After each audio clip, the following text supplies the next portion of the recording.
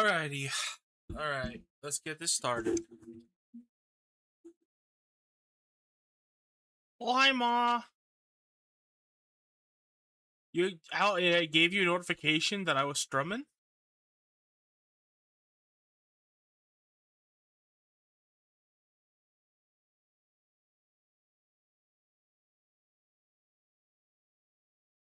Mom? You still there, Mom?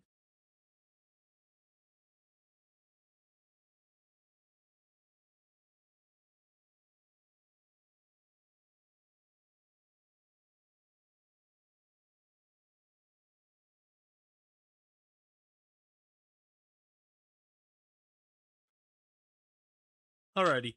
I don't know how long I will stream today. I don't want to complain too much. Just my job today was the worst it's probably ever been since I started working there 4 years ago. So I'm kind of beat. I got out of working over 8 hours today, thank God. But yeah. So we'll see how it goes. I didn't really study. I didn't have time to for how it could kill Blondie. So you know what? While we wait for people to get in, why don't we do a little bit of that research? You know what I'm saying? Let's go.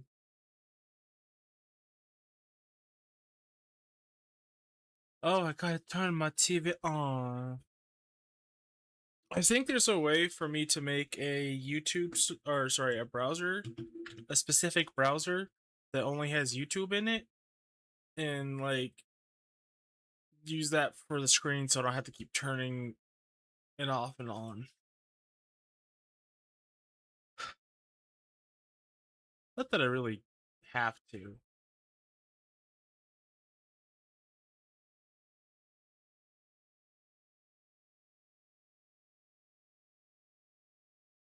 Because I'm not like hiding anything, it's just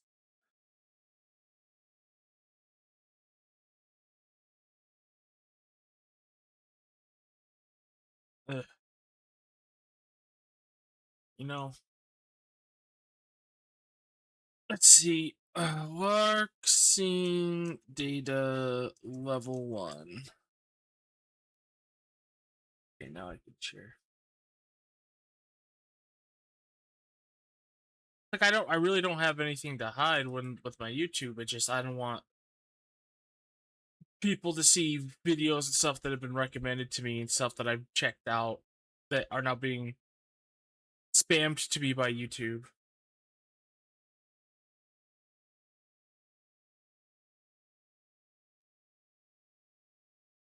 And then get the wrong idea of me.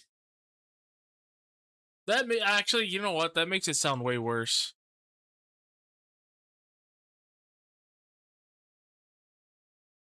Basically, I try to keep up with world news and stuff, so I try to listen to both sides of this American party thing going on that we have that I think is really stupid.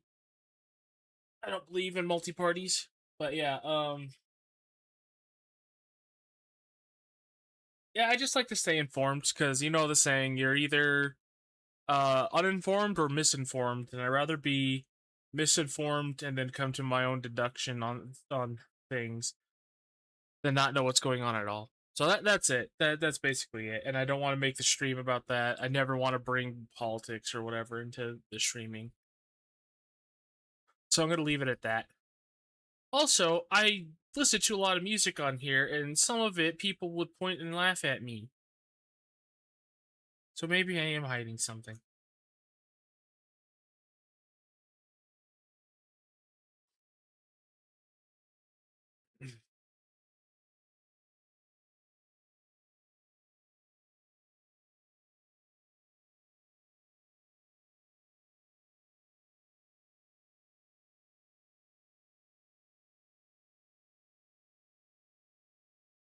That was me. That was me. It wasn't you. It was me.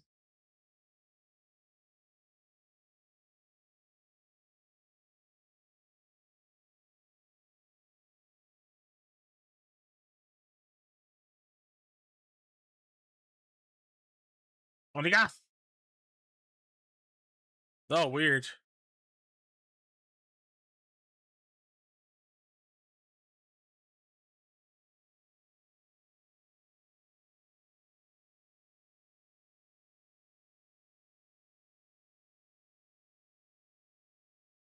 Really? Does Magnet like pull her when she's stunned?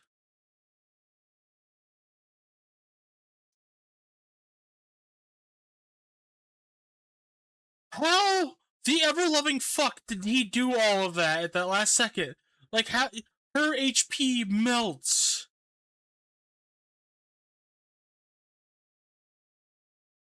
What's up, Chris? I don't know what we just watched, bro.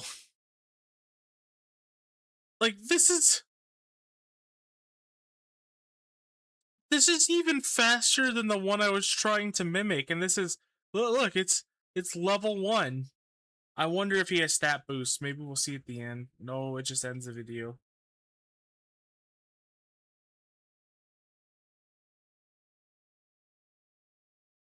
Oh, that's okay. You don't need audio. Okay. Thank you for letting me know. Let me know if it's too loud or quiet. Like, holy fuck, dude. My goddamn Fantasia. Wait, is that Comet, actually?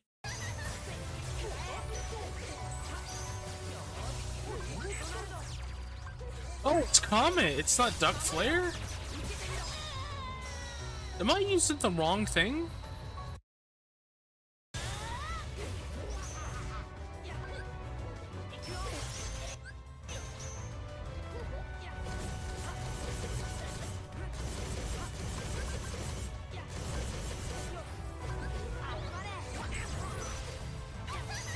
I'm guessing they used Magnet.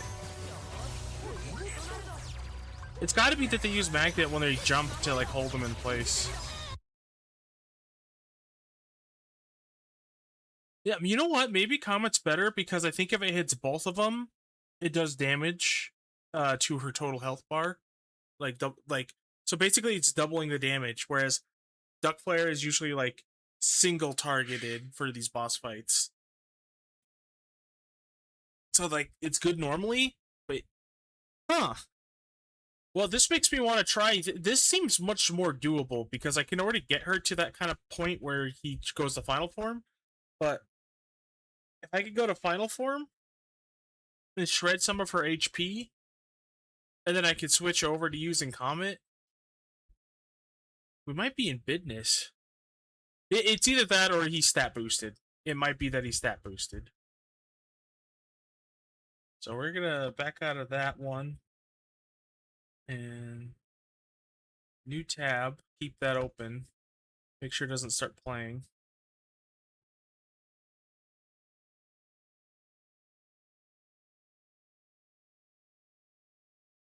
Funny strat. I like funny.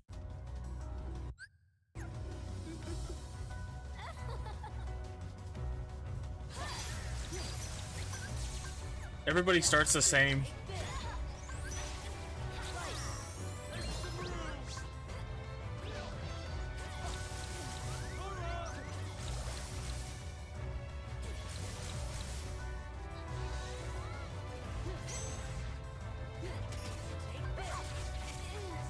Yeah, I think it is doing damage to both of them. So any AoE attacks are really good in this fight. That sucks.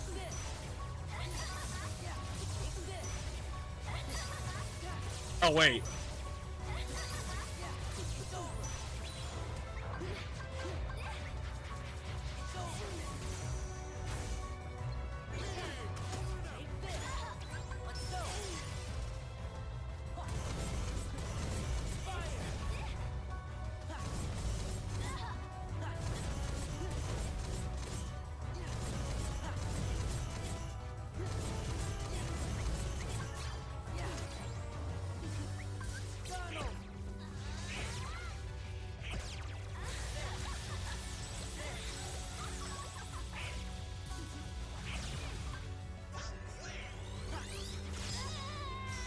That was one. Did you see how much damage one comet hitting her did?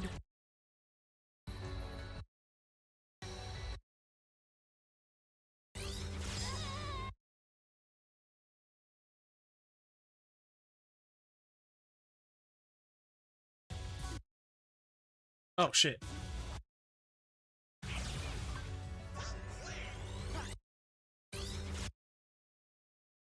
Dude, it was right here, and then it like ticked and went bam, and then. I'm so glad we looked up more videos. That this Donald Comet tech, I think this is gonna save us. I don't know about the genie. The genie kind of sucked, but it did. Hold on. Is it because she had genie that he was able to do this? Let's see.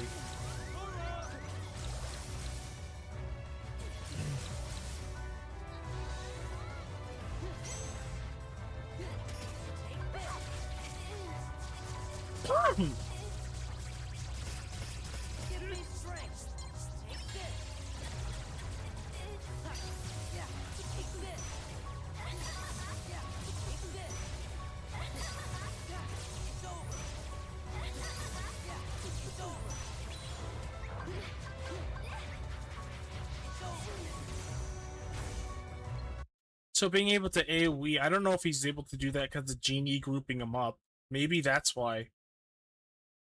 Because I think Genie forces them to group up with his Infinity. Oh, no, never mind. Then she dives. I'm dumb.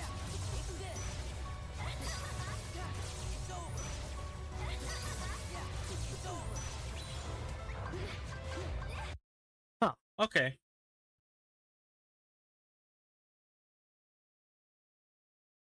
I gotta send that guy a like.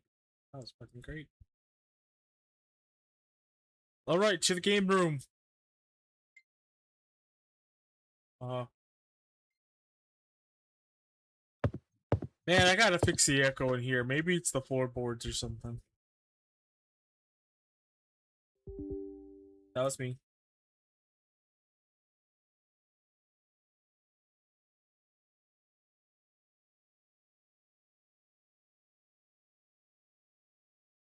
Oh, hold the fuck on.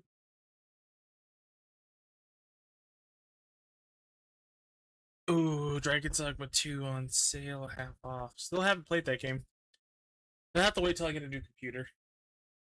Yeah, I cannot run Dragon's Dogma 2 on this computer. You kidding me, bro? You kidding me, man?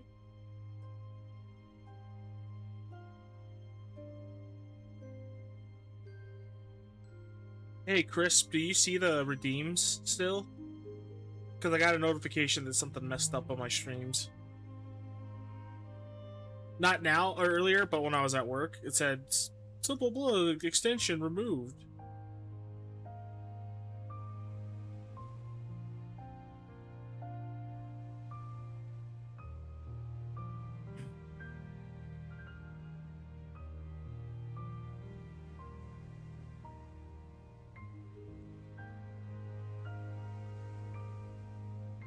Give me a second, I'm cleaning my glasses.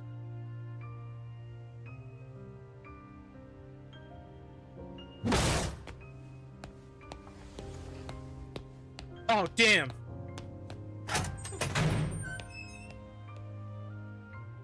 I didn't mean to make you so upset. Come back! Come back, Crisps!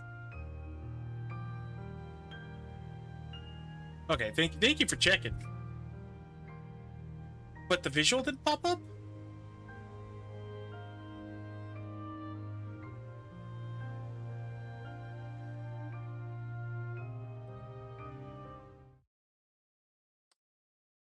Oh, okay, so it didn't for me because I'm stupid and I haven't set up just calm down, kids.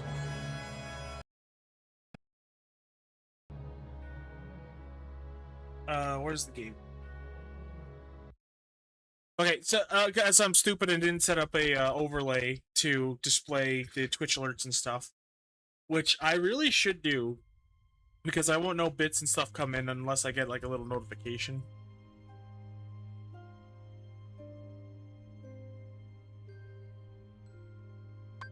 I have an overlay right now that shows me your guys' text over my game. It's very helpful. That way I could stay in the game and not go back and forth or like have like my phone open or something, since I'm a one laptop kind of guy. At least right now. That shall change. Oh, we still have the Zoltan setup. Oh boy. Oh boy! I hate this stupid Keyblade, dude.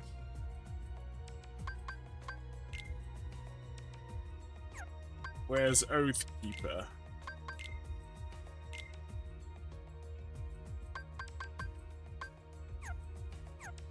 Then dodge slash got put back on. Keep that off. Kick off guard break and aerial sweep. Guess we can put that back on. I'm not putting quick run on. I don't care how much of a detriment it is. I ain't putting that shit back on. Ba, ba, ba, ba. Ba, ba, bum, bum. Ba, bum, bum, bum. Ba, ba, bum, bum.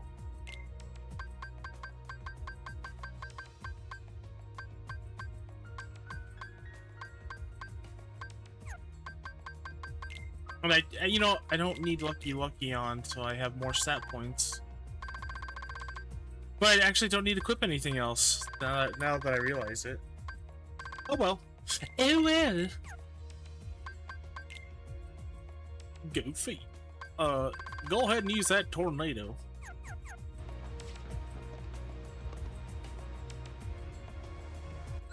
Why does it keep auto-equipping this, shield? Whoops. I want item boost, because I think with item boost, he has 2 item boosts. I think it'll make it to where he can full heal me with an ether. Alright, here we go, guys! Yippee!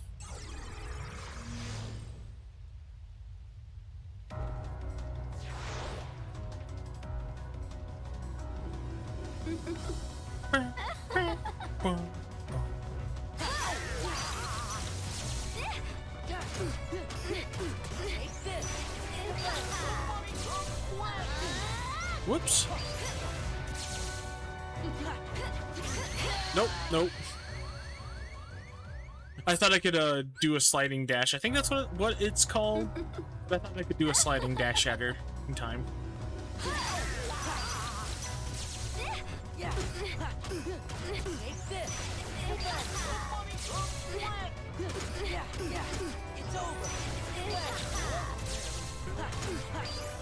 Oh shit! Oh shit! I didn't know I could do that! Oh. Okay, I gotta warm up a little bit.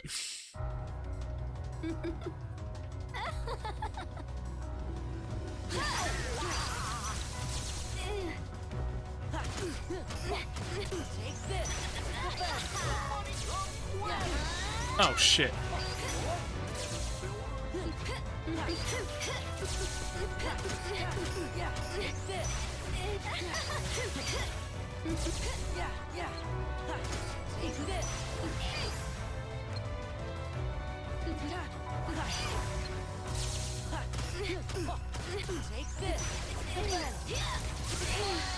Okay, hey, that went pretty good, right? Now, I did some sloppiness. I forgot when she dives down that I can continue using my finisher to get explosion going.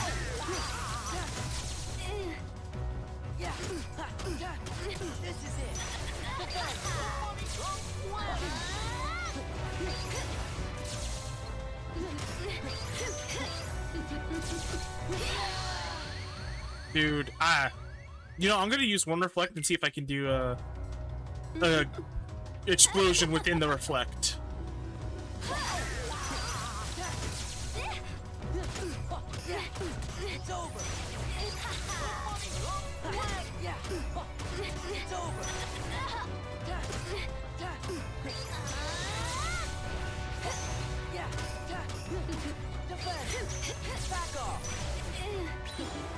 Oh, hey, you know what? That fucking works.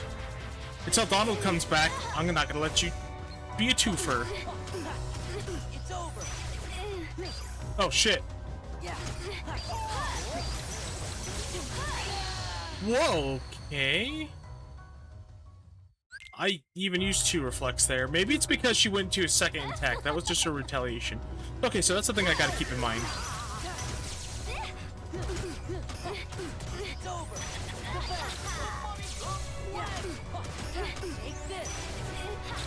Oh, shit! Oh, double shit. It's just so weird. Sometimes when I use an explosion, when I do a combo after those reflects, she doesn't retaliate right away, and I have to hit her like 1 or 2 more times.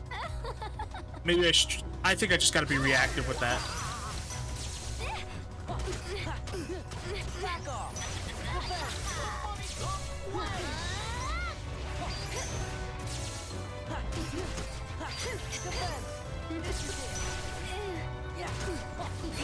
Whoa, whoa, whoa!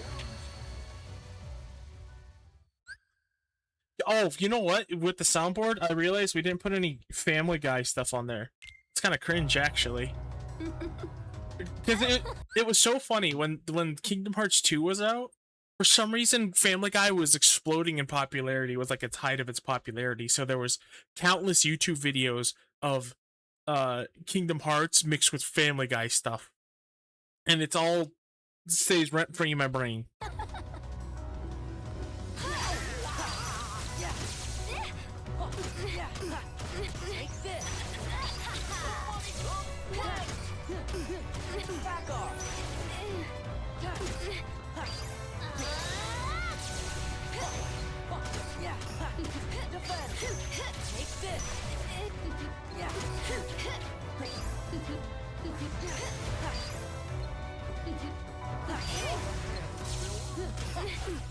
This is it.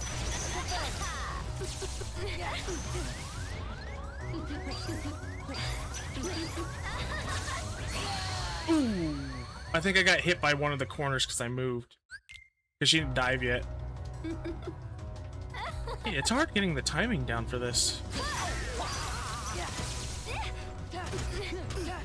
This is it.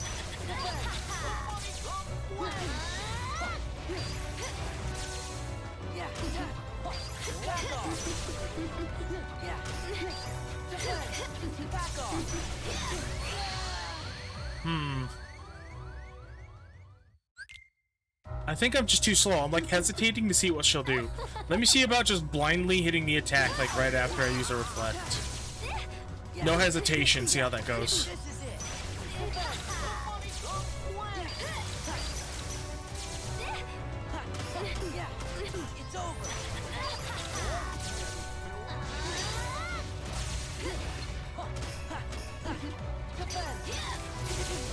What the hell?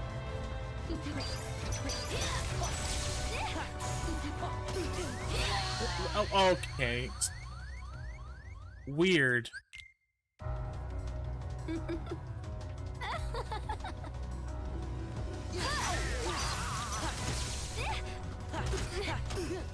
Back off.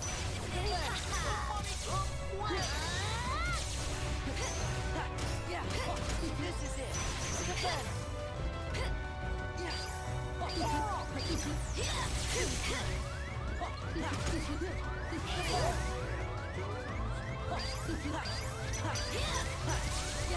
Whoa, what's with the air combos, bro?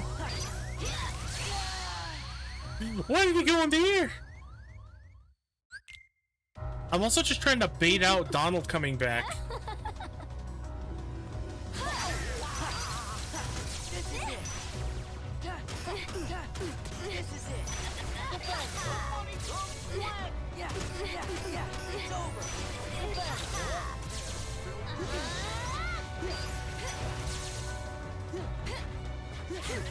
Damn it. Ah.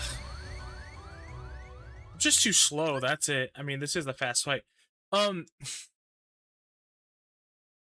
Let's see.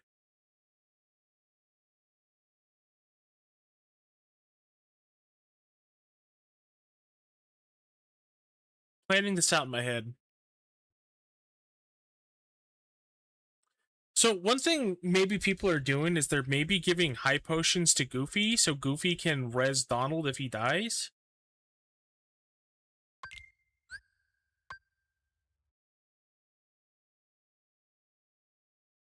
I mean, it's worth a shot, right?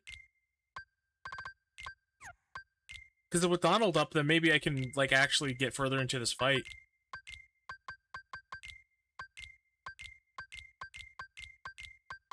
He's got a decent amount of hot potions. Gorsh. Take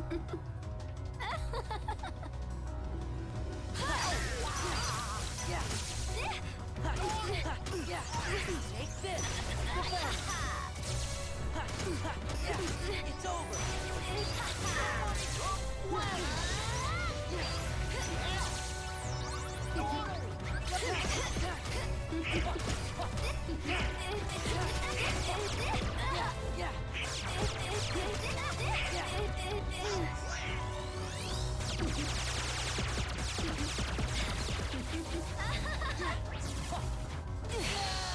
Oh.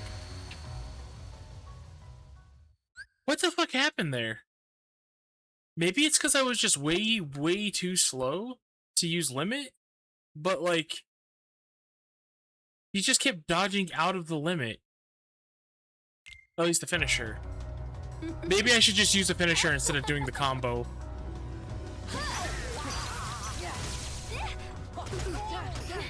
It's over. Take this. Yeah. Take this.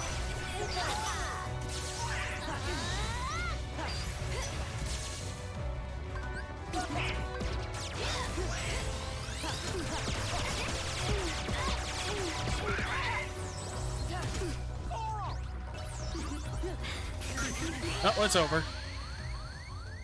So, with Donald the only one giving me ethers, it's not probable.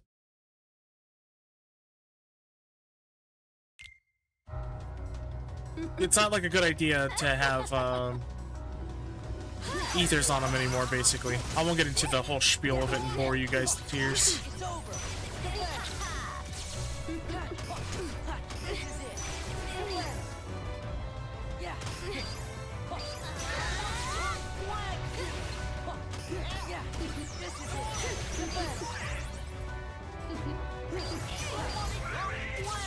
okay.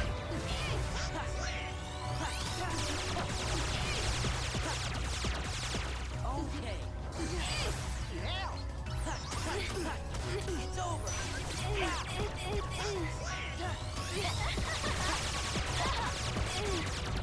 That's doing garbage for damage.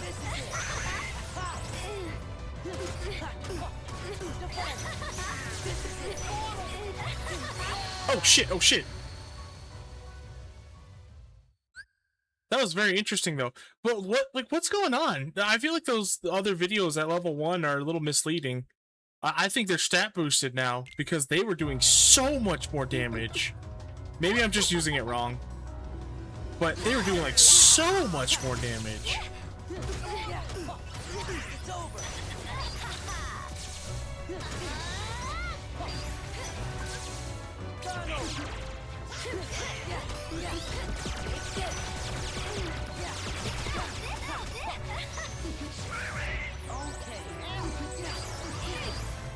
Back off.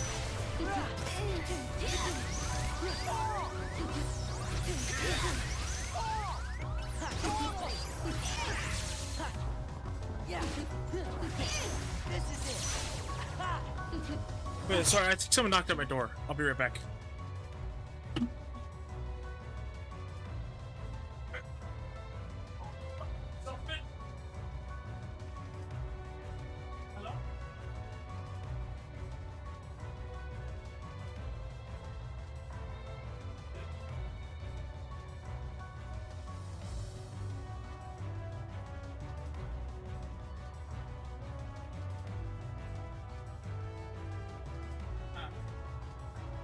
I think I'm going crazy, chat.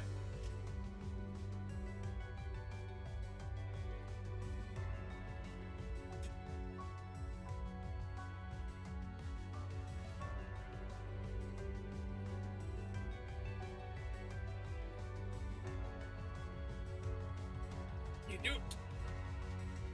Artichoke.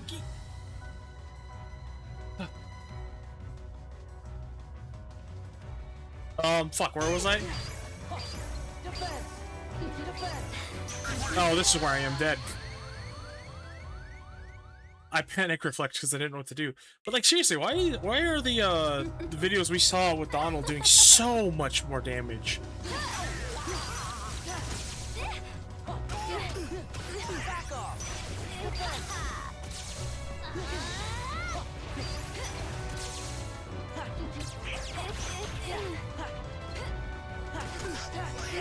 Back off.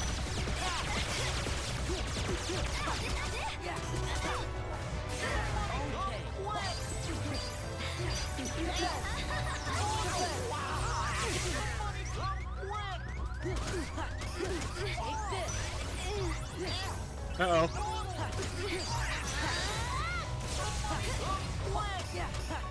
It's over.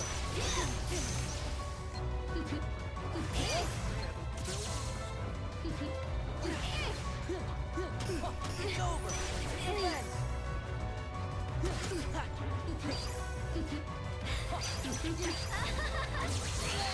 No way, dude.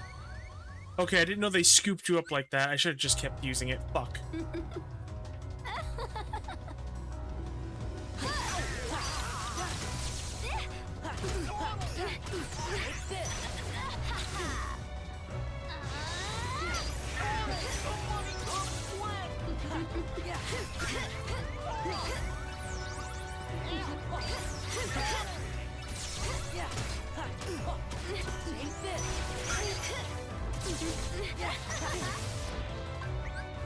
Give me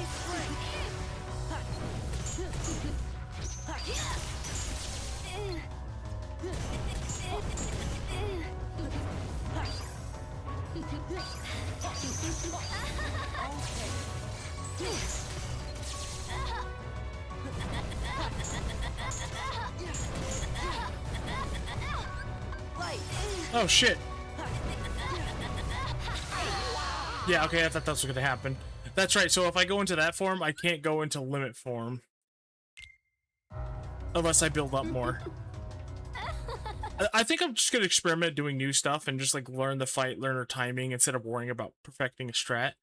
Because it just, without that timing, without knowing what to do, it just doesn't seem like it's gonna work. So I might as well practice, right? If anybody comes up with any good ideas or things to try, please let me know.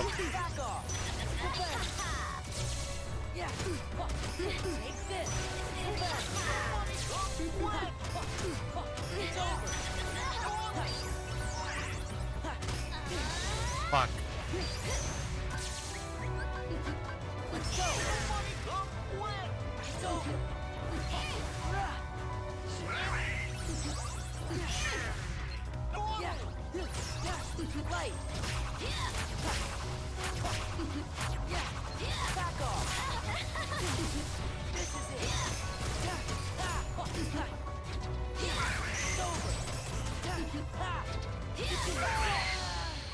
Oh my god, you guys are so slow.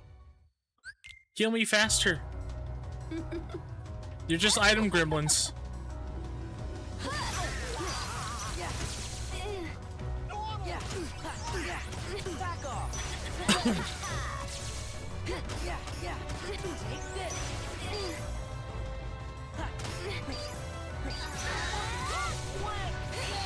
Oh, damn, I was just too close on rolling. I felt like I pressed the button, though.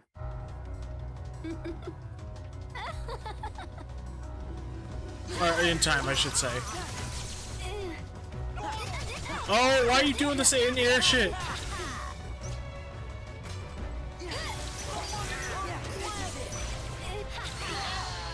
That was dumb. Good job! Good job, Gooby. It's really hard to get that Ars Arcanum thing off. It's over.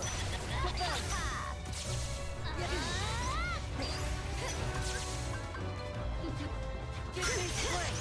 Take this. Let's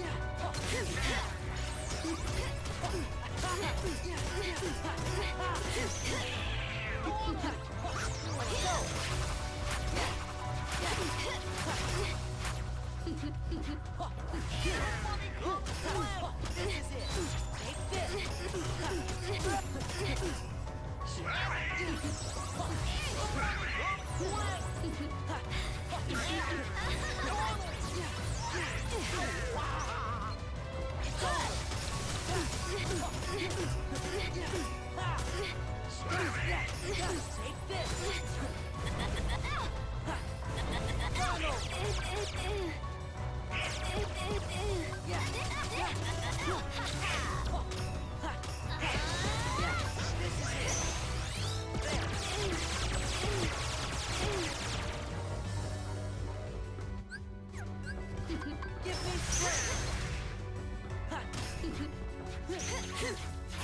Okay, that's new. That's new.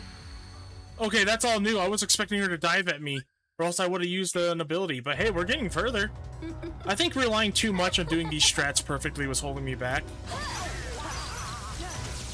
I think they're good for giving me good ideas to try, though.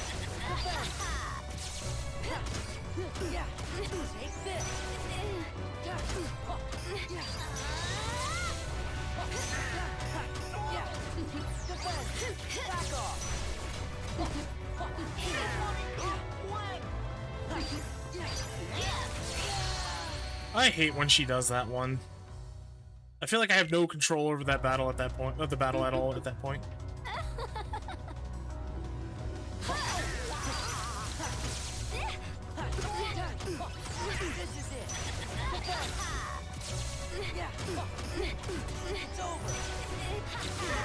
Okay. It's over.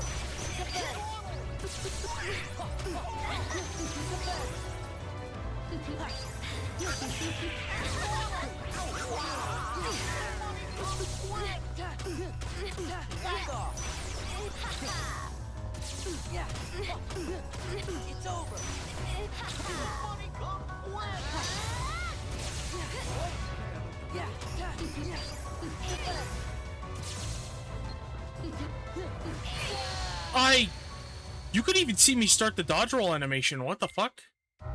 Alright. Excuse you, are you saying kill him as in you're misgendering this wonderful blonde woman? Or are you saying kill him as in have her kill me? What is it, Dan? Whose side are you on?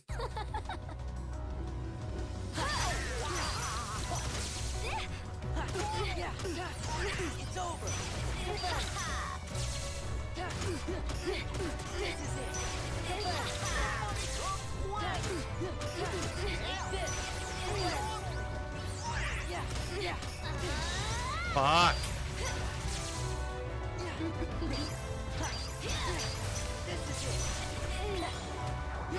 Get the fuck out of here. Get the fuck out of here.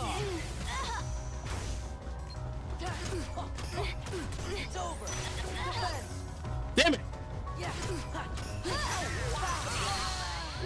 Yo, what the hell? That wasn't even a retaliation.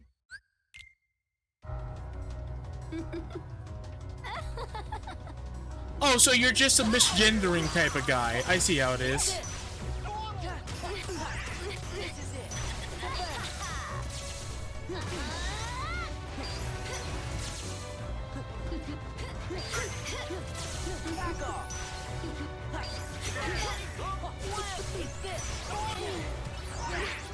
We're not dealing with the shit anymore. No more clones!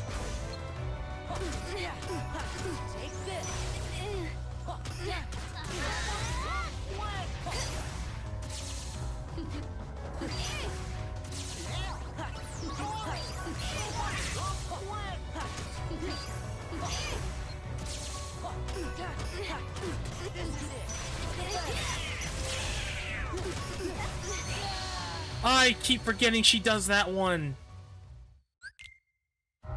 Ah!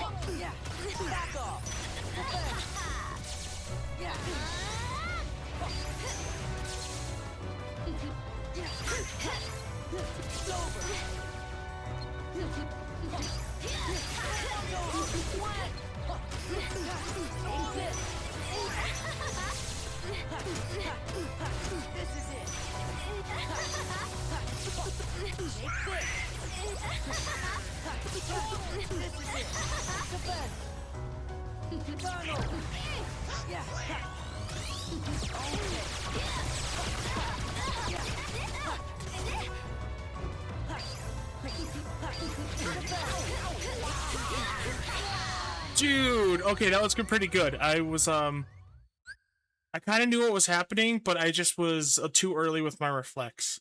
If I had waited just a second longer, and then instead of using reflex, maybe using an explosion. I don't know. That's a tough one to get out of. I gotta remember that I can use drive forms and limits to get out of shitty situations. Oh.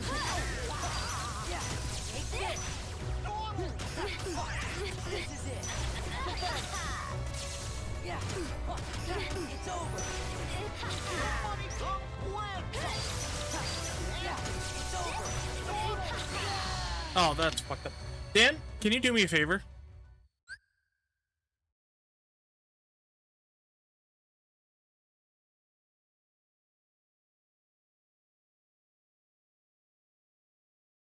Dan?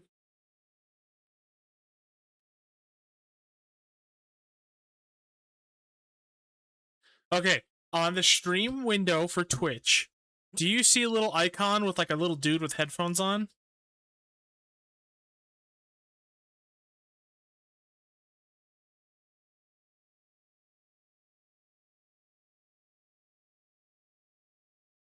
It should be like a little blue box that's like hovering either by or on your Twitch video player.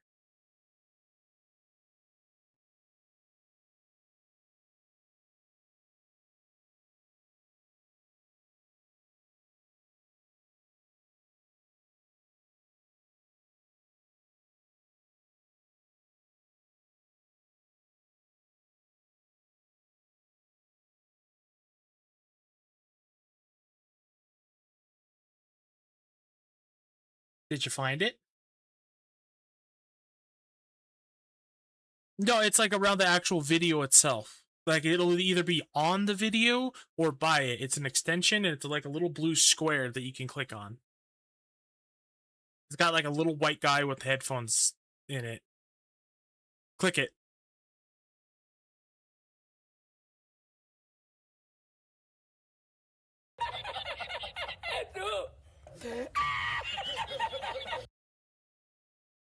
There you go.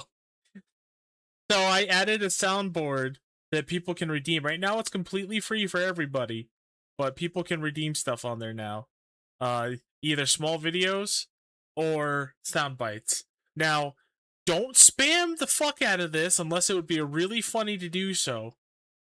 But yeah, go ahead and use that soundboard whenever something happens that you think is appropriate. I think it makes it fun for everybody when everybody interacts with the stream more like that.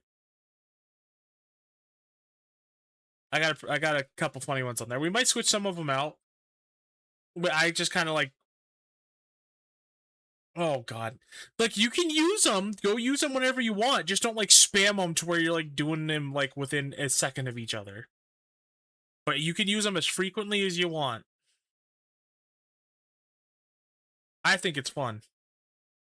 Also, I have the ability to mute them at any time.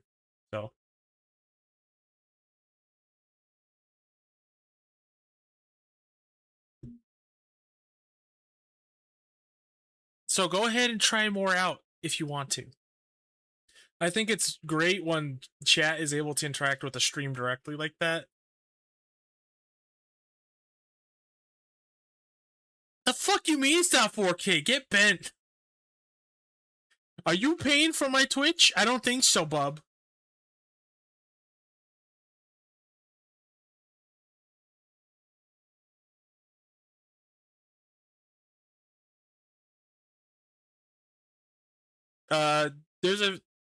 We were running low on ideas, but I was up until like 3 a.m.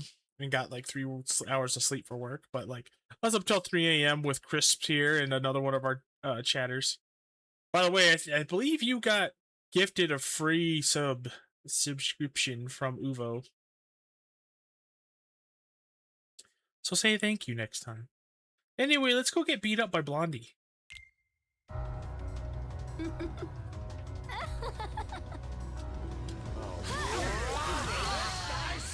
God damn it! You fucking asshole.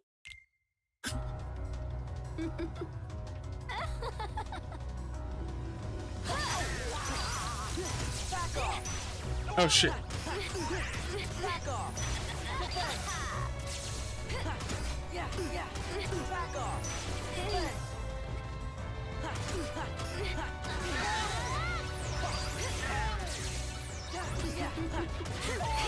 Ooh, okay, I can't do a triple attack. Such devastation! This was not my intention! This was not my intention.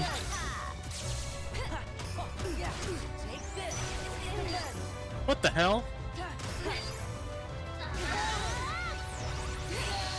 Dude, I couldn't even shield that fast. That sound bit you just played was from Final Fantasy XIV, by the way.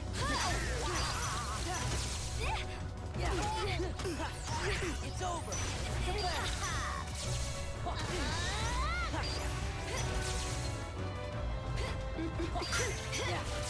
Back off.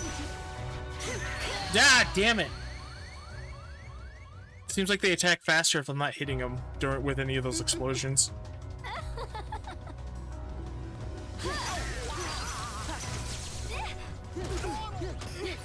Back off. Back off.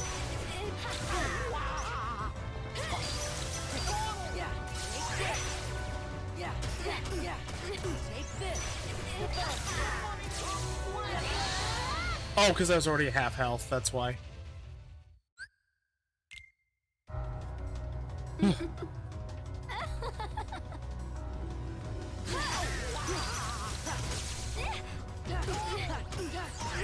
over. If you have any suggestions for the soundboard too, as well, Dan, go for it.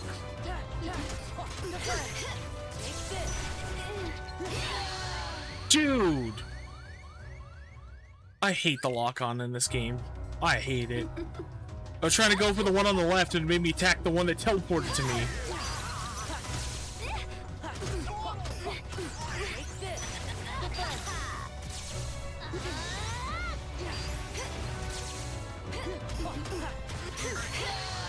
I can't use 3 attacks. Get it in my brain. No 3 attack. Oh my god. There's not a whole bunch of stuff on that website, but if you provide me with like the audio clip, I can turn anything into a sound or video alert.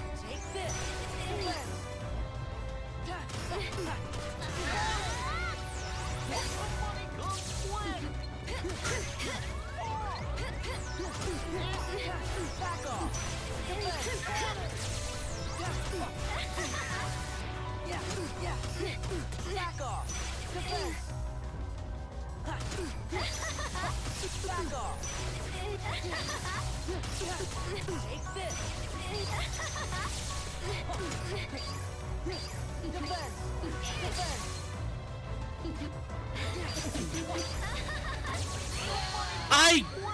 You can even see Sora walking forward. I was dodge rolling. What the fuck? Alright. I just have to be really hard on my square button to get anything done, it seems. Which really sucks.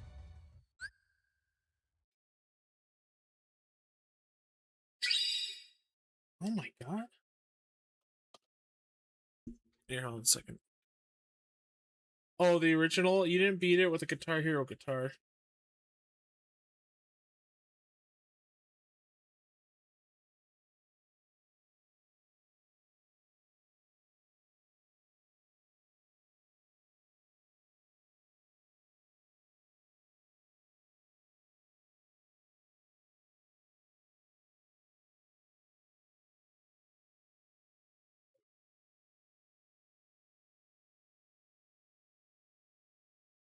Right, people are messaging me about my desserts.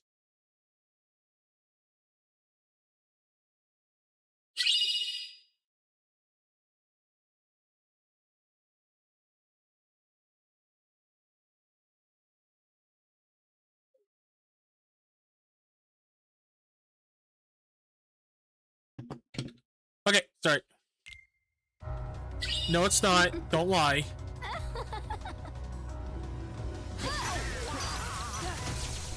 Yeah. It's over. Yeah. This is it. Why does she, like, sometimes just not? And why does that sometimes... Ugh, whatever. There's, like, so many inconsistencies with this fucking game, dude.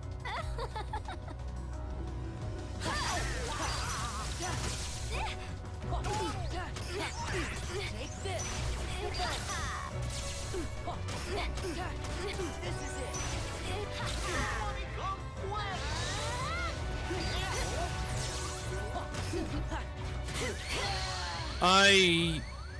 Alright. Yeah, if you didn't sell it, Dan. Wait, what about Dead Rising? Oh, shit. Yeah. It's over.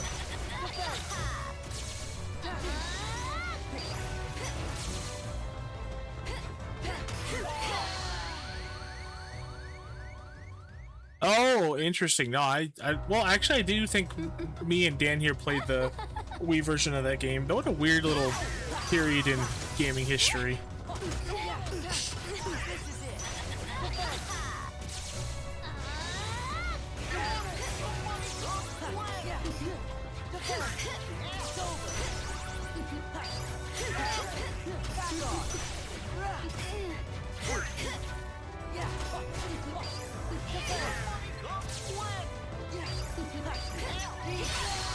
I didn't even hear. Oh, I didn't even.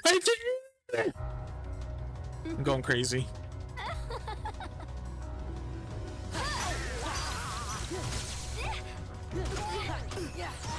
Take this.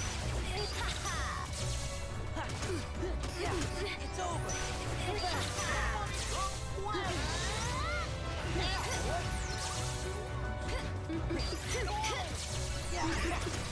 Back off.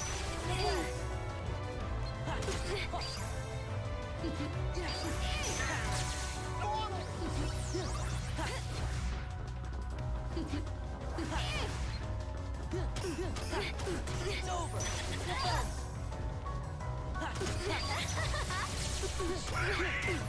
Back off. It's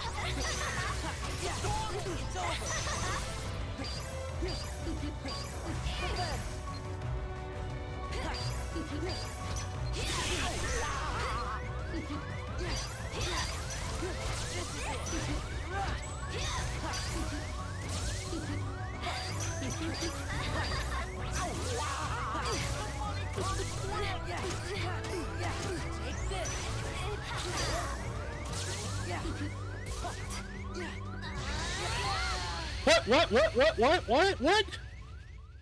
I was nowhere near her. Oh my god.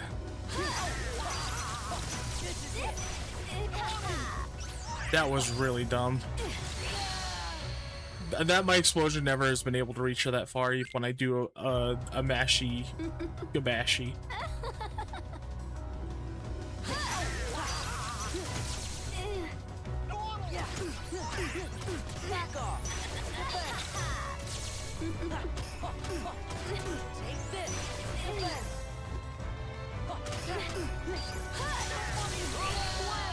I just don't get it, man.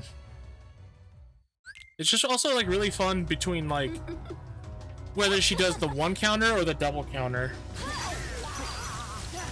For a level 1 playthrough, it just means death if you don't counter every single time. But then she gets a free hit when you do.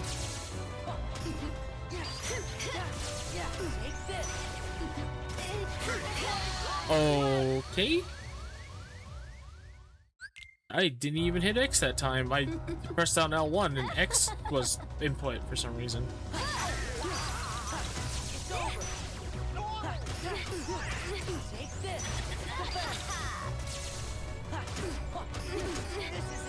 I need to get better at my timing.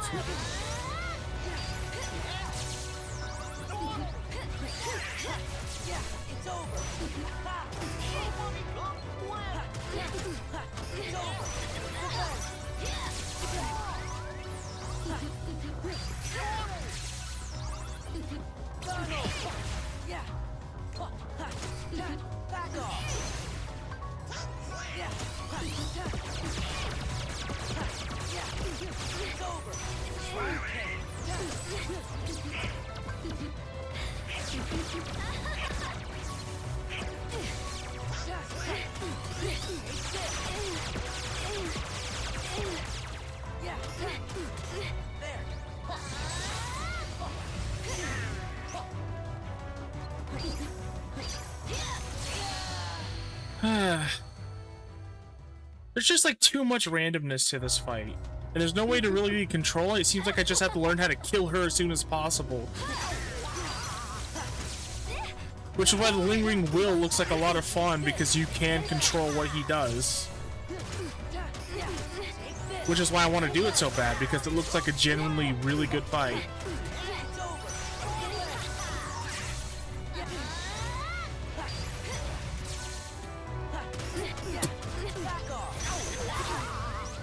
Okay, where's my reflect?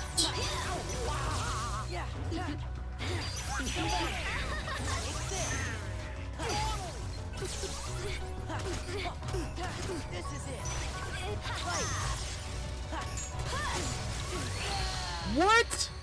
I hit her first. Whatever.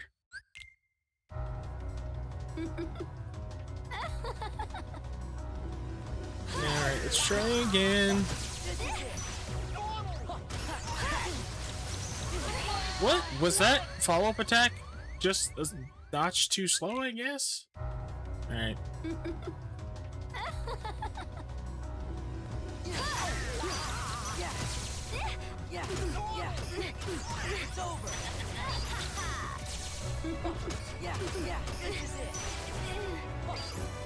No, not again. That is such horseshit. Wait a minute. Guys, don't judge me. I think I know one reason why I'm having so much fucking trouble. It doesn't help a tremendous amount, but it helps enough. It really does. Because, like, I'm able to survive that hit that she just killed me with normally. Oh god, with all the attempts I've had where I got her pretty decently low, I wonder how much more I could have put that if I had shock charms on. I'm so fucking stupid. And this is quality content.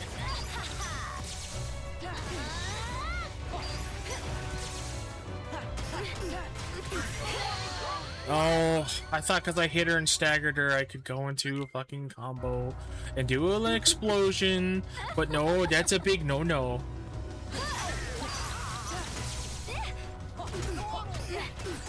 I will say at least this boss is actually enjoyable to fight.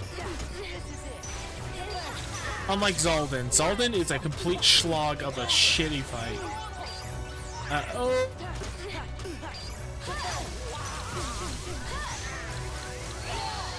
That is such horseshit. He just spams that while you're in the air. You can't get down, so if you're level 1, you're just fucking dead.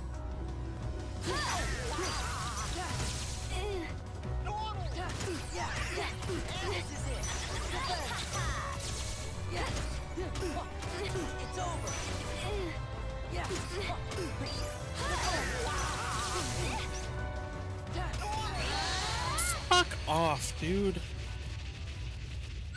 What is happening with our RV max? It's like resetting. God damn. Hi, Ghost.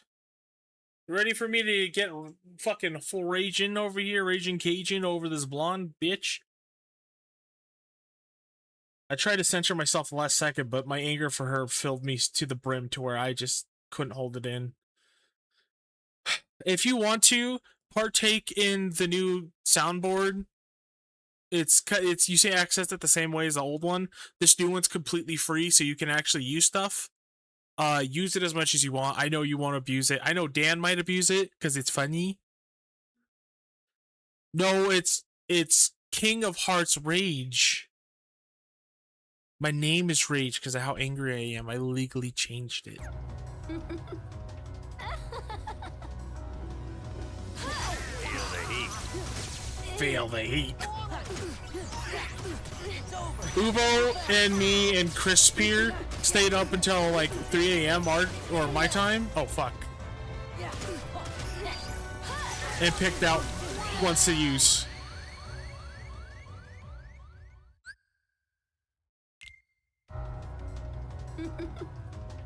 And now everybody can hear it. And there's video ones you can redeem as well.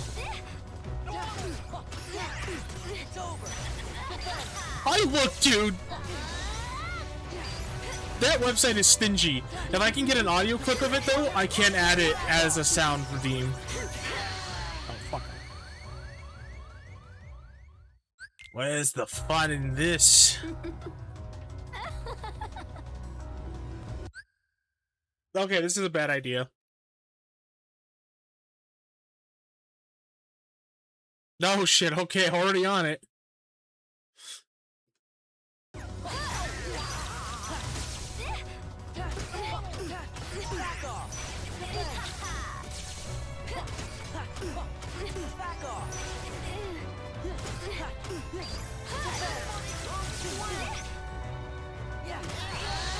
Dude, that is so bogus.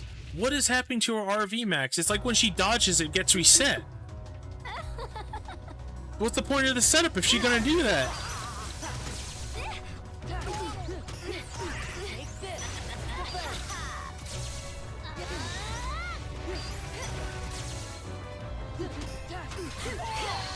I did 2 combos! She doesn't hit me till the 3rd. Why was that so much faster?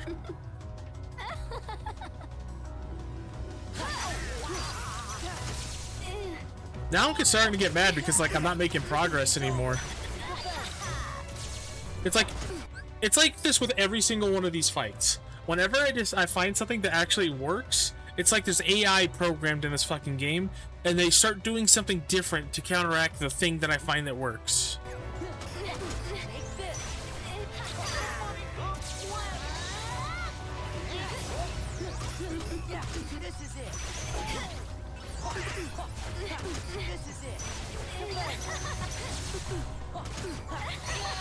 What? 1, why did I have that little of health? And 2, what the fuck? What is wrong with her RV? Like, what am I doing different now? Because now she is doing completely different shit than when she was doing, like, an hour ago.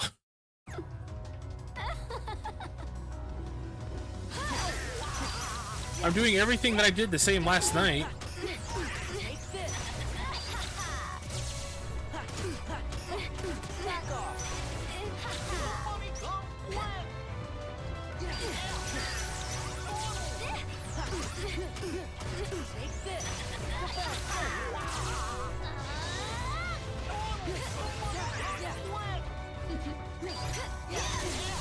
Why are you doing fucking jumping attacks?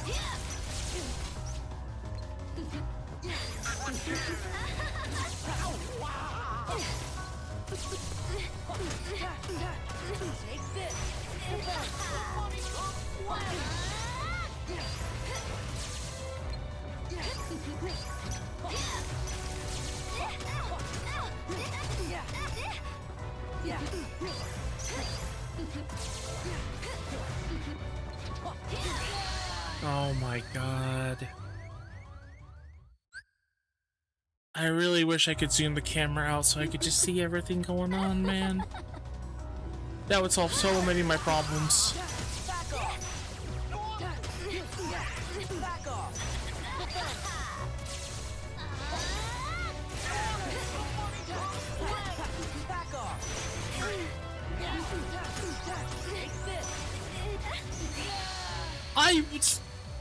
You can see my shortcut window open. I was matching square. I was casting reflect. What's the fun in this?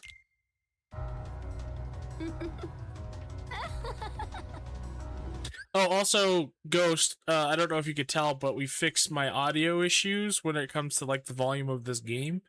It'll become more apparent for some things, but yeah, apparently I was being stupid with my volume controls, and so I had to turn everything way fucking down on my volume mixer, like, from the source itself. Because for some reason, like last year when I was trying to just move the master volume control down for, like, what I hear in my headphones, it would lower everything on stream. But I think maybe OBS updated something and fixed that. So yeah, now it's not a problem anymore because everything was, like, individually lowered. It was weird. I know, very exciting. Oh, I was scratching my nose!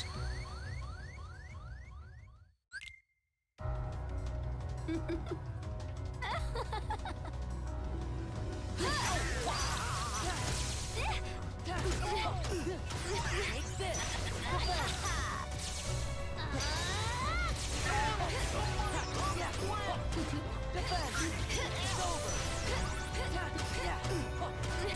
this.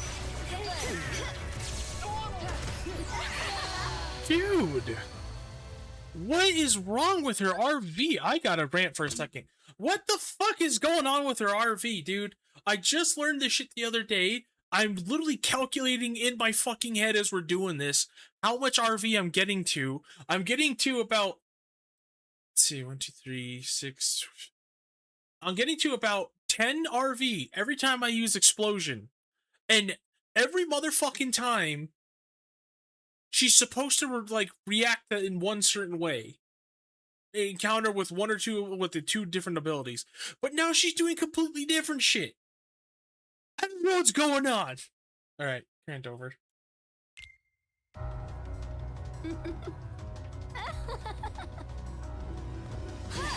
I'm just mad because I'm actually like investing a lot of time into learning, and it seems like it doesn't really matter.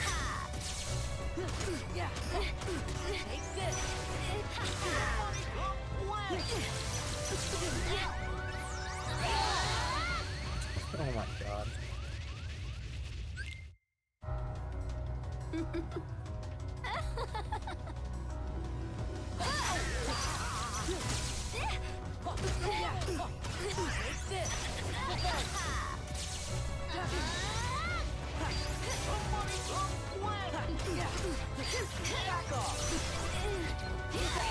What? I hit both of them, and they were in plain sight. Where did she come from? That was like a third fucking clone.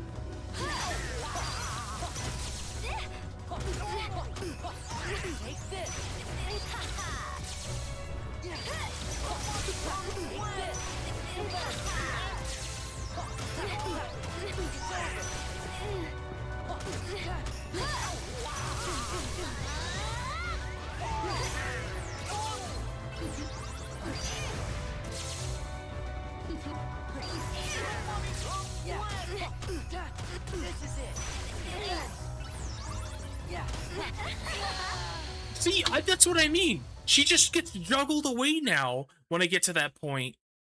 She just gets thrown to the side. She's not retaliating.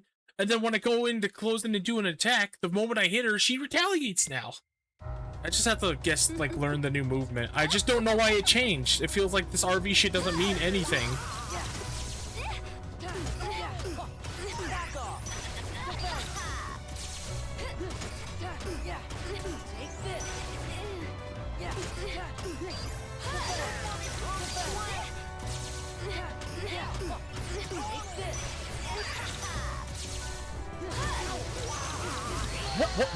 Whoa, what?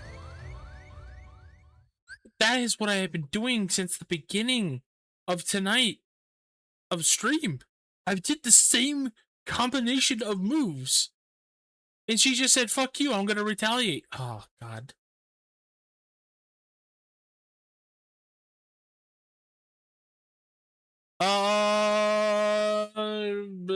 Let's find out. Give me like a little break from this. I knew I'd be a little saltier than usual while doing these fights today because of how fucking crap shit fuck work was, but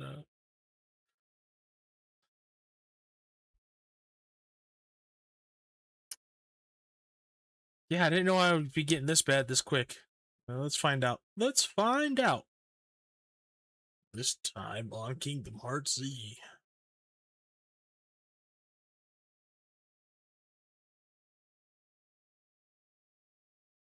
Open the dashboard, yeah.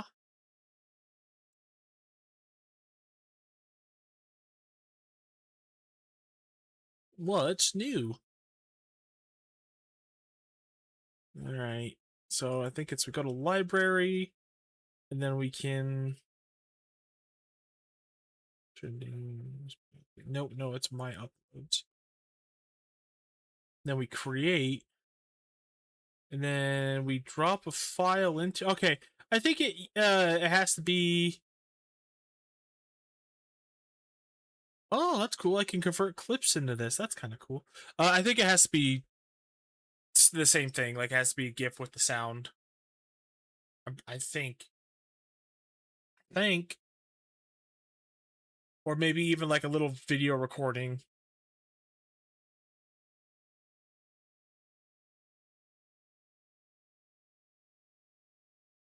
Uh, apparently a .ogg file is invalid, so don't use it. Whatever that is. It says invalid file type for what I tried doing. The allowed types are audio/video. That's all it tells me. I'm pretty sure an MP4 would work. I don't know about WebM.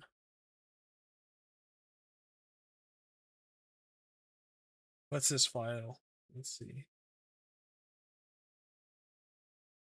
This one is a...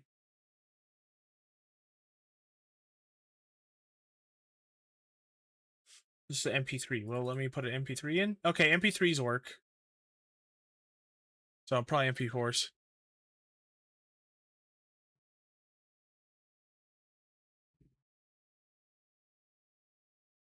I would assume MP4s would work.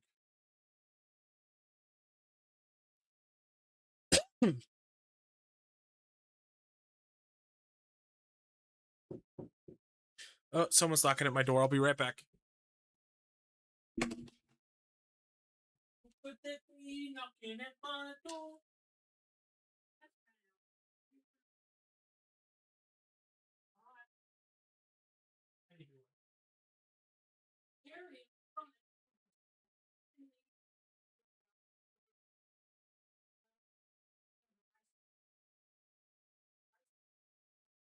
I told her to do while she's not working for 2 weeks. I told her to read a fucking book. And then it took me 10 seconds to realize that. I mean, Braille. I was like, no one learned Braille. Oh, shit.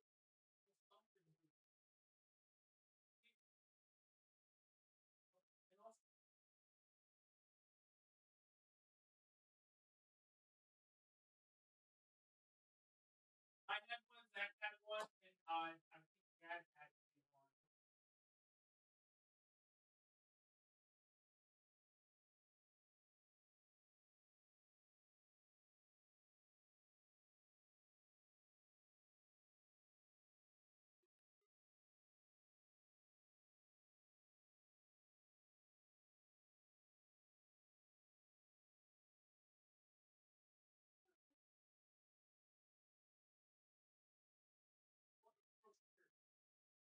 Yeah, it's fixed.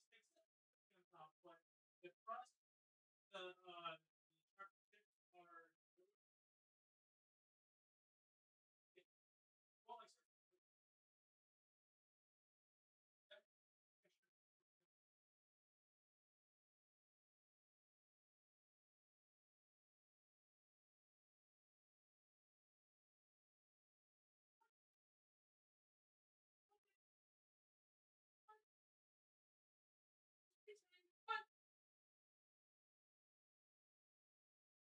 what's that?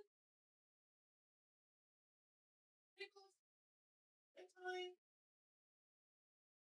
It's cold. Oh, I know.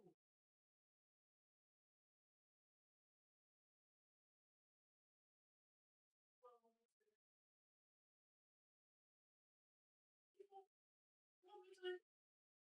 Bedtime? Pickles?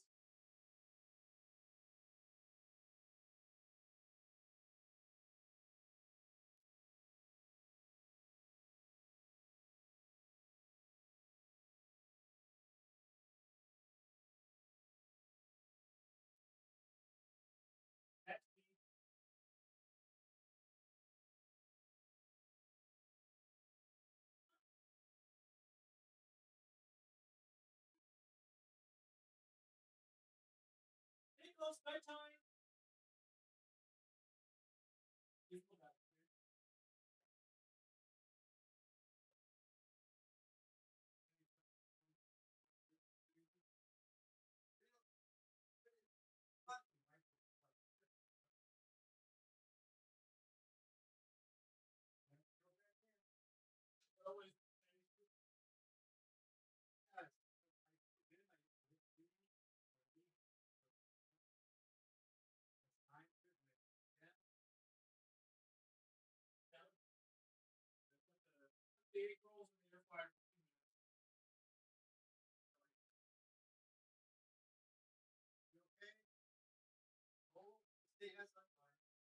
I'll put it in for you. Well, I'm just trying to get people anyway.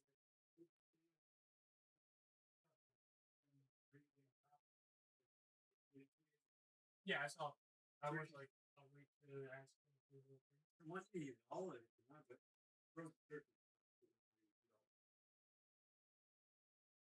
when you want it, what I'm gonna do is put the bag away. I don't like the dog.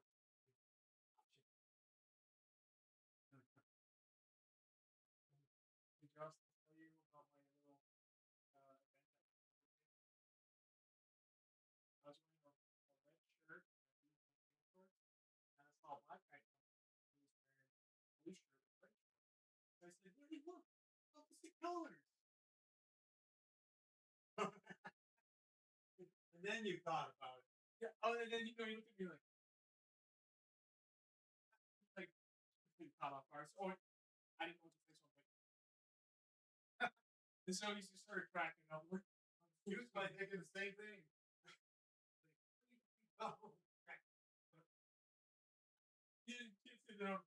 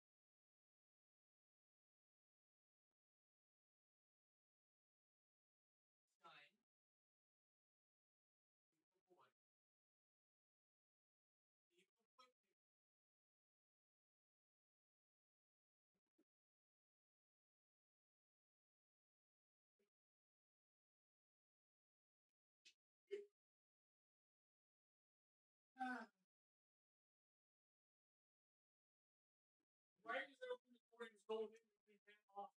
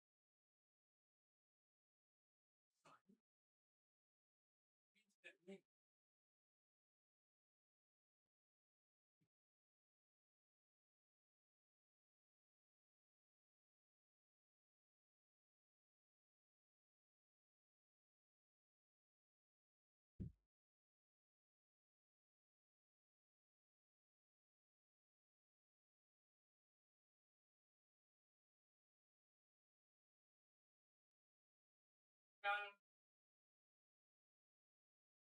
Yeah, she's a good girl.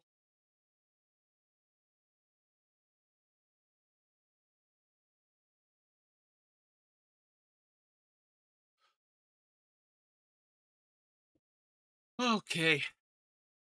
I'm back. Sorry about that. My cat kept running up and down and up and down and up fucking stairs.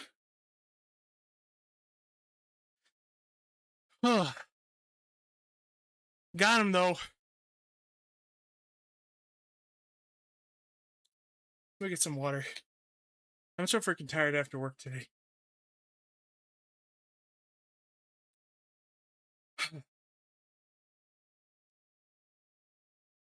I don't need more exercise than what I already get.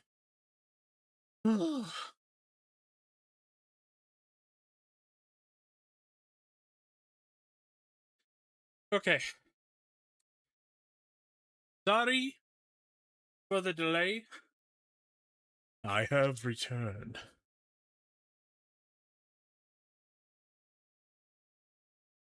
Time to die.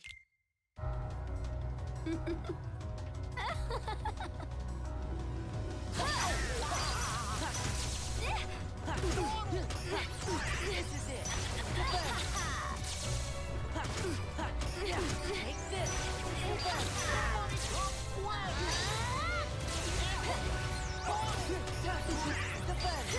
Back off.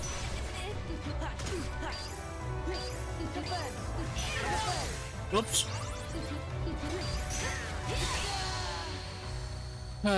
Okay, so she could do the dashes and an attack at the same time. That's kind of horseshit, actually.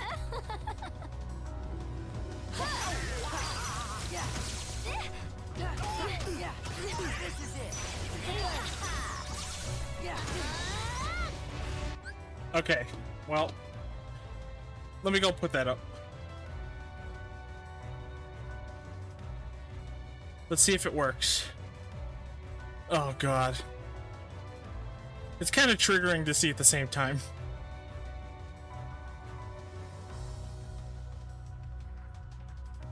I'm triggered. Let's see.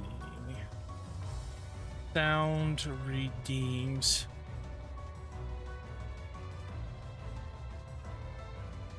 Okay, got it. Let's see if we can upload it. I gotta delete something though.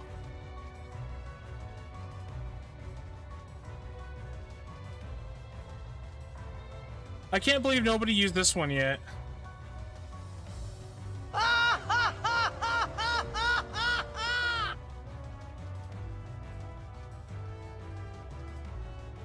I'm pretty partial to this one. Check your balls.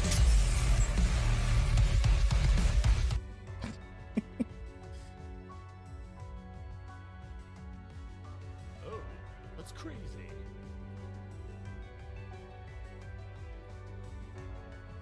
I'm not crazy! You're crazy! Especially you, Nappa! Hey!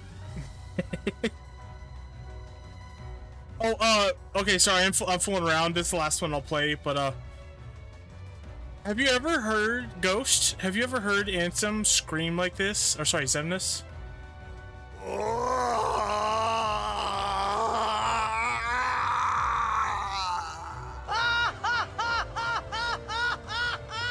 Oh my god. Oh god, they're all so good. Is it? Because I just remember him saying something dark and cryptic.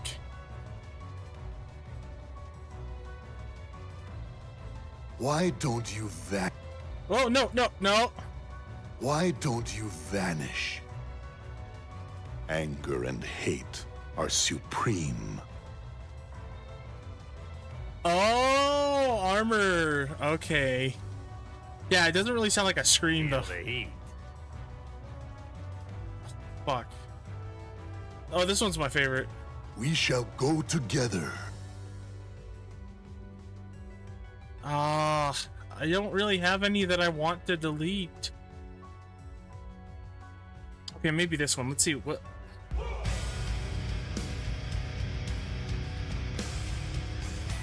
No, I could see this for a moment where I'm trying to get amped up for something, you know?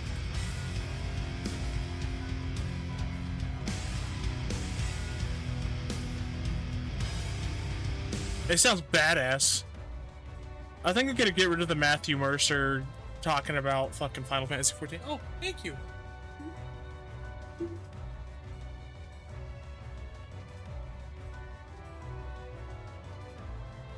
So I'm gonna stop screwing around now. Let me delete this. And then we're gonna add the other one. See if it works. We shall go together. Dun, dun, dun. Sound redeems. Oh, it looks like it got accepted. Oh.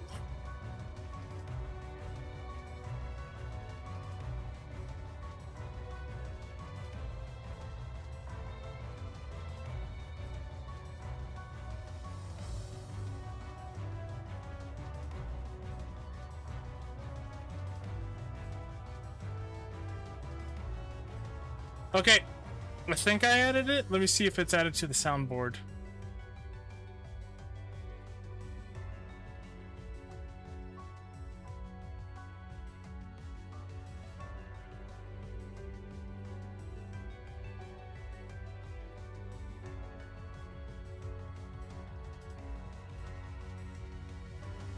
Okay, I think it's added.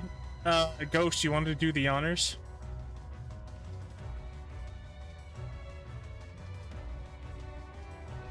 Where's the fun in this? God damn it. Oh, that smug fucking bastard. Well, it works.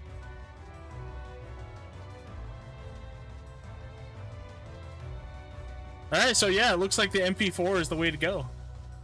We could literally add anything we want now. Kingdom Hearts 2 has screwed us again. Isn't that the goddamn truth of it all? Kingdom Hearts 2 has screwed us again!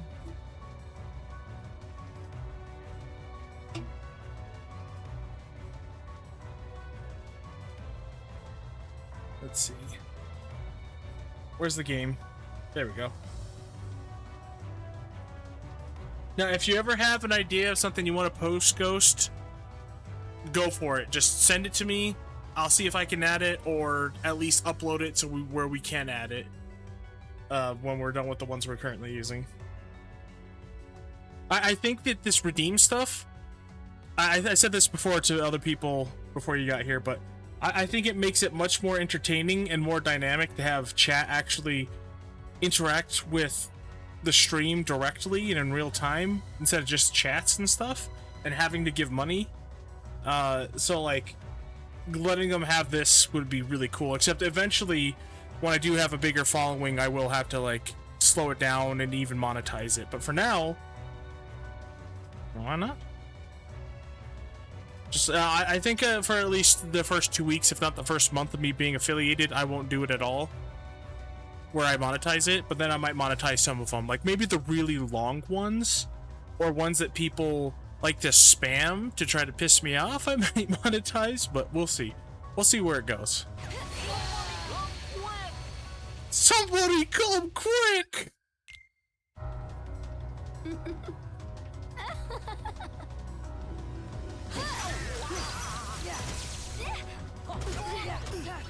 This is it.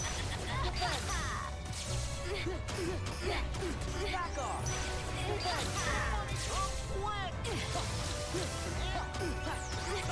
Back off. Oh, that's right.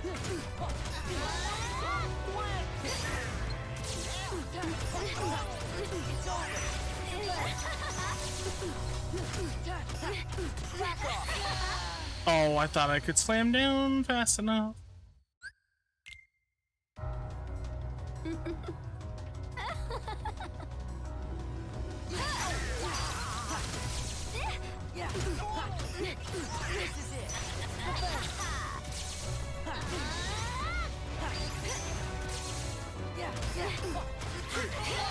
Damn, why?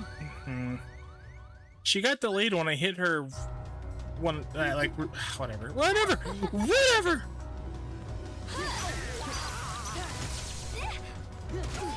Yeah. Take this. Oh, whatever. Defense. Back off. This is it. Yeah. Take this.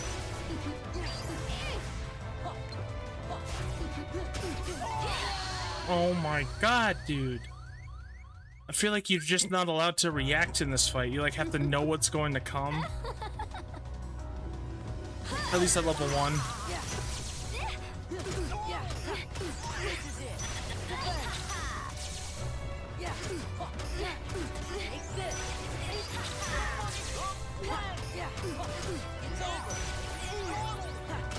Defense.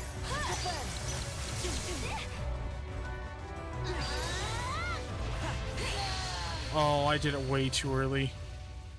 I hate for that one counter where she does a double shock where I have to use 3 reflex and I just waste a whole bunch of frickin' time. It's over. Yeah. This is it. What?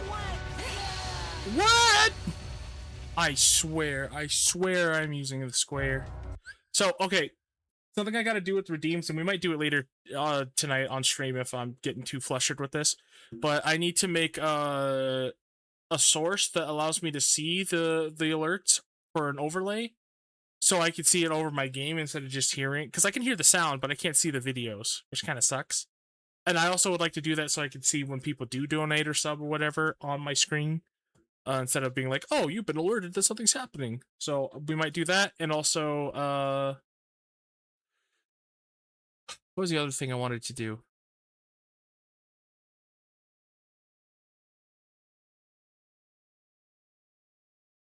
Fuck it. It left my brain as I was thinking about it. Or talking about it. The other thing.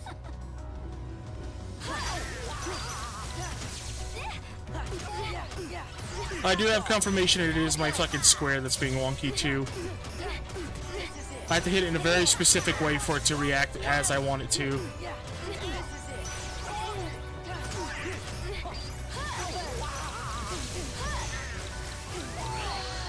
I love how she could just spam that over and over again until I'm dead. That's fun. That's good game design.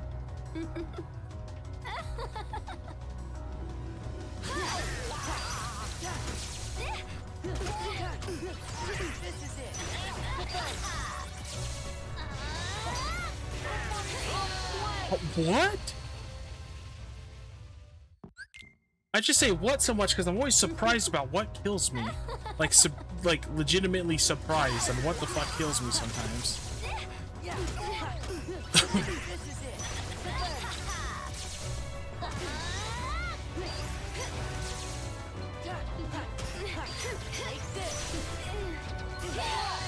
And then she could just retaliate even though I punished her. She could just retaliate immediately. That's so fucking annoying.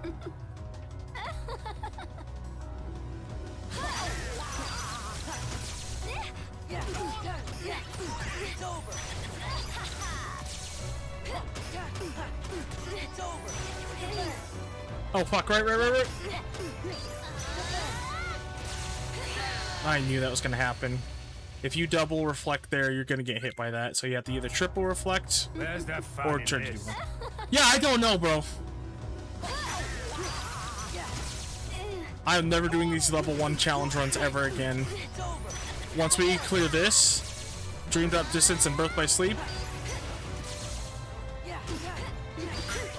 never doing this again.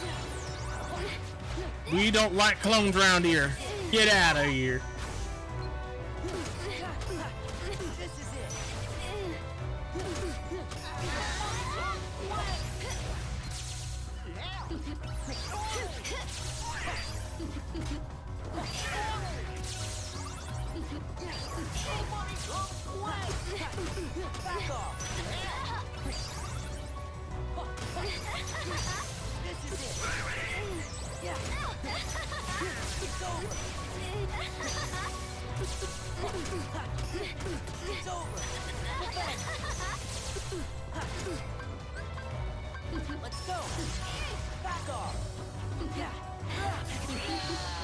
What the hell?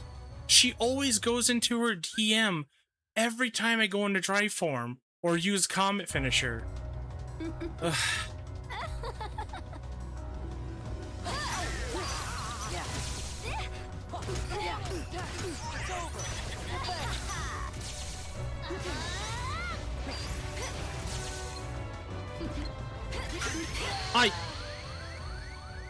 Alright.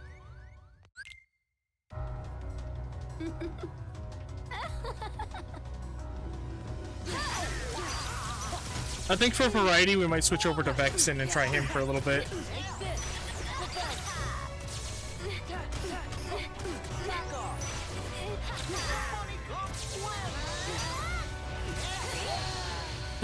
If you do reflect too slow, then you have to do 2 there. So annoying.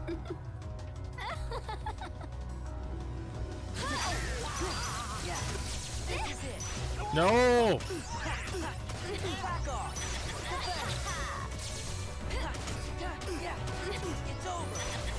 Every time she does a flip, I have to hit her 2 more times.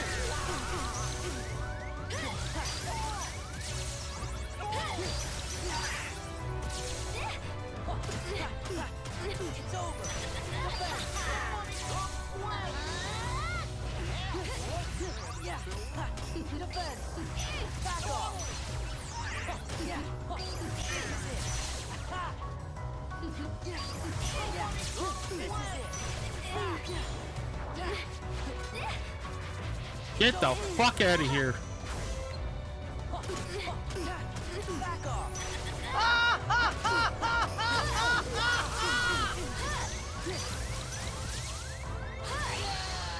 When I land, the moment that I fucking... Oh my god, I'm about to rage really hard, man. These attacks are so annoyingly, like, perfectly timed to hit you at the worst fucking time possible.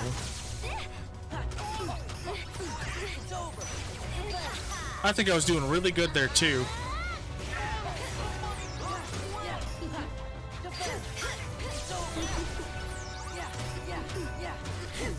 Oh, fuck off. That's like the worst part of this, is like the whole tag team shit. It's the same with Vexen. The fact that both of them have like a... Alright, whoever played that is going to get banned right now. You're getting fucking banned right now.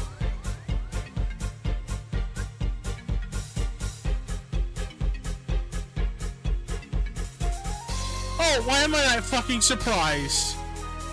Inappropriate use. Inappropriate. You're banned. Jesus fucking Christ. Oh, wait, is this what I think it is? Hold on.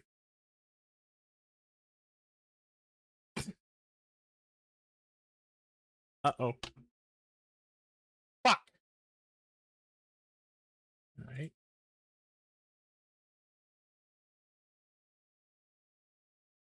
Yeah, it's supposed to be after we beat the, like, organization members. We use that, and yeah, I can edit the duration of it, but, like, yeah, I like the little after jingle.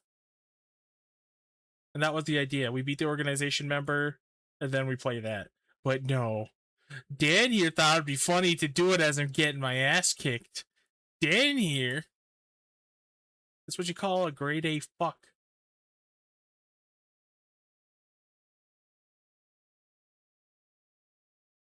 Now I'm doing something.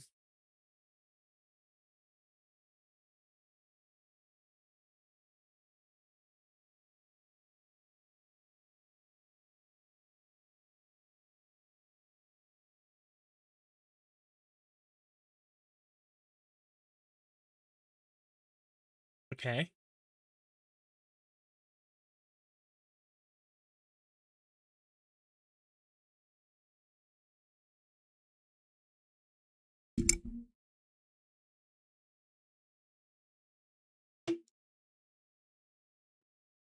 Okay, and then...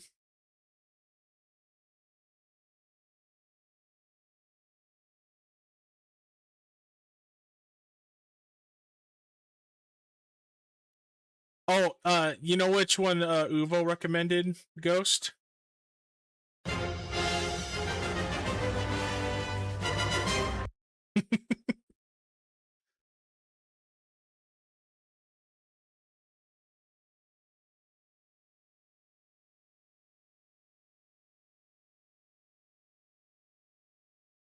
Maybe we'll get rid of this one because I like the song, but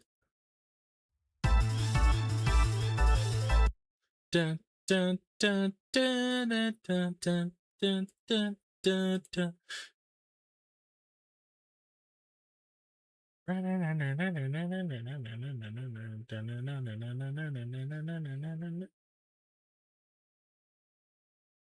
Yeah, Pizokis is the wheezing monster, so it's perfect for the asthmatic.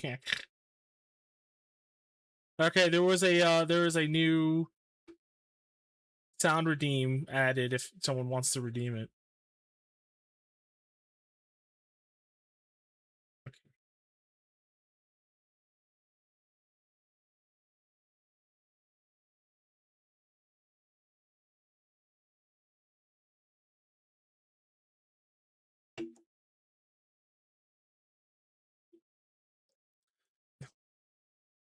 Got a mop and a bucket for this.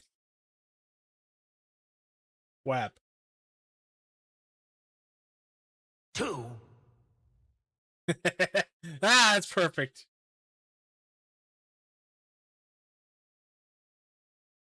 Sweet. Thank you for those. I will cherish these. And it works perfectly for this fight because of the fucking double tag team bullshit.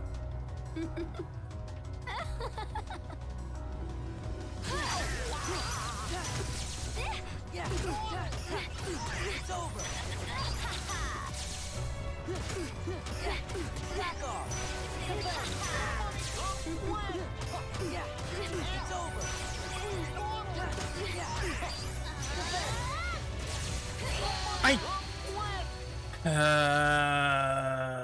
You have to be perfect with this fight.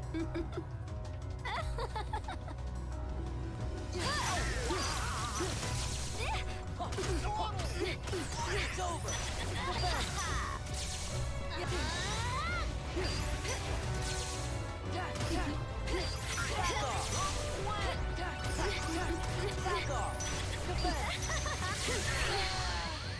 Huh? She never has once done a dive while she was doing a secondary attack. I was hitting her with one of... Oh, whatever.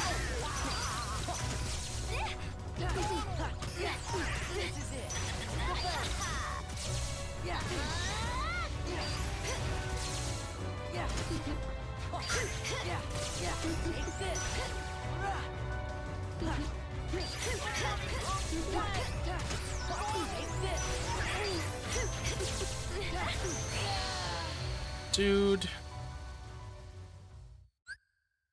Oh, you know, I'm pissed. I'm fucking pissed. I'm gonna try something stupid.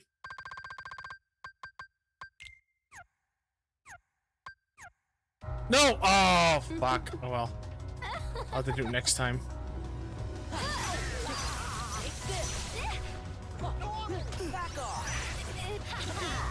What the hell? Uh-oh.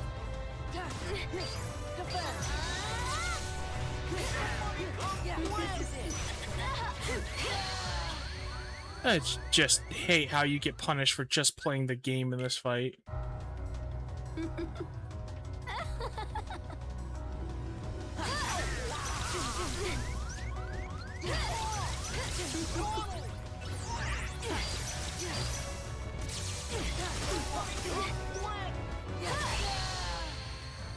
Oh, right, I didn't do what I was going to do. Fuck! This is a really bad idea, but I'm gonna do it anyway because it's stuck in the back of my head.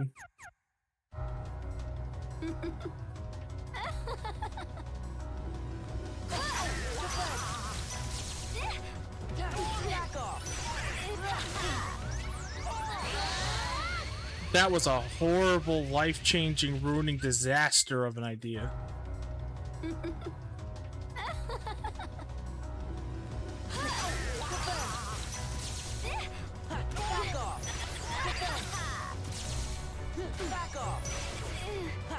Uh-oh.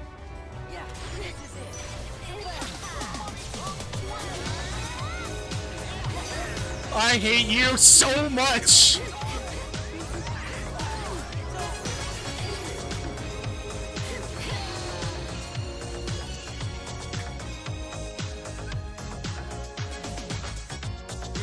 Strangers to love, baby. You know the rules, and so do I.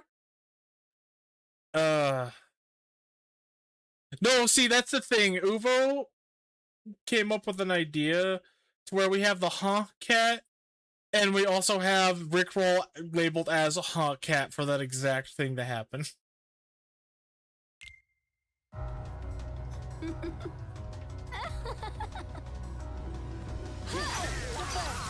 This is it.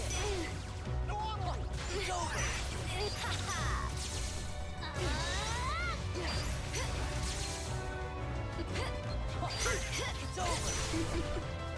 Back off. This is it. Back off. It's over. This is it.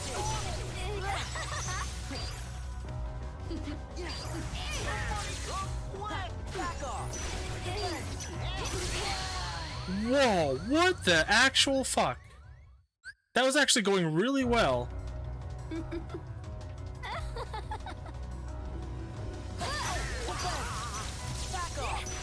Oh shit. Whatever. Whatever.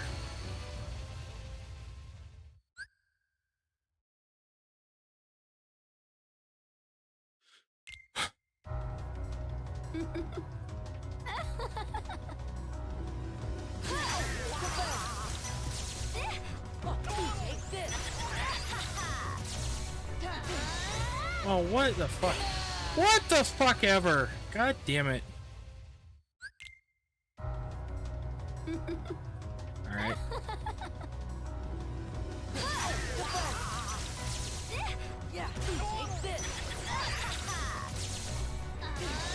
Now she's doing that every single time. That is so fucking annoying. There's no fucking way. I was going into an explosion before she even teleported. Her teleport speed was half what it usually is. Or like, twice the speed. Okay.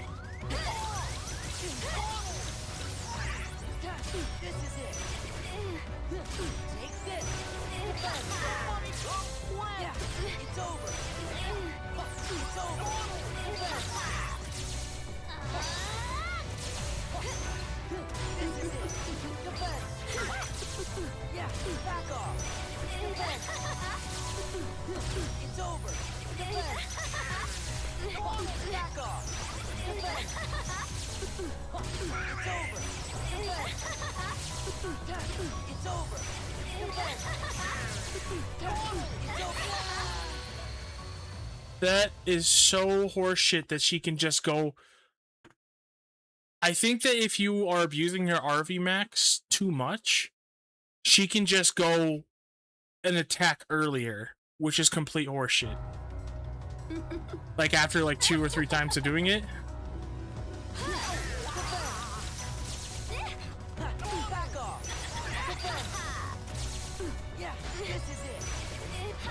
Oh shit, I didn't know that would count.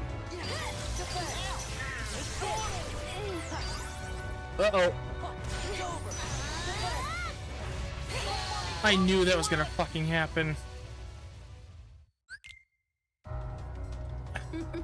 I'm trying to be faster, but I also have to be patient. It's really annoying.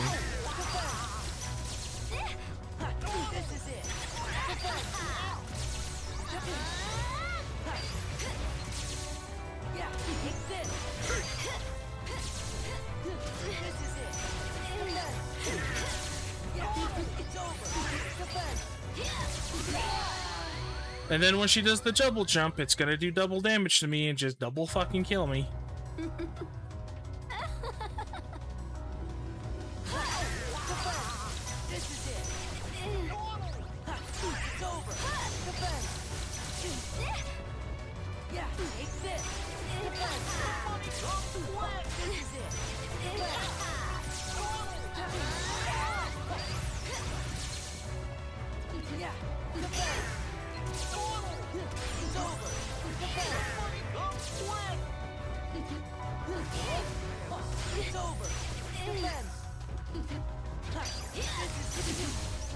What?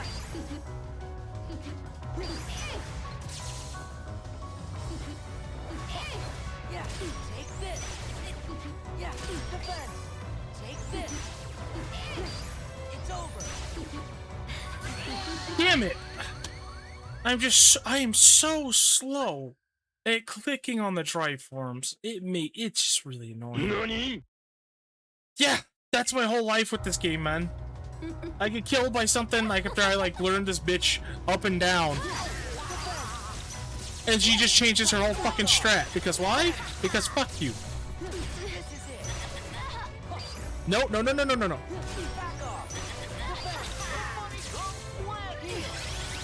I didn't even hit X. Yeah, great. All of her moves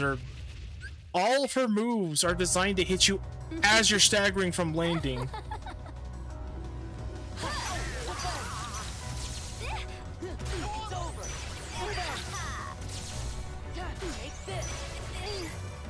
What the hell?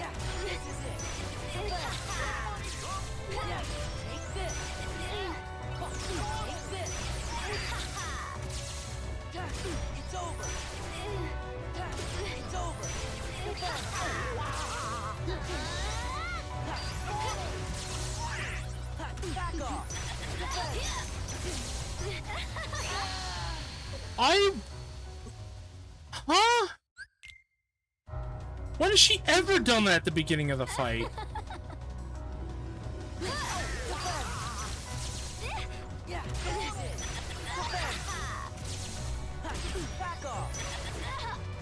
No. That was me being dumb.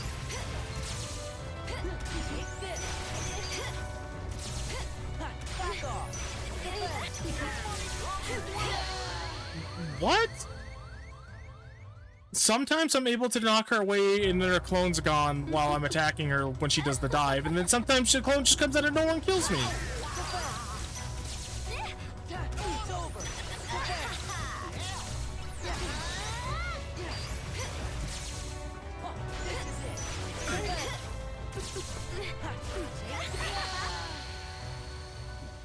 Now she's just always gonna do that. She's always gonna do that now.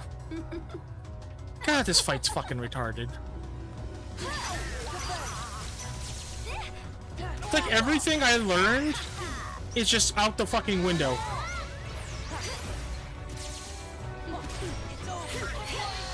Oh my god, dude. Everything I learned about RV and RV Max can just go out the fucking window.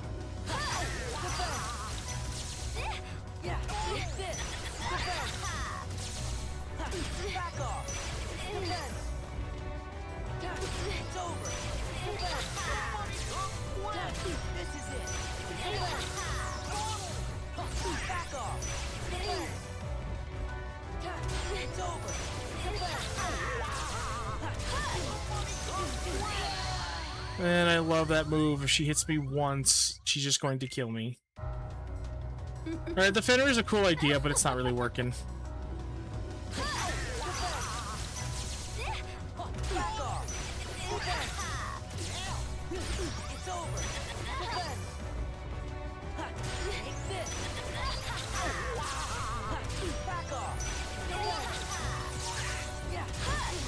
What?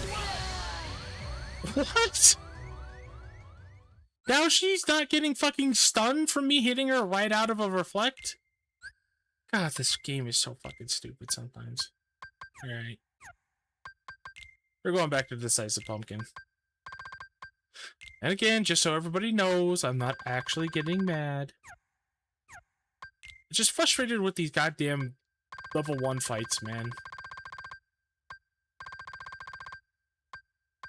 Honestly, a lot of these fights at level 1 can suck my goddamn dick, dude. They're so frustrating. And not in a fun way, either. I'm sure a lot of people will fucking go to bat for these and be like, boo, boo, boo, boo. I just think a lot of them are not designed for level 1 and are unenjoyable. Unless you have the fucking speedrun tech or you're as skilled as Will JV2. I think these fights work much better on critical mode level 50+. Or at least with second chance, second wind. Leaf Bracers may be a little too much. I do appreciate this playthrough for making me I just would take hits and use Cure all the time in the base game. This playthrough has made me use Cure mainly just to activate certain skills or abilities like Berserk and stuff. And it's made me play the game differently. And that's the thing that I like about the level 1 playthrough. I just don't like this aspect of it, you know?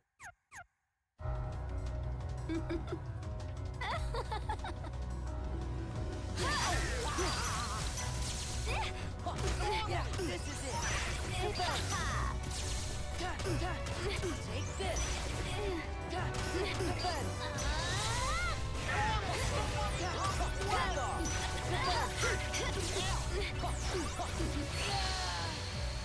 Okay, I guess she's just always gonna start doing the dives now.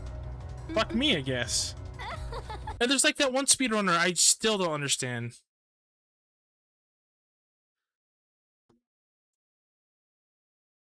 How is he able to get combos off? He gets full combos with a combo plus added, and he's able to get away with it and then use an explosion. I'm doing the same thing, and it's just not happening, so I'm missing something here. Yeah, dying to stuff that's outside of your control is never fun. That is absolutely true. Like, I hate the things that I hate about a level 1. I'm gonna give a full review for Kingdom Hearts 2 at a level 1 playthrough once this is over and make it into a YouTube video. But like, the things I don't like, I absolutely hate getting killed by something off screen because of how frenetic, chaotic, and high energy this combat system is. And how they have the camera placed so close behind Sora's back. Not as much as 1, but pretty damn close. You don't have any knowledge of your surroundings, so you could be killed by anything at any fucking time, and with how fast it is, it's hard to learn what that is. And it's always frustrating. And this fight is that to the max degree, because it's the clone you can't see off screen. You only have a sound cue. You never know what she's going to do. It's random. The camera's always too fucking close. And yeah, there's going to be people who just say, "You get good. You just suck at the..." Yeah, because I don't want to spend hundreds of hours on this game just to be able to beat some bosses. Sure, this is the challenge run, but there's harder challenge runs at the level 1 as well. And on top of that, it's like these bosses weren't made for level 1. They're doable at level 1, but that's part of the challenge, is to get by those hurdles without the things that you have that these fights were designed around.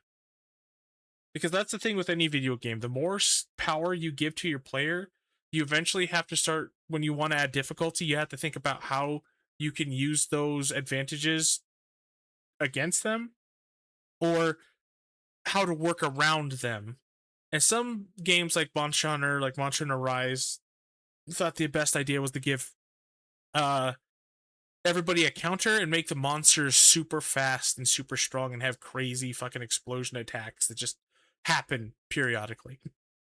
Excuse me, for the Curio monsters. Don't know if I agree with that. Whereas this game, they expect you to have Leaf Bracer, Second Chance, and Second Wind. And because of that, they design these fights to kind of get you in unfair ways by juggling you endlessly with a lot of these combo techniques.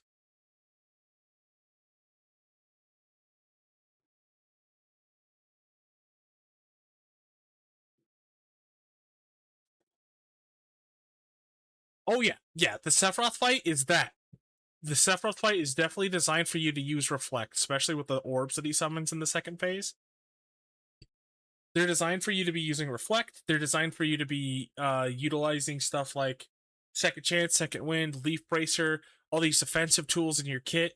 And when you take those away in a level 1 playthrough, now you have to work around those, but now you have these bosses like Larxene that can hit you off screen, that give you almost no tell, that have completely random attack patterns, and she can combo you with a Chain Lightning that combos you into another Chain Lightning that combos you into another Chain Lightning, and all of her moves are designed to hit you as you land because of that delay when you land as a punishment. And without Second Chance or Second Wind, a lot of these feel cheap and unfair. Like, they did not earn that hit on me. They just got it because I literally can't see them. and then the punishment is instant death. So then I don't even get to learn anything from it.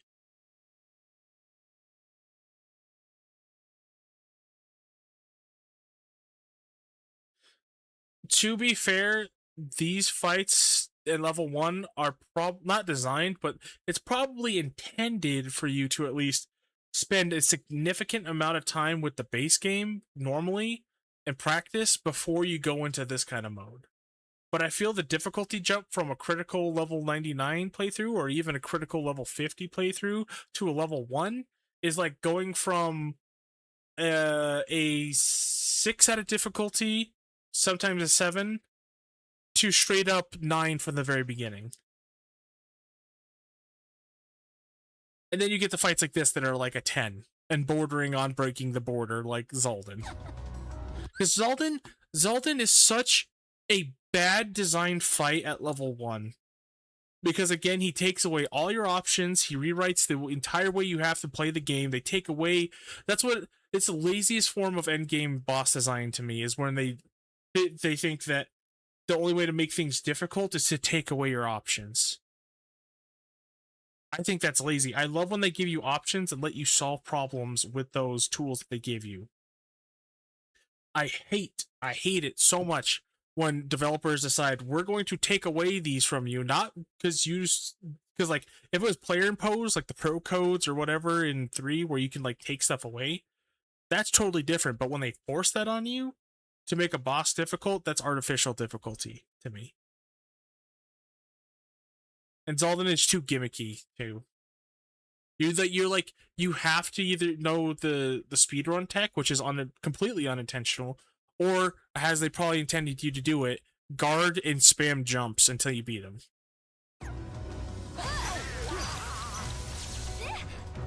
And that's why I wanted to do the berserk charge thing.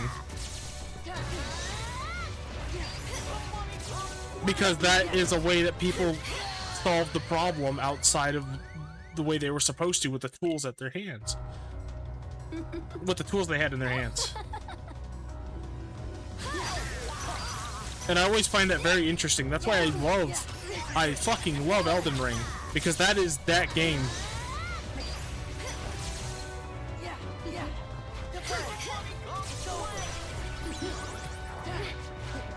Here, let me do this fight and then I'll check that clip out.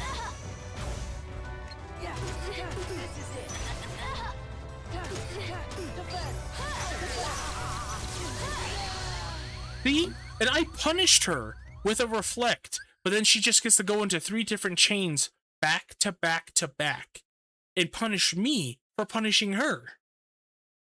I think this is also, like, it's more enjoyable than Zaldin, but I think this is a terrible design fight at level 1. This and Zaldin are so far the worst, by far. And not just because they're fucking difficult, but just, like, it's unpleasant to do them. Alright, to the viewing room!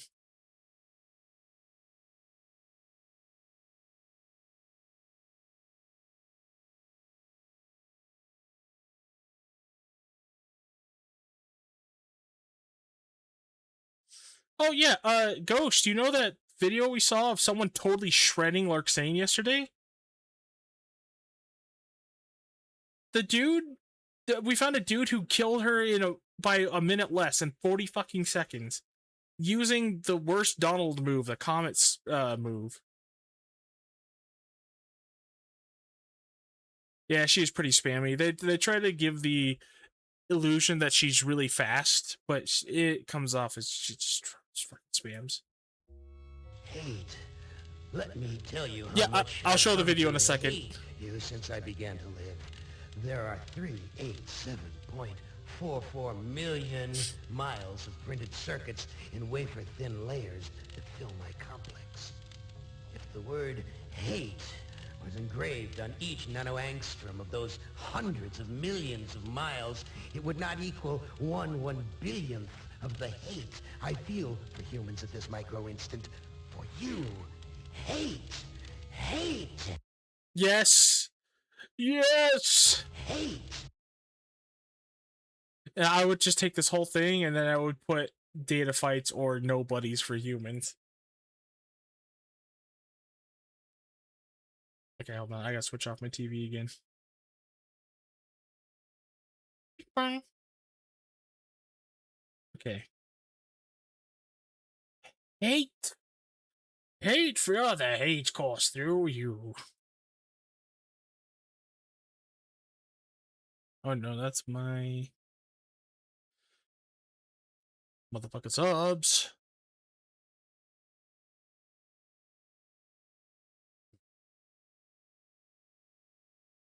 Yeah, okay, here's a clip of someone killing Larxene in 40, I think 45 seconds when the fight actually starts. Watch this shit, dude. This is fucking crazy. And apparently it's a level 1 only, but I'm suspecting that they had stat ups, but I don't know. I don't want to accuse them of anything, but it's just like they do so much damage.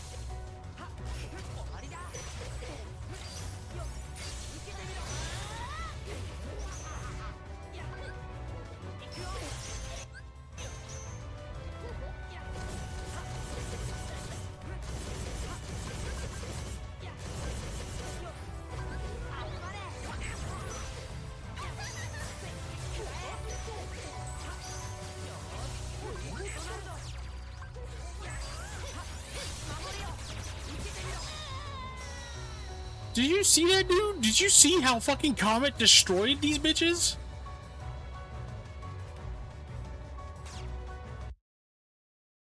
Like, I don't have anywhere near that level of fucking damage.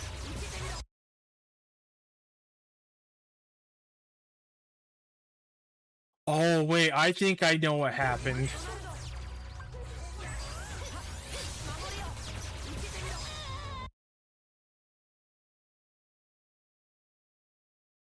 Okay, I think I know what happened. Let's mute this because what I'm going to do is going to be kind of annoying. So, playback speed, we're going to put it at 50%. So he starts using Comet, but he doesn't do the finisher right away. He readies it because in the later phases, when you get her to about like 4 or 5 bars left or whatever, she starts coming at you with these super teleports. And I think it's because she's moving around the arena so much with all the teleports. They all count as hitboxes. So, or hurt boxes. So every time one of Donald's comet explosions go off, it's hitting her as she's teleporting. See, watch. And that's why it does so much motherfucking damage.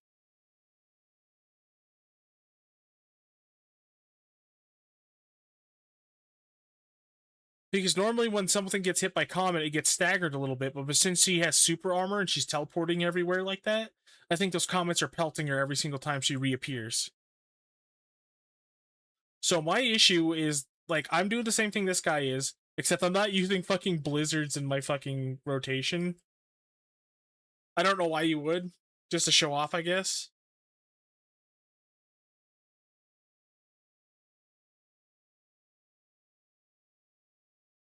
And then he goes in the final form and then starts shredding her with fire. And hits both of them, so it does even more damage. Extra good damage. And then as soon as he gets her down to, like... this part I don't get. So he gets out of final form and he accidentally hits her. I don't know if it's accidental, but he uses more fire when he gets out of it. It looks like it was queued up as he was getting out of final form. But that's fine. Then he uses magnet. And then an explosion. So maybe it was a magnet to juggle them and then to do some damage. But yeah, as soon as he gets to this threshold, he just queues up Comet. And watch her health fucking thing. That's half speed. That's half speed.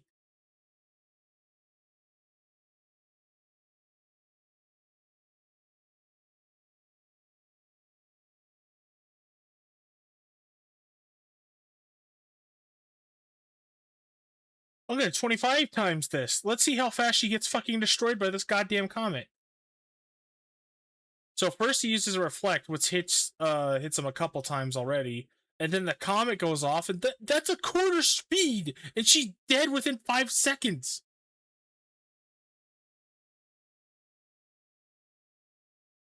That's the play. I just have to get to that point and then use Comet.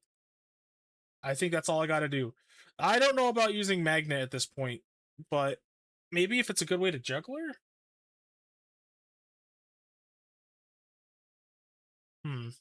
What did these guys have to say?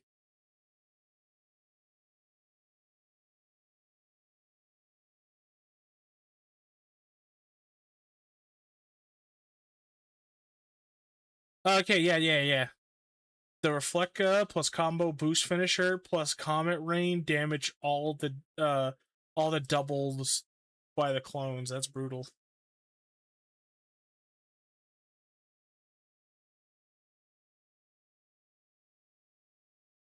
What the fuck?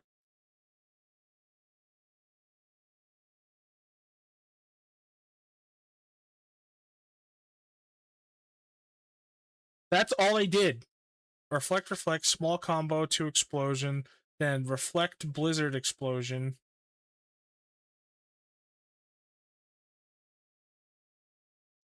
Oh my god.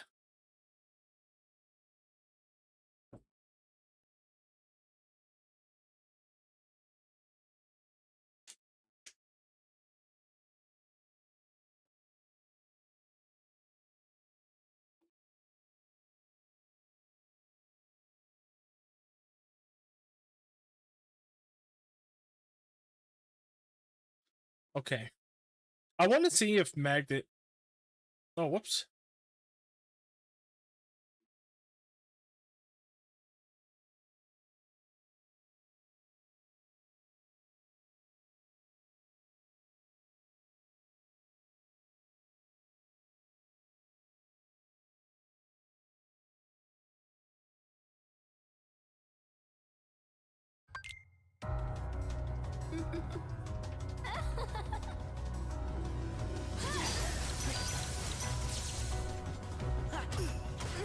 Back off.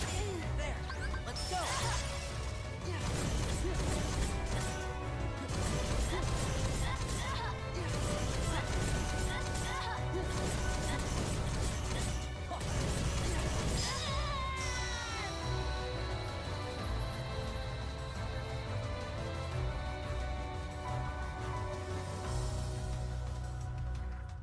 Yeah, that's for level 99, though. I am curious about something, though, that I just read here.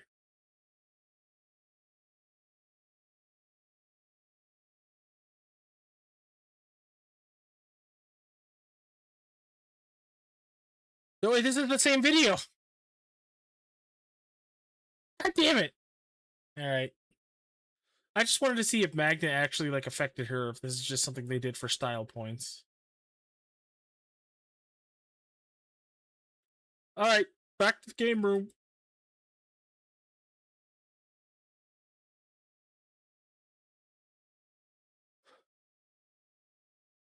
Oh, you know what would probably fix this? Hold on, I'm gonna do something.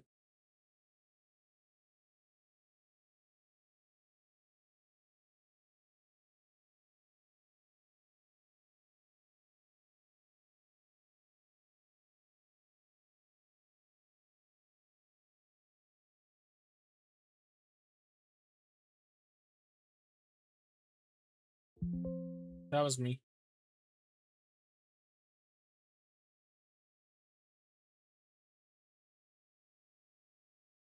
Ugh.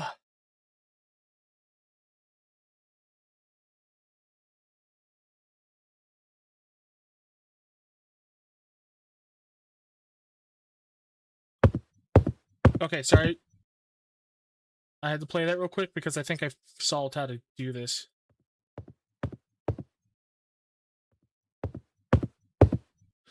Yeah, there we go. I just had to make it a different source. It was a shared source between, or a shared thing.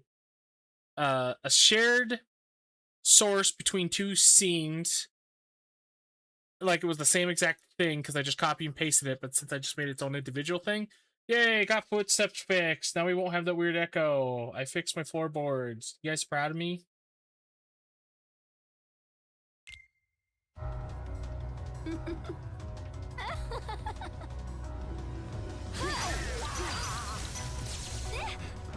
Yeah, back off.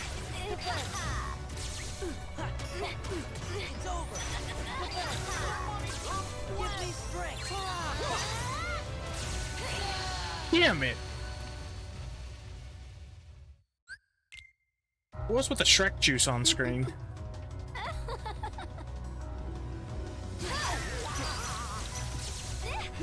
Oh!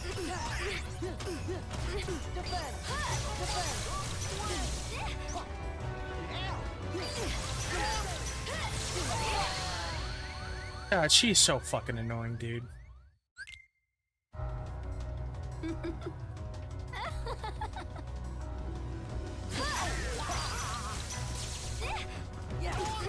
Back off. Yeah, this is it. Give me strength. It's over. Yeah, back off. It's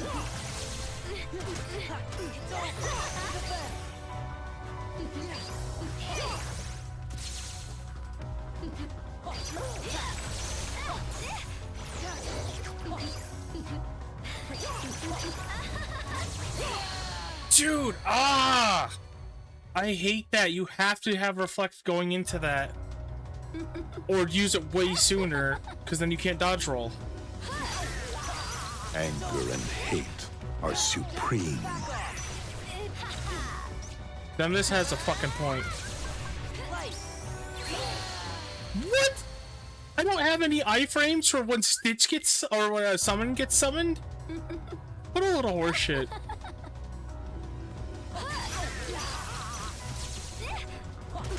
It's over.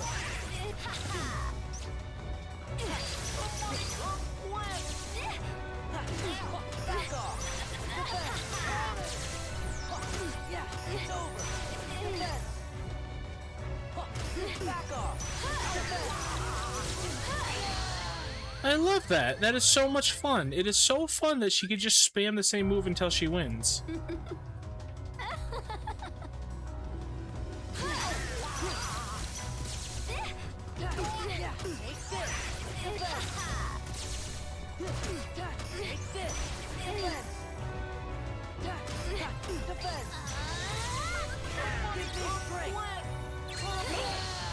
Oh, so not only do I not get iframes, but I'm also animation locked, so I can't do anything.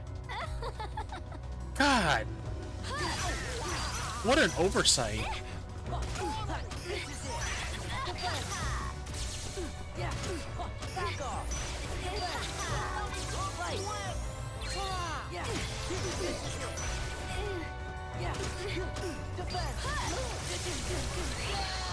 I hate this goddamn bitch, dude.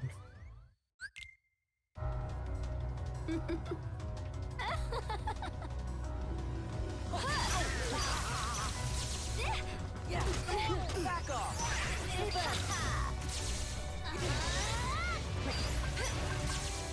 Light. Back off. Oh, cool!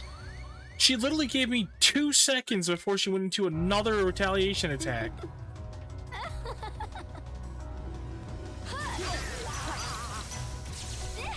Yeah, back off. Yeah, back off.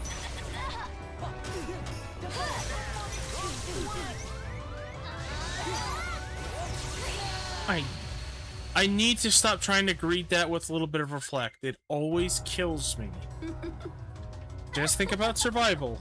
Don't worry about doing damage.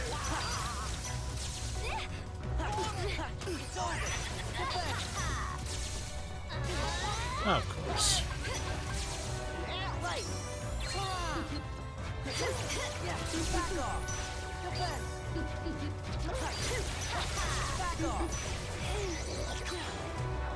Get out of here. Back off.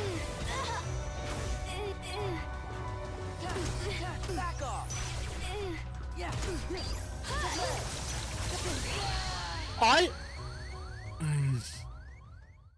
I was mashing it. I didn't stop. I was mashing square still. I had one more reflect. Come on.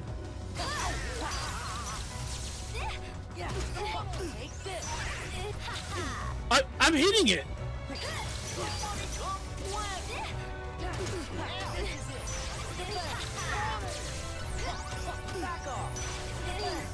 What?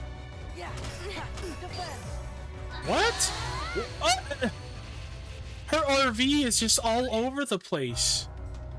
I hit her with the 2 attacks after she doesn't fucking retaliate after I hit her with a full combo.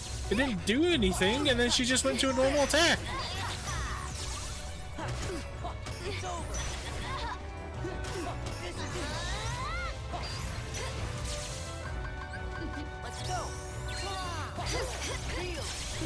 Why?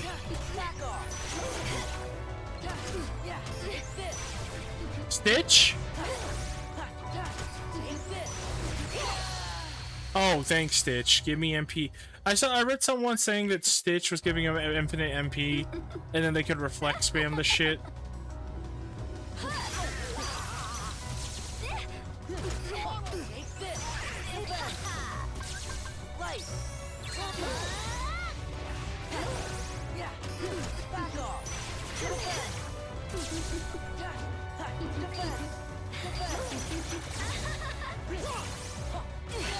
Oh, fuck off. I'm not gonna do that anymore. I already have enough MP.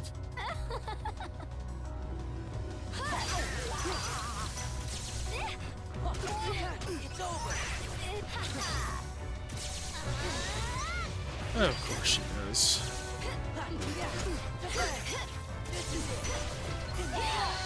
Of course she does. I finally find something out that works, and using explosion during a magnet usually works, and now she's changing her strat.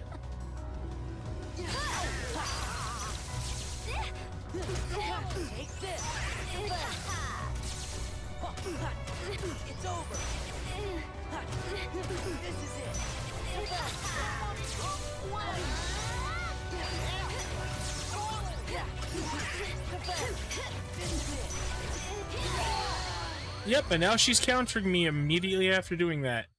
And if she doesn't, by the time I strike her the next time, she's gonna start diving at me, which I can't defend.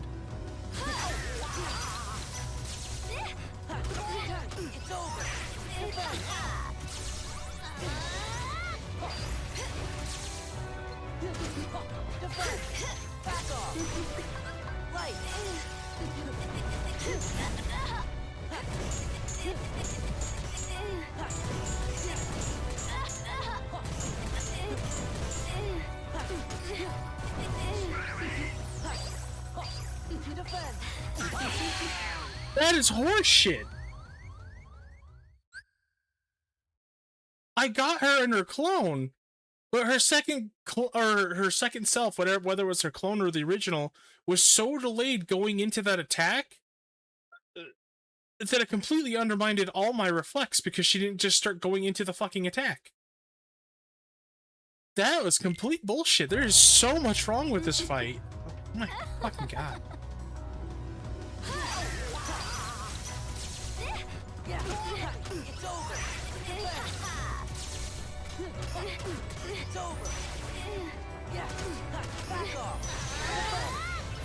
I'm dead. Because now she's doing stuff she's never done before.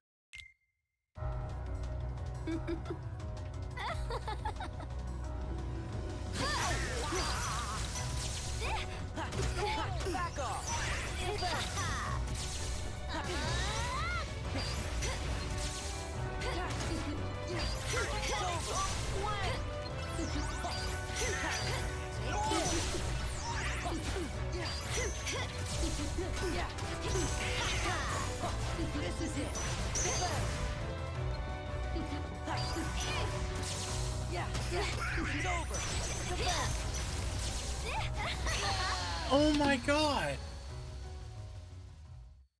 Every time I use a combo on her that I start thinking is like working, she changes it.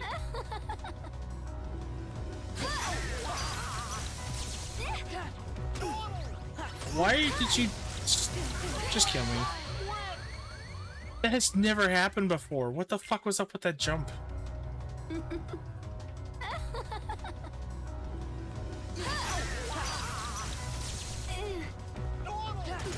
Take this.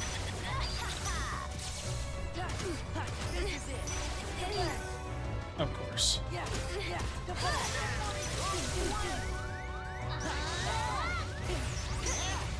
Yeah. Take this. Yeah. It's over. Defend. What? I hit her with one attack. Oh my god.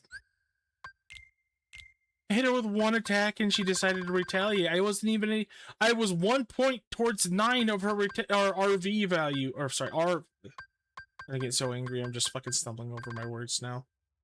I was literally 1 point in her 9.3 RV max. And she retaliated with a fucking RV max.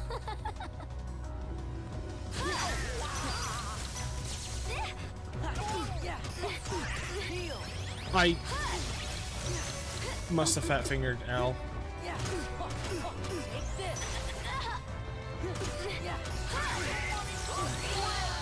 Not like it matters.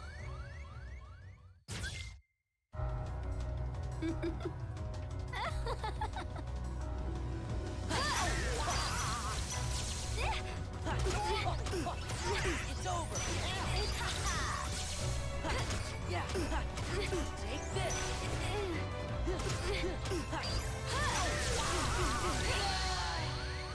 This is such horseshit, man. No matter what I do, she's changing up what she does every single time.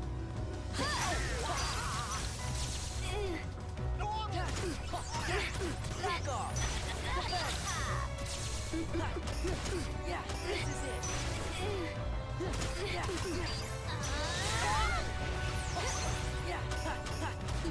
Defend. This is it. It's over. Let's go.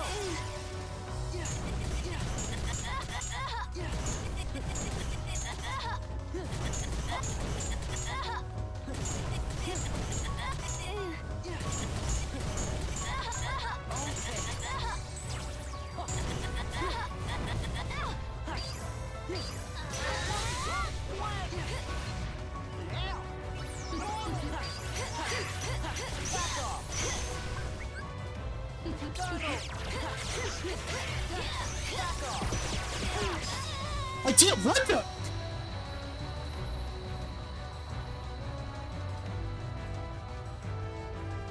Oh.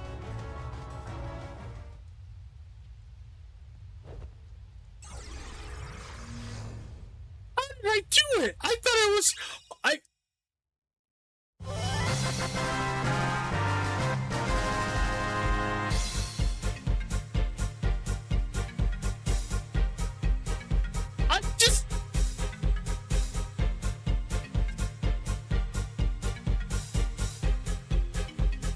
oh my god!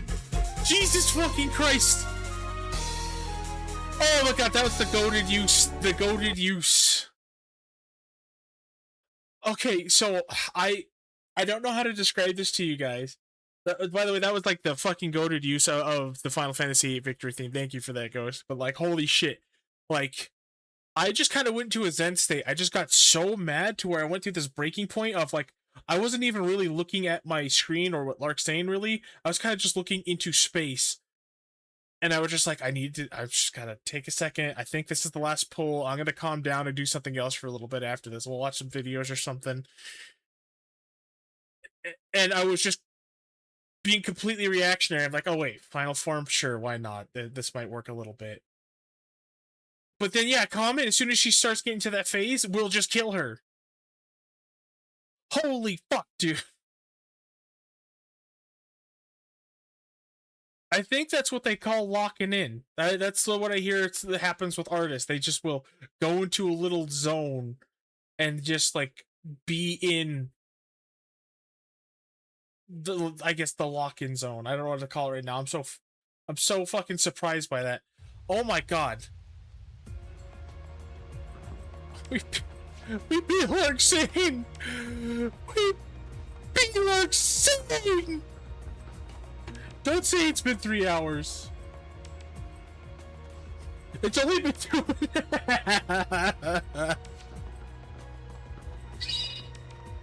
Oh my god, we're saving right now. I hate that fight. And you know what? That fight is actually okay normally. It's annoying, but it's okay in a normal playthrough. But level 1, that and Zoldan are the 2 fucking worst fights of all time. And I'm probably gonna change my mind as soon as I get to Zexion and Vexen. Oh my god.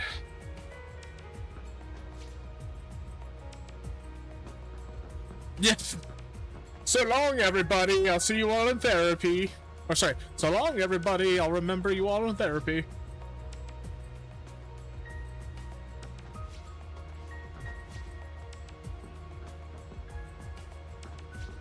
Okay, I need a second here. Holy shit.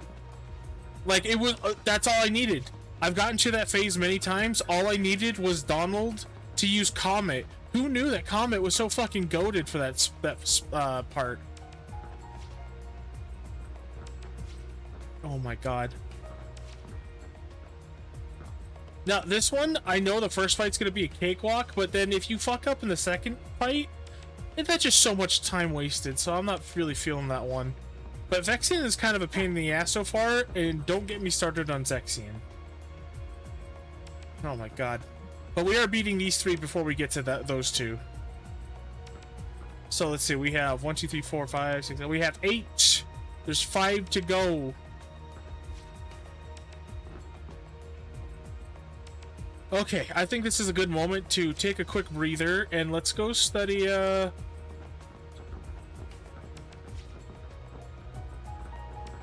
why don't we look at videos for all 3 of these guys and see which one we want to fight next?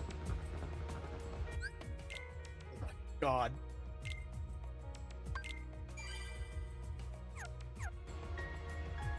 Oh.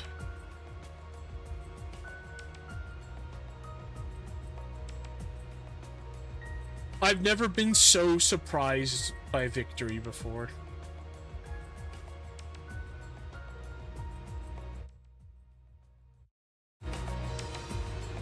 Oh yeah, I forgot I could turn this all the way up if I wanted to. Alright. Okay.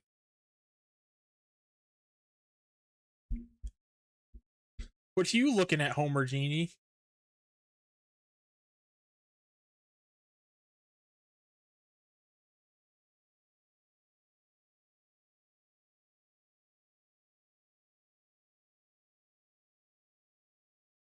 Alright, Will JV is going to be doing this completely legitimately.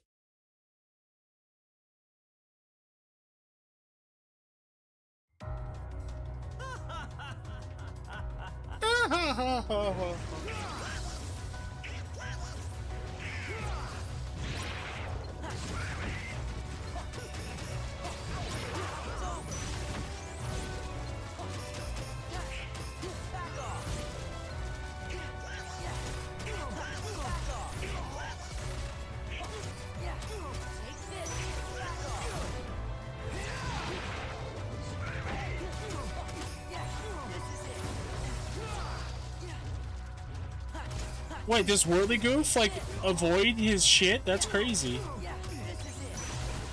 Oh, didn't scene change? Oh, sorry. Fuck. I'm so... Ugh. Sorry to the viewing room.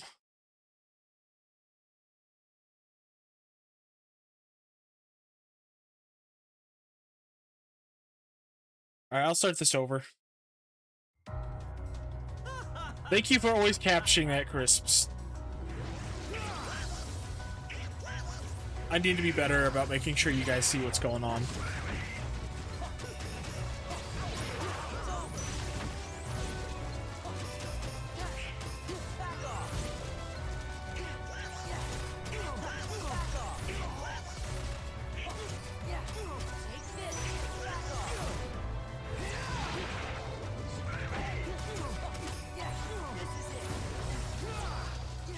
Yeah, I think Whirligoof or Goof Tornado makes it to where he can't get captured.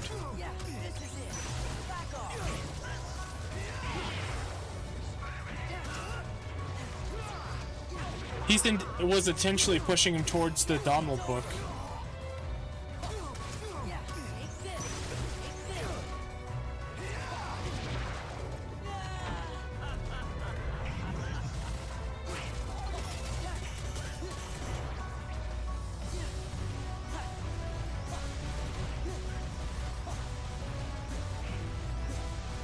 That's the attack that keeps killing me.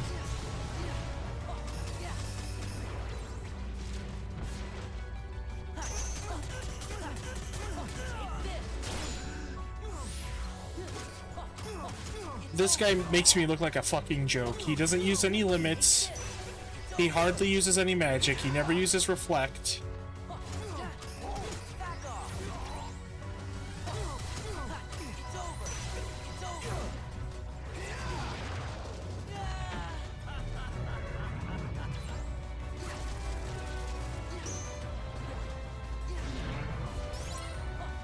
Yeah, this isn't bad.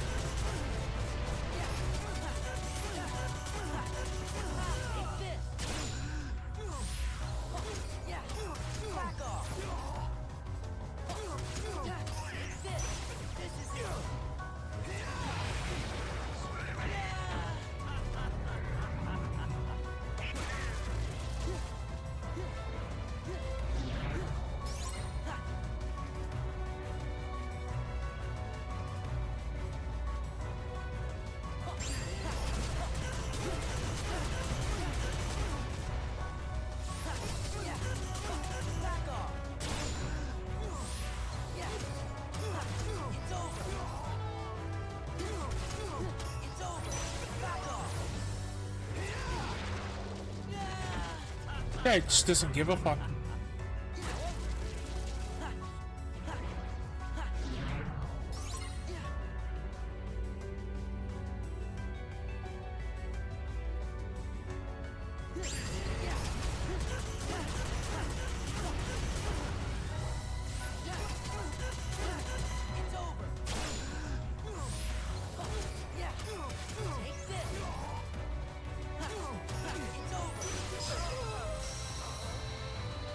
Man, what a fucking legend.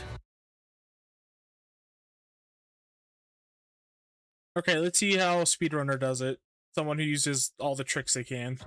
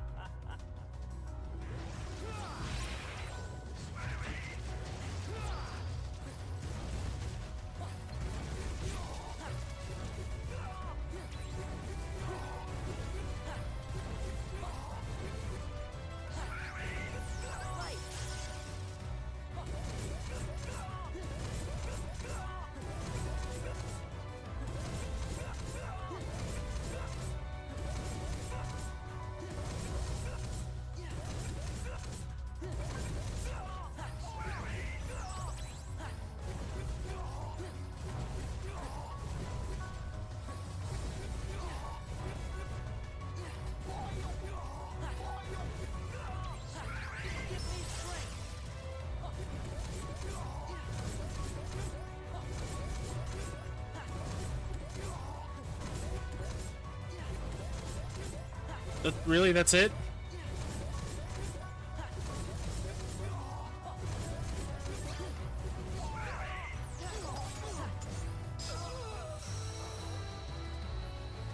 That's it?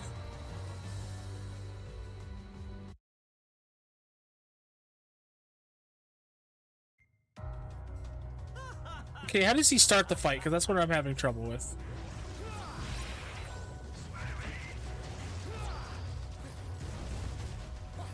Yeah, see, that's what I've been trying to do.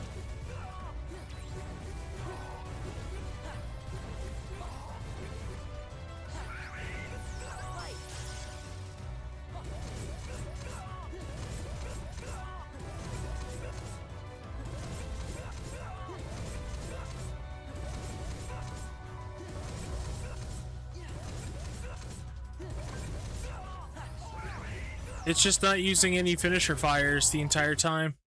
Okay, so I'm willing to do Zexion and try that because fuck his books, dude. Okay, so we're gonna study the beginning of that one if we need to, so we'll put that in a new tab. Alright, so let's look at Vexen next.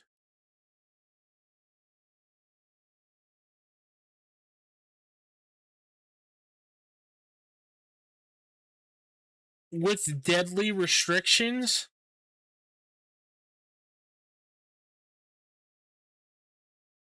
I'm sorry. I respect the hell out of you. I'm not going to watch your video because I'm just gonna feel even more like worse about myself.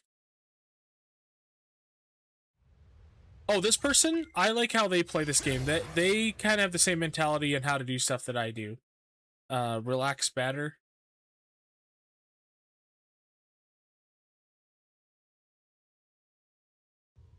Every time I watch one of their videos and follow what they do, I usually find victory within like 30 minutes. Take this. So they break the shields and then fire spam.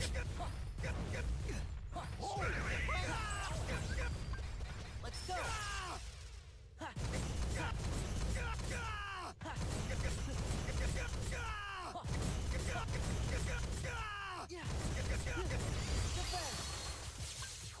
And then when he does that, you just run away and then calm it.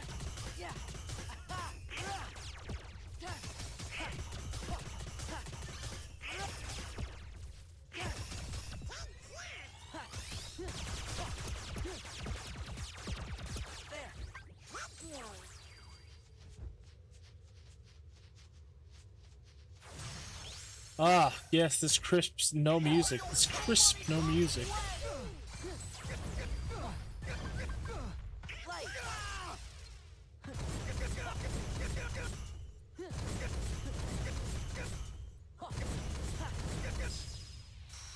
Okay, so beating him and Zexion is pretty damn similar between these two strats.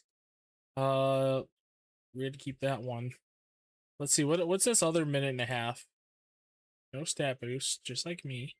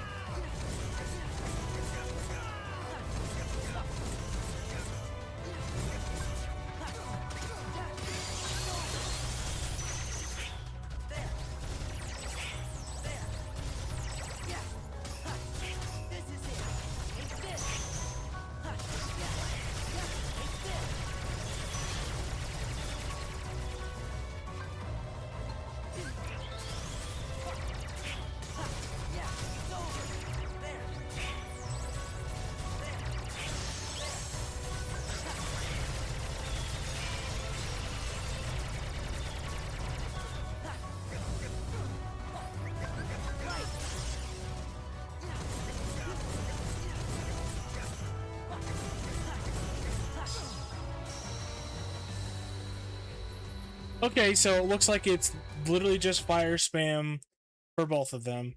And then just use a limit to get past his hardest phase. His DM. Okay, so let's look at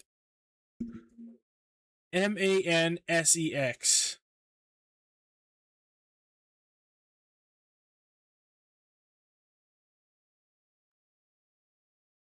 Sick burn. Sick burn, bro.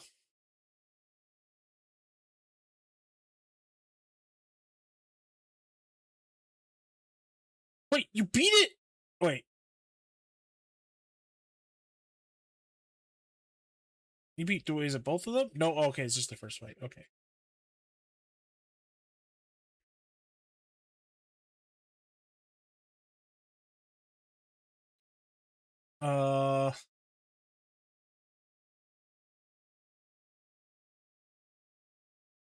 Oh my god.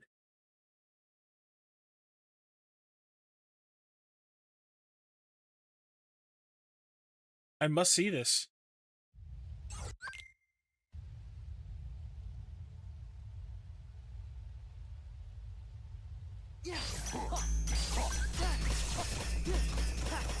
This is it.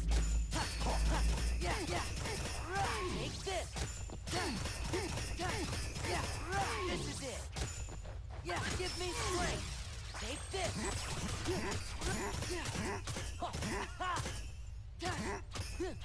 This is it. This is it.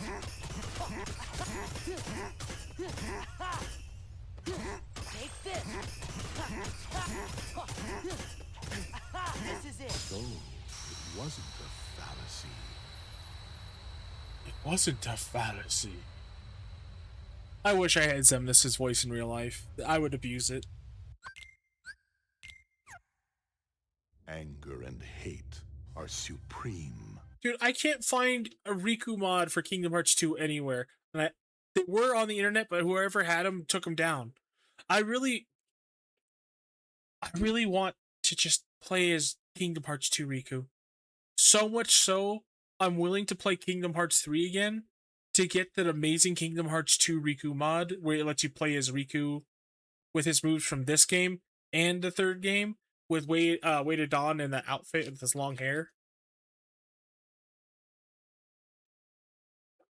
All right. So she beat the first one in not even a minute. And all it seems to be was Reflect, Trinity Limit, and then Ars Arcanum spam. And this one... What?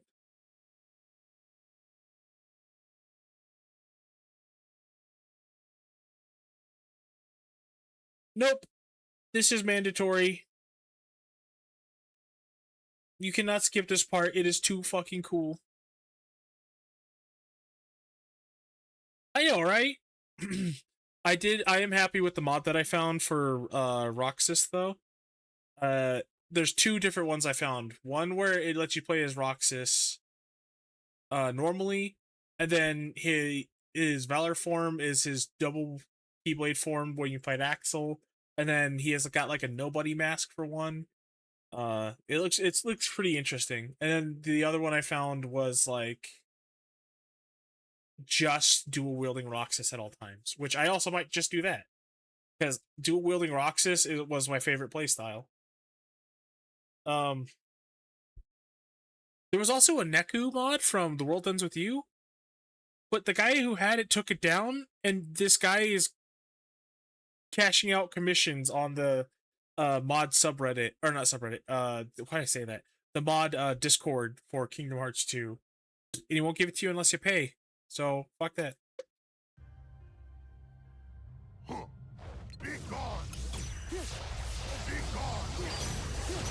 Back off. Take this. Fine! Take this. Be gone! That's it. Be gone! Back off. This is it.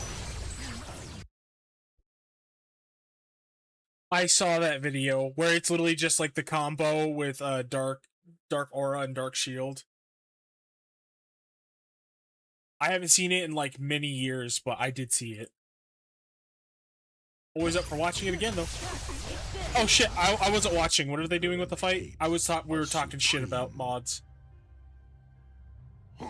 The Mickey. I don't. No, not Mickey Mouse. I used to think he was so cool as a kid.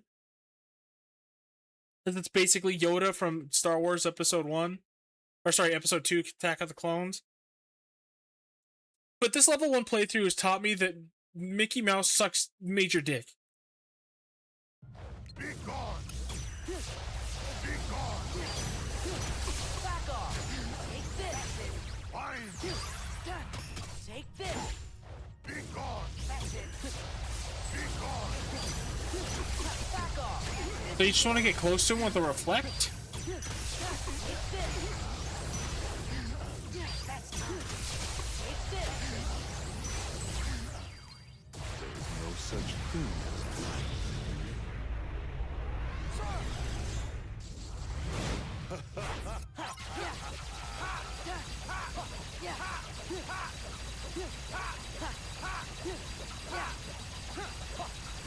Oh wait, this might not be level 1. Fuck! I was getting all excited, like, wow, you can really beat him this fast at level 1?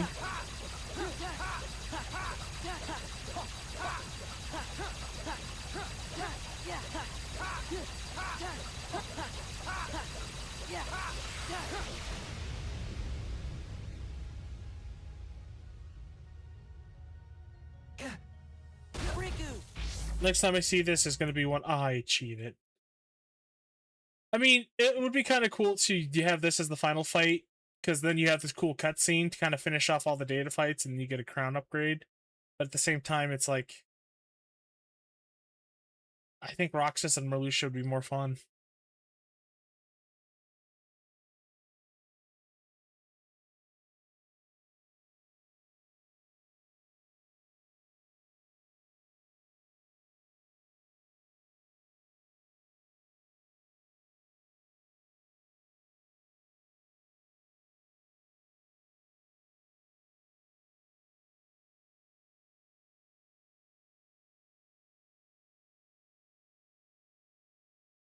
Damn. Cursed Keyblade. Okay. Let's see what this guy does. Beats him pretty fast, and this is a level 1. Reflect. Reflect.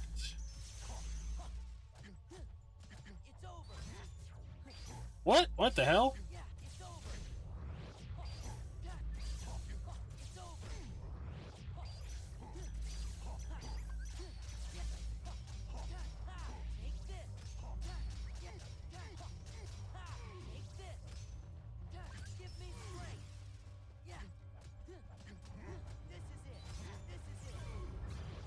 I'm shocked that he doesn't use our Sarpnum.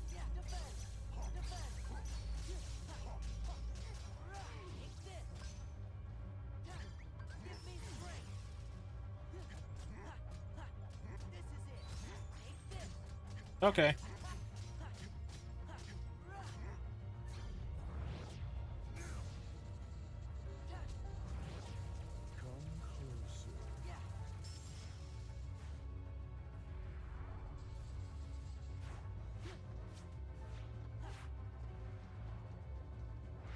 So it still looks like reflected our Sarpnum.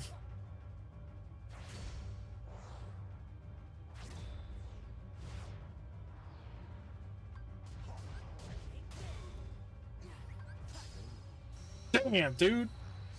That's right, if you catch him on the tower and do it just right, because when I was doing it... Damn it.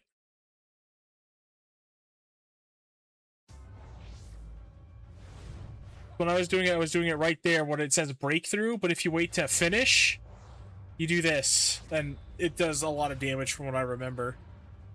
Looks like it level 1 playthrough as well.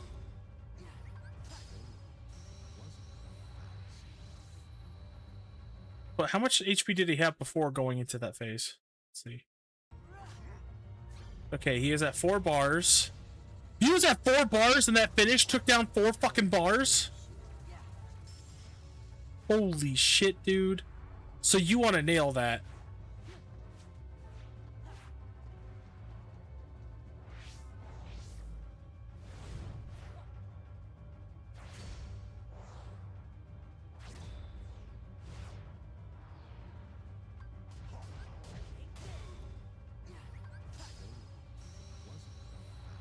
Oh, really? You're probably right about that. That would make a lot of sense, because... I mean, oh, I mean, it does say finish after all. So maybe that's why they have you do these 2 fights back to back. Because they intend for you to use the reaction command properly to get through it faster normally. Instead of, like, full on actually doing the fight. What does he do for the next one? So that's good to know. I just gotta finish him on the wall.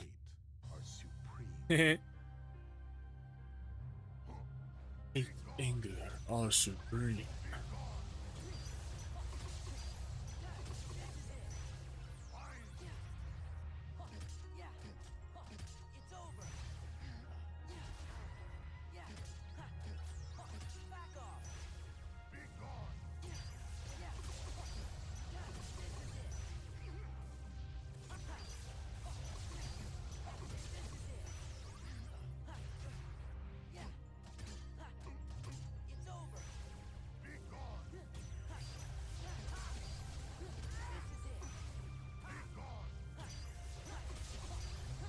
So it's reflect into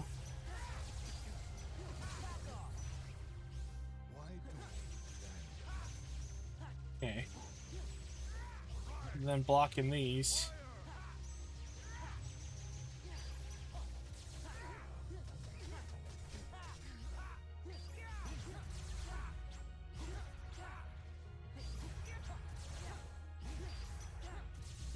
That's an interesting way to use reflect. I think I used to do that too on the base PS2 just to speed this fight up. Because I spam the fuck out of this fight on the base game on PS2. Because this is just my favorite final boss fight ever.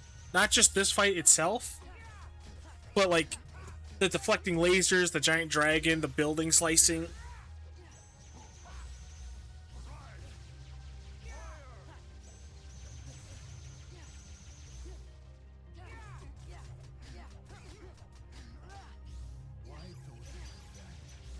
Why don't you vanish?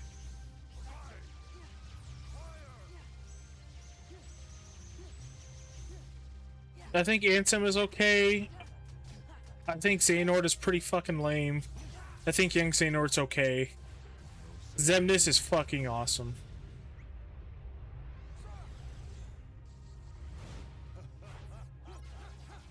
Yeah, this game farms aura. Look at this. For real, on God.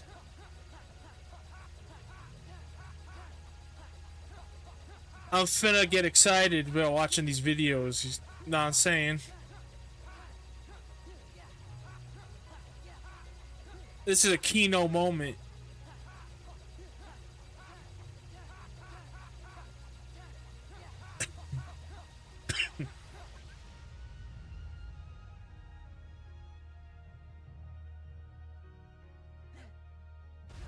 Nope, we're watching this.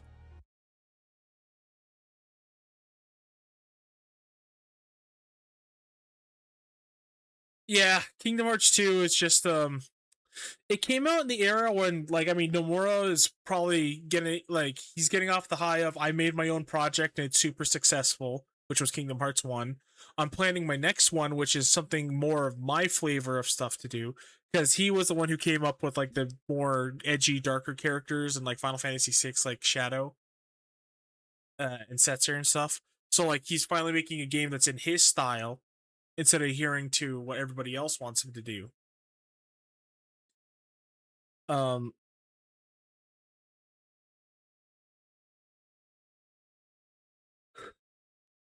Oh, Chicky. Ugh, excuse me.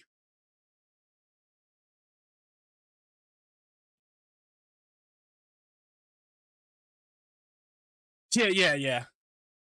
And it was also like the energy from that hype, but also like the creativity of that era when he was like, "Oh, I'm making the game that I always wanted to make.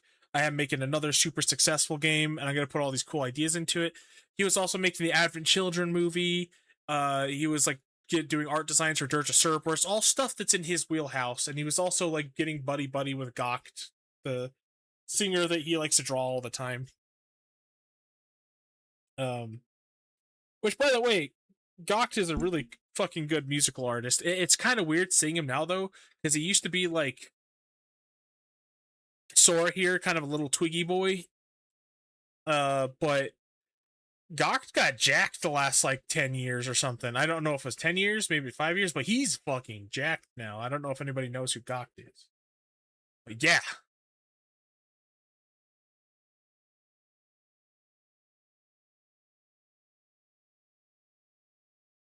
Oh yeah, I also have a gameplay playlist for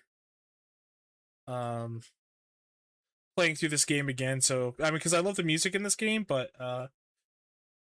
doing these data fights over and over again, I'm really tired of hearing the certain music. But yeah, so those are our options. It seems like it's going to be Reflect and Ars Arcanum, and then Fire Spam and Fire Spam. This one might be a little bit harder because it's a little bit more there's a little bit more to it. I can't just like blind spam it or anything. But the Zexion one, if I can get it right from the beginning, I might just be able to beat Vexen by just firing. Because I don't want to do that book shit. But if I do that book shit, there's a few tricks that I learned from that guy. Like the fire pillars, if I get the rhythm down for the fire crosses he does, I run towards the wall and I just time my dodge rolls. was that. So, what do you guys think about fighting Zexion next?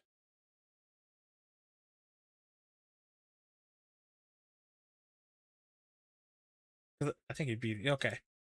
Because I was between Zexion and Vexen for me, because I think they'll be easier and also less punishing if I fail. Let's see.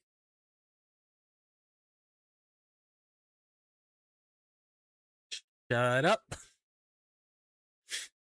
Yeah, I know that 3 fucking hours. It really feels bad taking that fucking long, but I was looking on. Sorry, at work I was lurking on some forums and people were saying like Larxene is one of the harder fights to do legit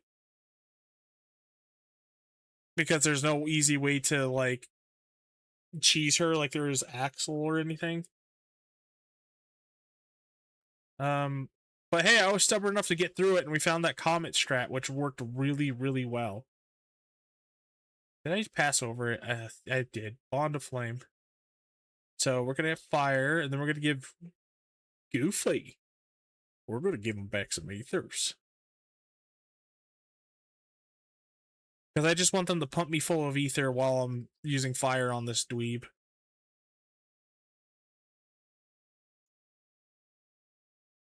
And then I want Gooby to keep Tornado up. I'll keep Comet up for sure. Comet is kind of more useful for defensive purposes because it drains so much slower than Flare Force does.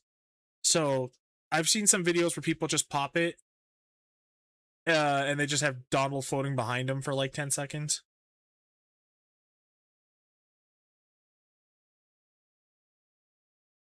Oh, let's see.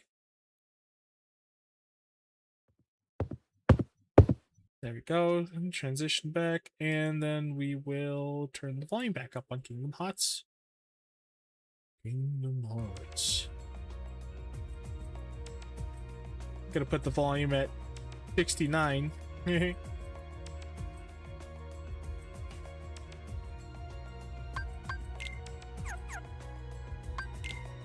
Okay, I think that's all the prep we need to do because we have fire. Oh yeah, we actually got a thingy to do. Let's see if there's anything we can make with that thingy. You know? The thingy and the stuff.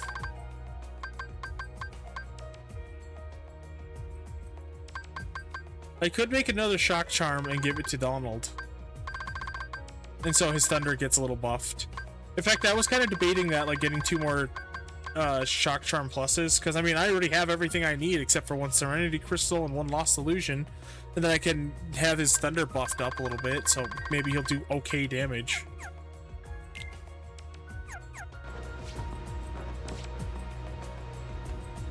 Okay. So the trick with this fight is going to be I need to position myself between him and Donald at the start.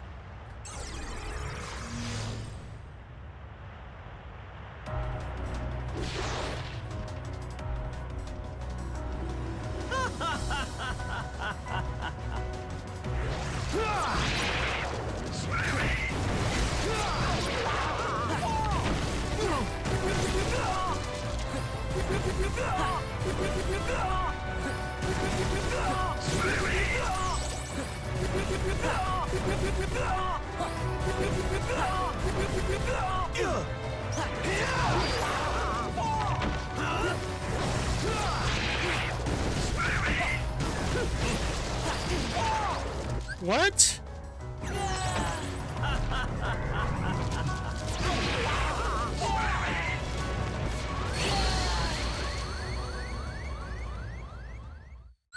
Why? It's happening again. I'm doing what the video did. I mean, I kind of messed up with Goofy getting captured, but I'm doing what the video did. I'm not using a finisher. Maybe... maybe that's it. Here, let me review this video again real quick. So he uses fire to get him down. a bar or two, it looks like.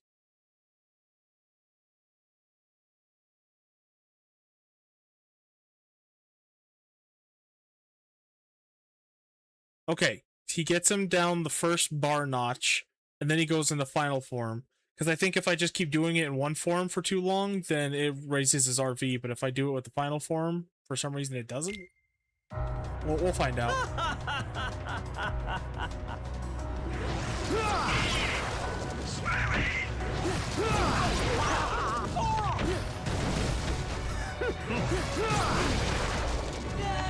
Nope, I'm not gonna deal with the book phase, just kill me.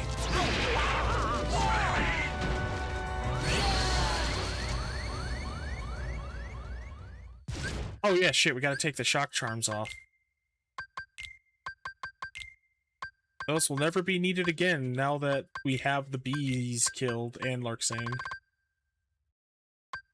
Well, I guess I could just give those to Donald right now.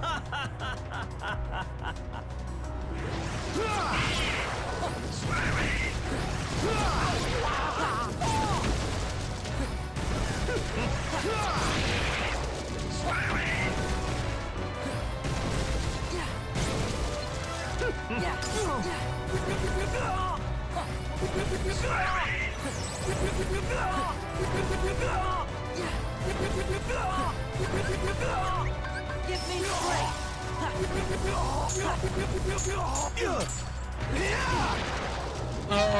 Okay. Just kill me, I don't care. I am not doing that book phase.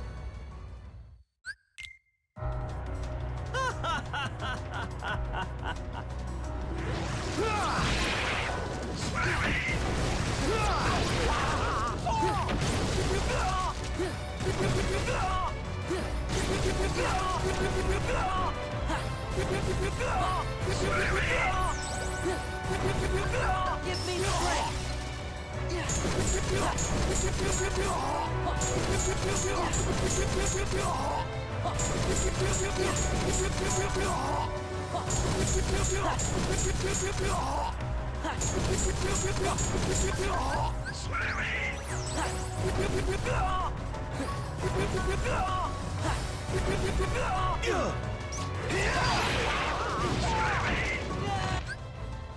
Okay, that got him down to 4 bars, but now he's retaliating.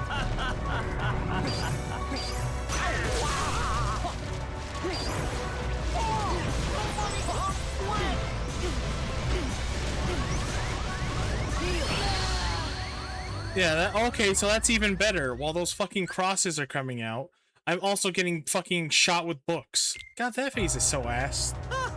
So I think I have to let him land every single time.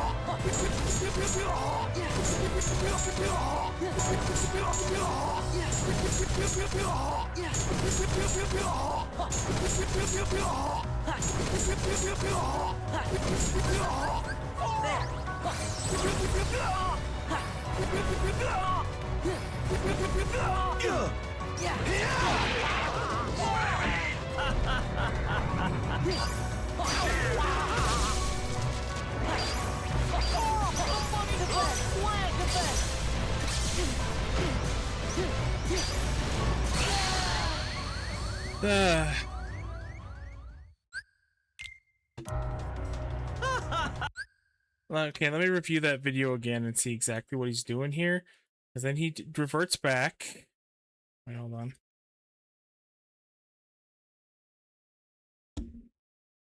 Okay, he reverts back.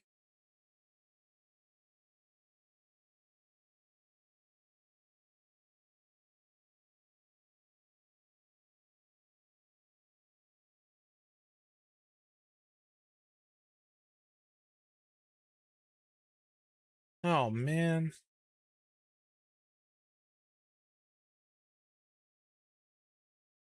Okay, he reverts back, but he doesn't retaliate to this guy for some reason, and he's doing the same thing. He uses fire and lets him drop, and then fire and lets him drop. Another thing that's happening is that his Goofy's using Goof Tornado, and mine is not.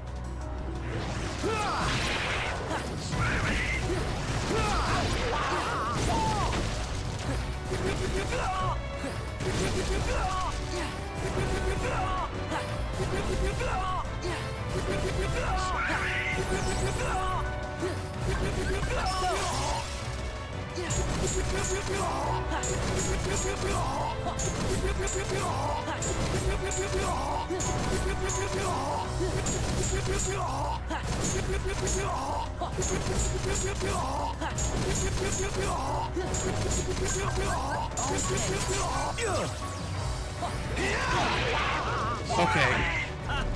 That was dumb of me.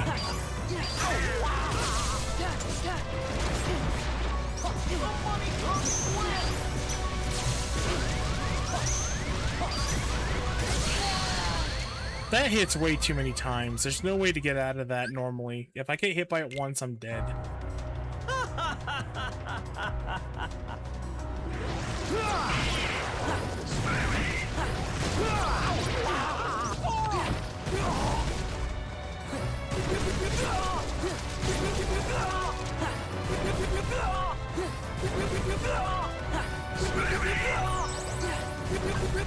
Let's go.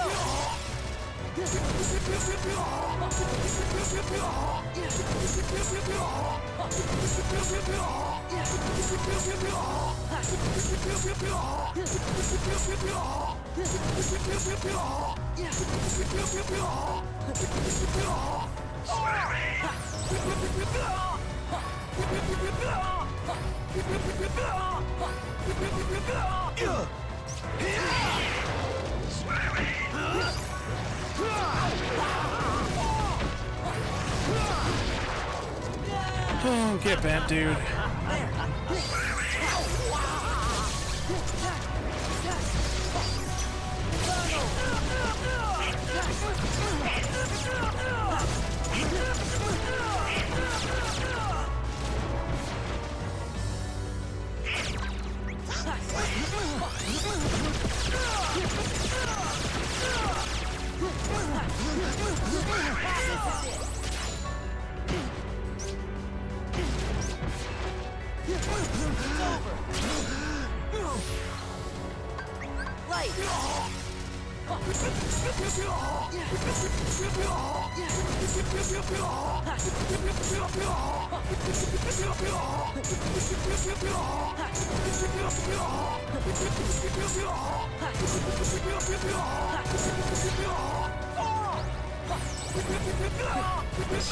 Oh my god, we did it!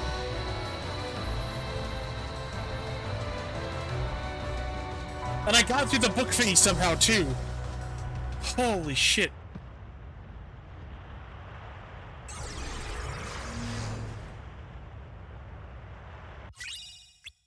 Fuck you, Zexion. I think that is the absolute worst fight, but now that you're able, like, I know that you can do it with the fire spam, that's fine with me. Fuck that fight. That fight is so unimaginably unfun.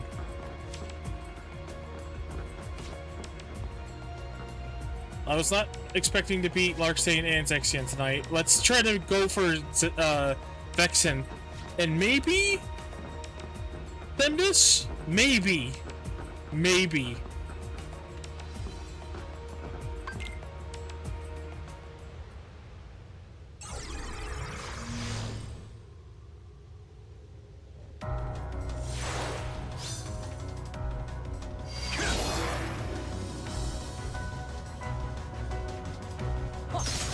Back off.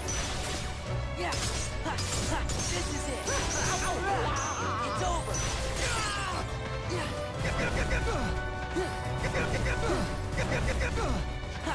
me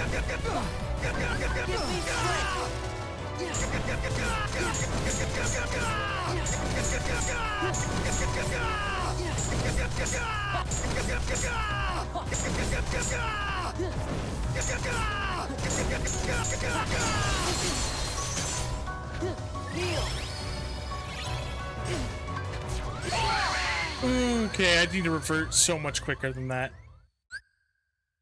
That was pretty dope, though. That for a first try, getting him that far, that was pretty good.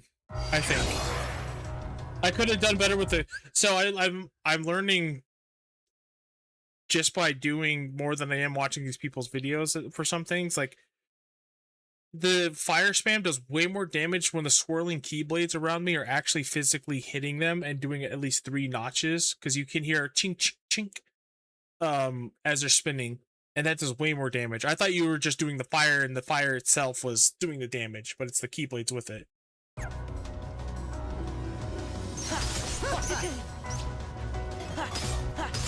back off. It's over.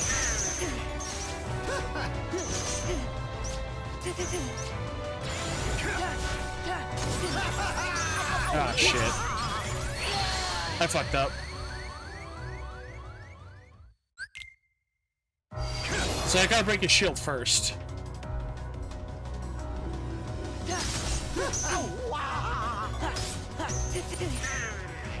Weird. Weird. Yeah. Back off.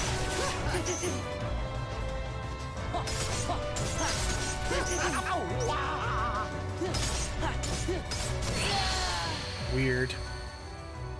None of that happened the first time I did it. I literally did the same exact things, and alright. Well, that's fine.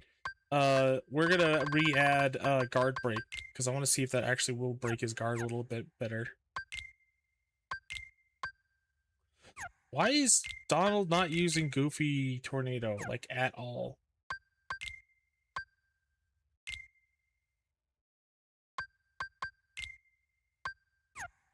Maybe it's because of the targeting thing I've been doing. This might make things a little easier. And, yeah, okay.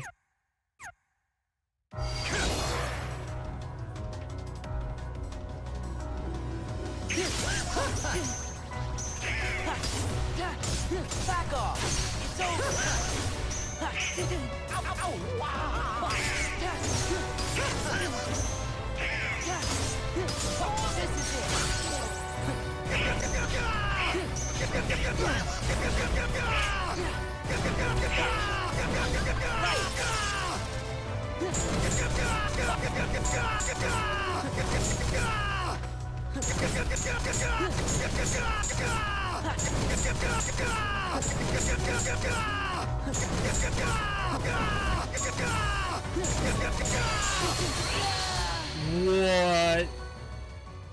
What the fuck happened?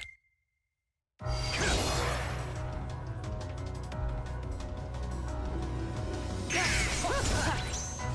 it's over.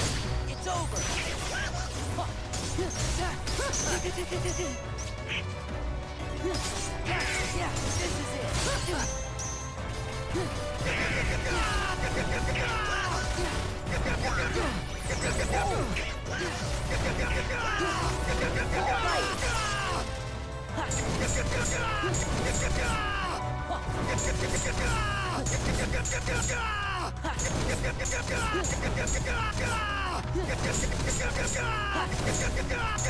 this is it. Donald! Yeah, this is it. It's over. Take this. It's over. There. This is it. Back off. I was hitting, before he was even at me, I was smashing square to use reflect. Because I had a bad feeling something was coming, and I was right. It's over. Back up. Yes, this is it. Take this.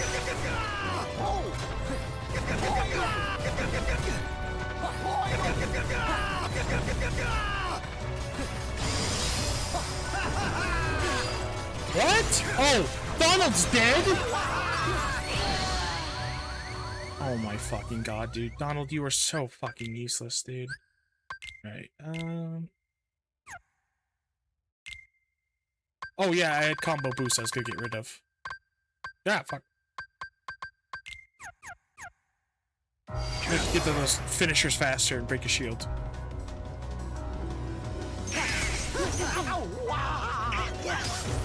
Back off. Back off. It's over. Take this. What the fuck? Alright, just kill me. Those swirling blades are really fucking annoying because they're not going in a set direction, they're just going anywhere, really. What? Back off. Back off. It's over.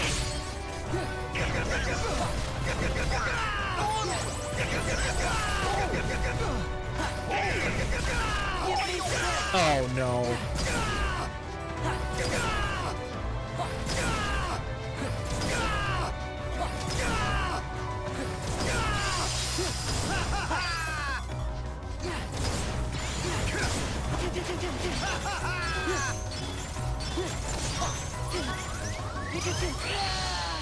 Okay. That is really obnoxious. And I also see... Wait, hold on. I wonder if this will do any better.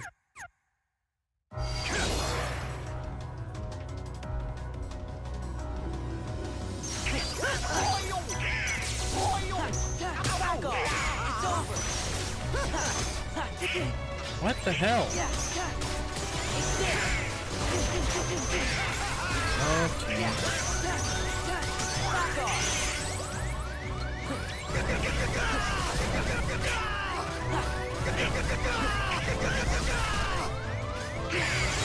What? Oh, okay, so you gotta be super fucking specific in this fight with everything that you do.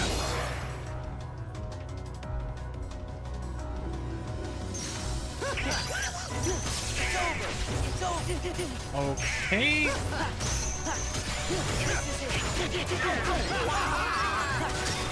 Okay, see you later, Ghost. Thanks for stopping by, and I'll see you tomorrow.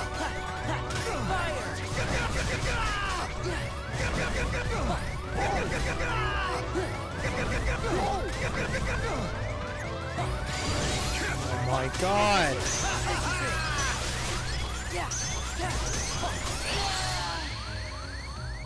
Why is Donald dying all the time? That didn't happen the first time I cleared this. That is so fucking annoying.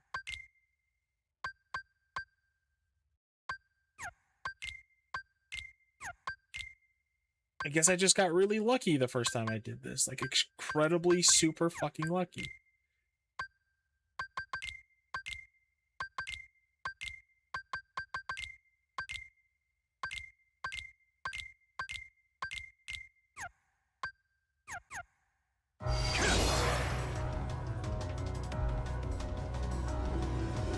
It's over. Back off. Horse. Horse. Horse.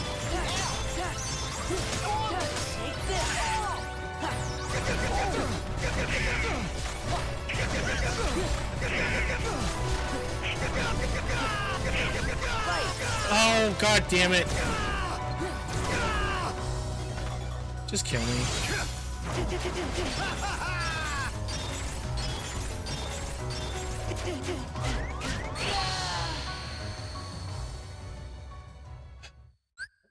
I think I'm gonna beat Vexen tonight, and then I might call it, because I'm going off of 3 hours of sleep. I got like several cups of coffee and 2 energy drinks running through me to get me through the hellscape that was today at work.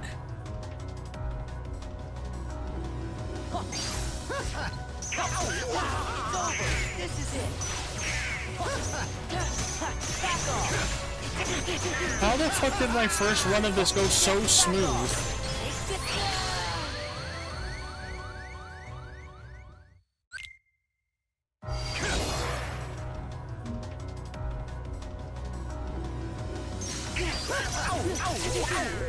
What? It's over.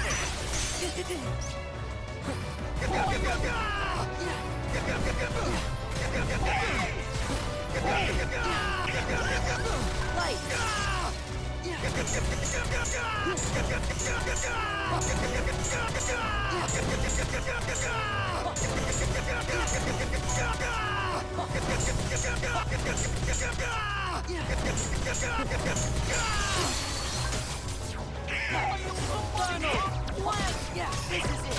This is it. Back off. This is it. Back off.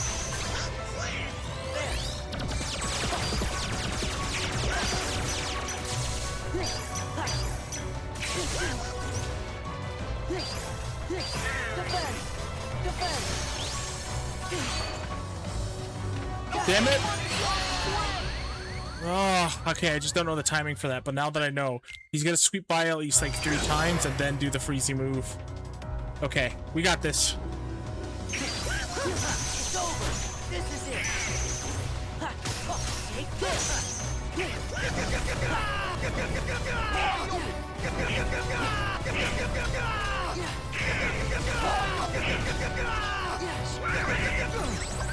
me strength.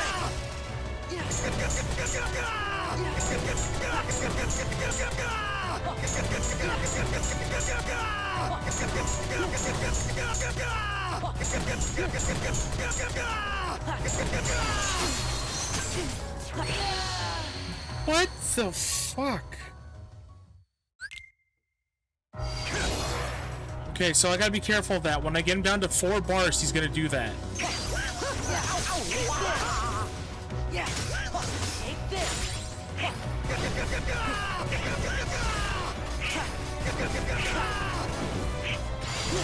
What the actual fuck? Just kill me. Okay, I think I got it down to where I can get him to break his shield really fast without getting a data Sora or a whatever.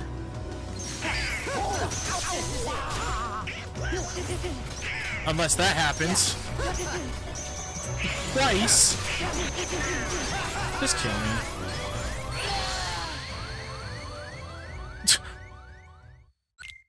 Random fucking directions for these stupid fucking saw blades, man. This is it. Yeah, it's over.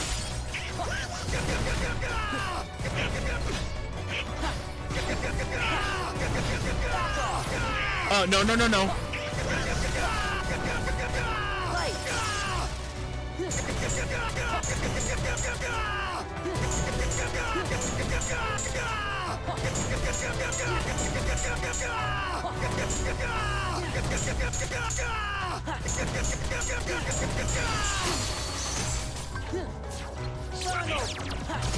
Yeah, this is it. Take this. Yeah, back off. Okay.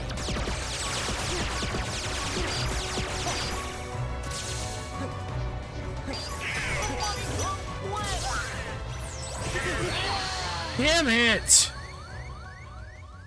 Okay, almost. We almost got it. This is actually doable unlike the other fucking fights.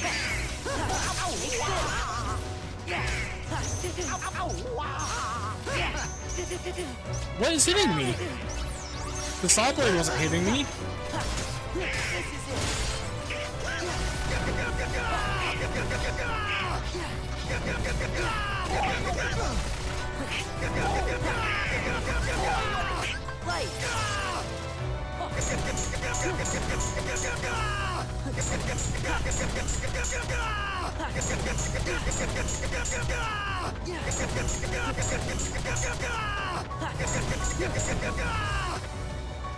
Shit.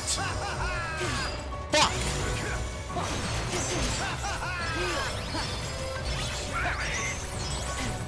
Final! Damn it!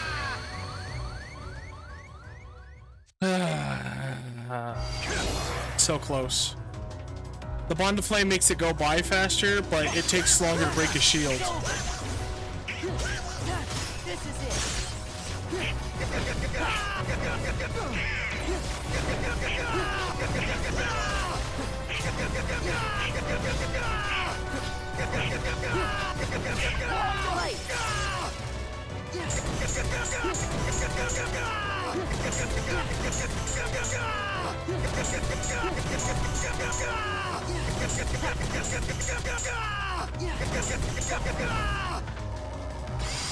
Shit!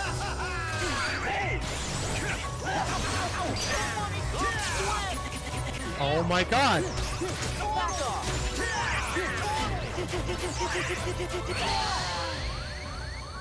Of course, another level 1 fight where you just get comboed to death if you don't do it perfectly right. This is it. Yeah, this is it. Take this. Shit.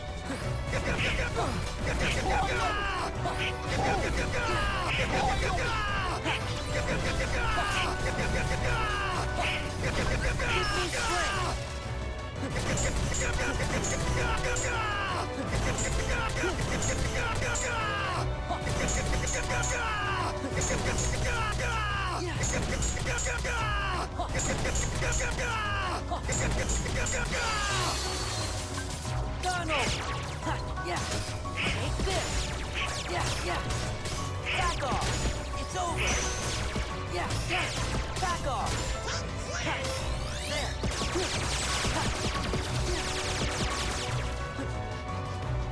Donald! It's over. This is it. Yeah. Back off.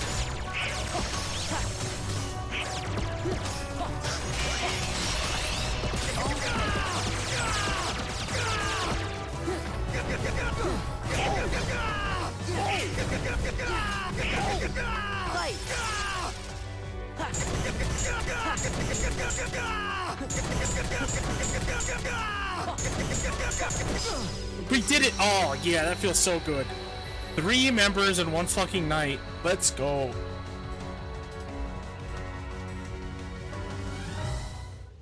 Tonight was a good night to die. See ya! Too bad I crafted everything I needed to in preparation for this, because now there's nothing to use those for.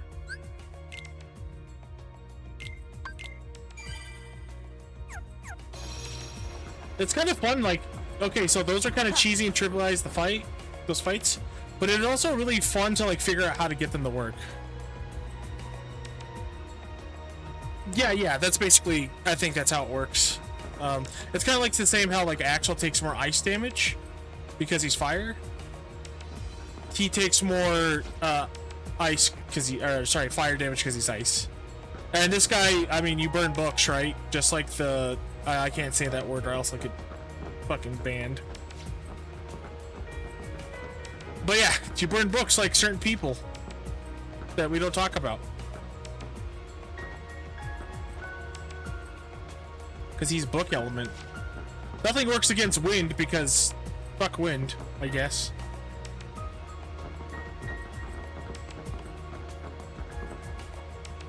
Fire is really good against a lot of these guys now I think about it. Not just for the final form fire spam, but like you can cancel Marluxia's thing with fire. You get through all of his shit with fire because he's also water and he's weak to it.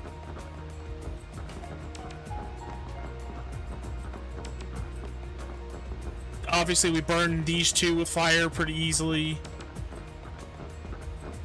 And then we shred through some of her HP with it.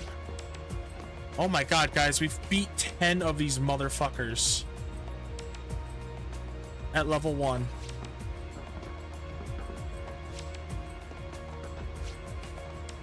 I'm tempted to go into Zemnis to see, like, just to see how well I do, you know? It looks like it's, from my memory, from watching those videos, it's just, like, reflect and then doing combos within the reflect window.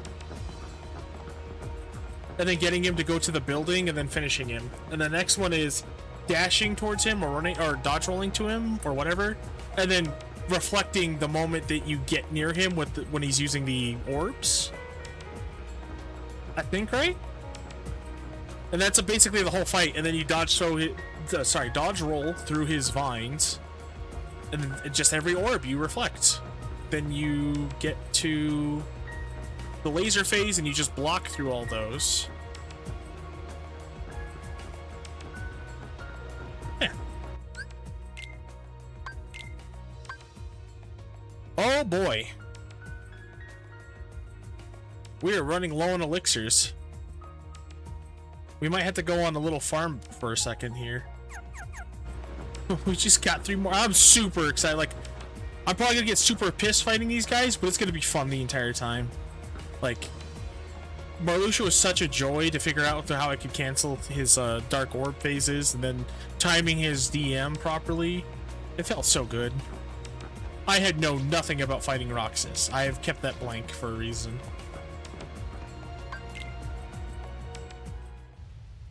I love Sora, but Roxas was my favorite character because he was just more edgy at the time. Or sorry, he was more edgy and he was my favorite character at the time. That's what I'm trying to say.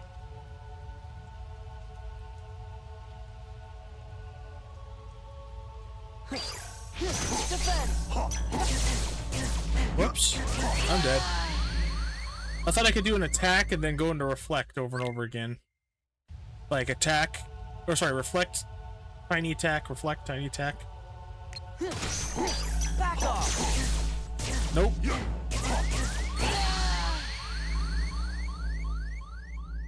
He even got the fucking lightsaber noises. Vroom, vroom, vroom, vroom, vroom, vroom, vroom. Just start right here. Vroom, vroom, vroom. Might need more of these to get through all of his Yeah. Nope. Fuck, how did he do it? Let's see.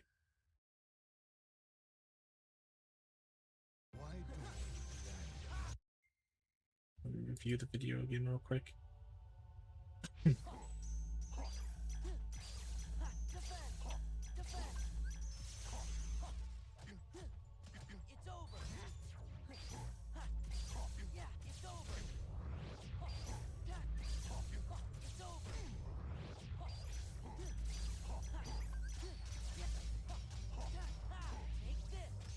Oh, that's right. Trinity limit is one thing, but it looks like he's just doing a slap shot while he's doing that, but he blocks the first one. Let's take these off. And those two. And then we'll put this back on. Oh, it's already on. Oh, never mind.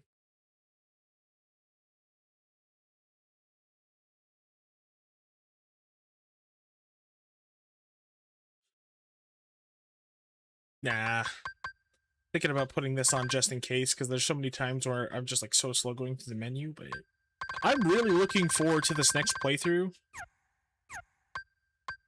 Because I'm going to take off that restriction to not use the drive forms on the shortcuts.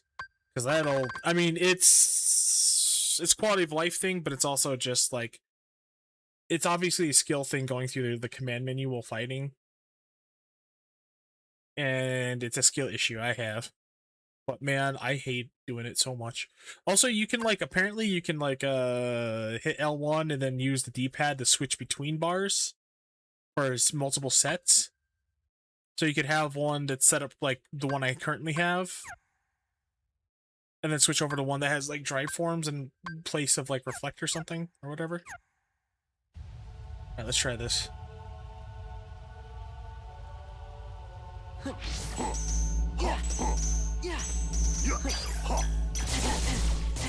Oh shit.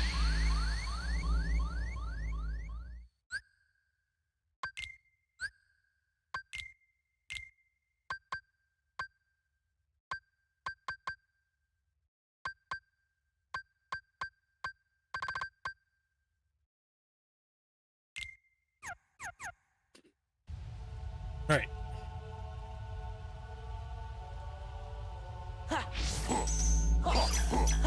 Defense! Ooh, the timing for that is really tight. Is really tight.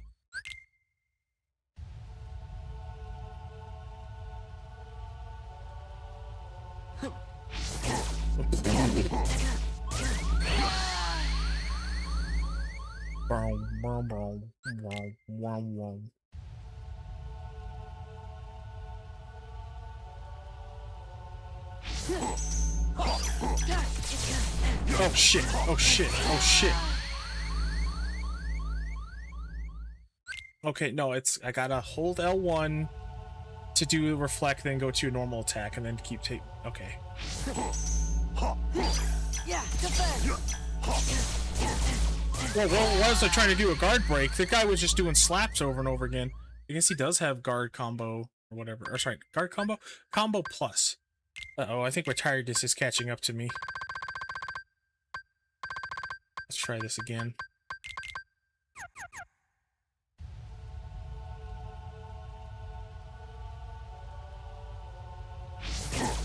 Oh my god!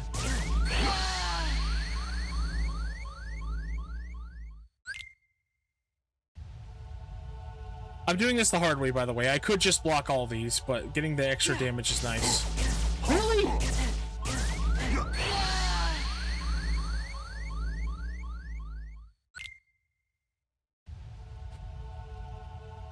Yes, your face looks stupid, Zebdis.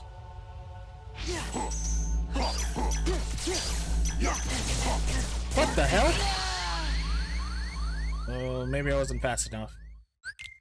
If I keep failing this the next couple of attempts, I'm gonna stop doing it because it's not really even fun to do.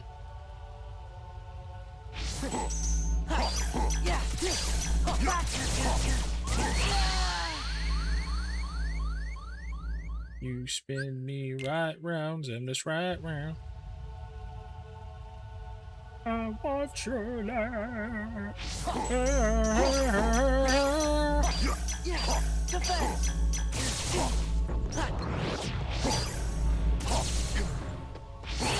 Oh my god! I didn't know. I thought he would teleport right afterwards. So I gotta be careful.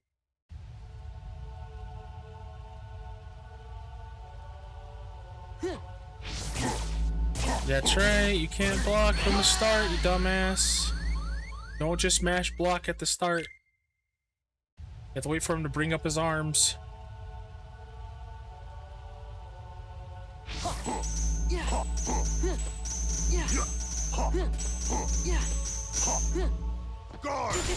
Whoa, whoa, whoa. Oh my god, I couldn't even land. Oh shit, how am I gonna land if he hits me like that?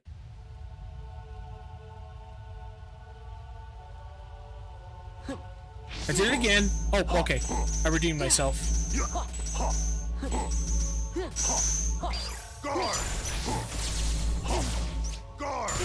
What the hell?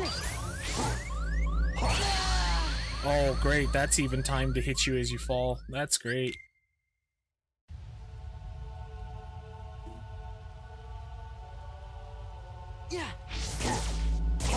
I'm sorry, I am so fucking stupid, guys. I keep defaulting to that.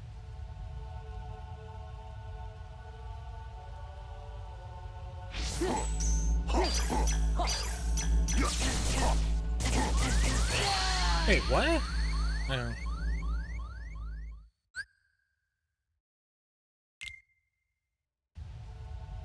Oh, it's definitely not you. The guards feel really awkward. It's not like Kingdom Hearts 1.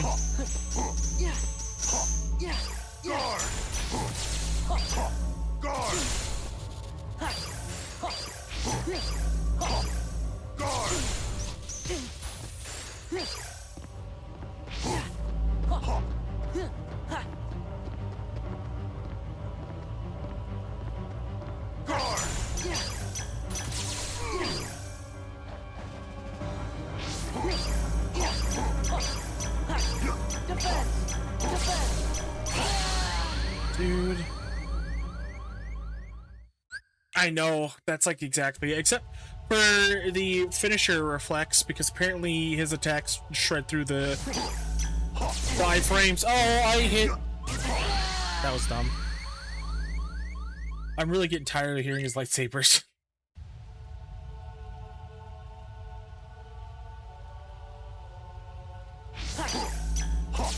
God damn it, I keep doing it.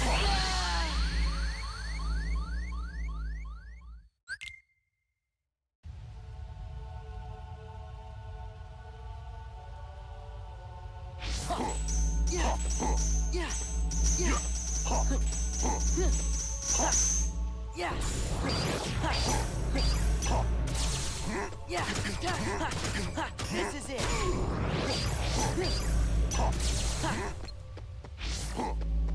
Not again. Defense.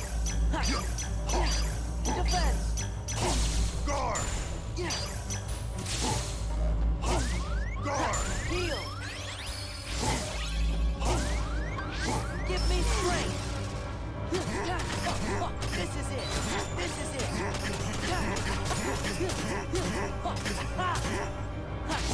What the hell?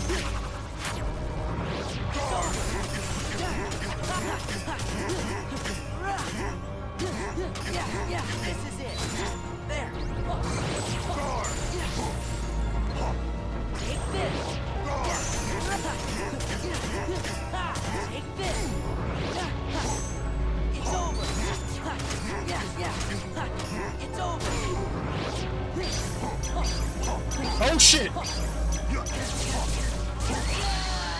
Okay, I didn't know he's gonna go into his fucking DM spam right away. Holy shit, dude.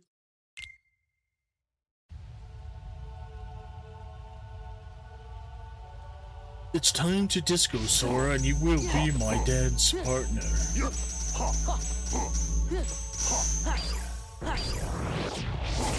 Oh my god. Guard! Well, Sora, I also have my own reflect. Would you like to see?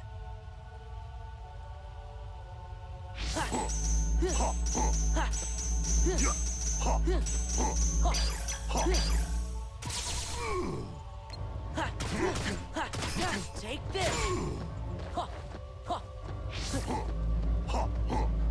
What's up, Zemnis? Defense. Guard!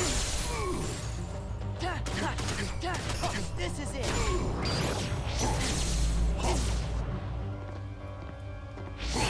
Dude! Oh! That is so quick when he does that. Holy shit. Okay, so far this fight isn't impossible and it's not annoying besides the long animations he does. It's kind of enjoyable because it's not super hectic and it's like all my fault that I'm getting hit. It's not like it's out of my control. So far I'm actually kind of digging this fight. I get hit, it's my fucking fault.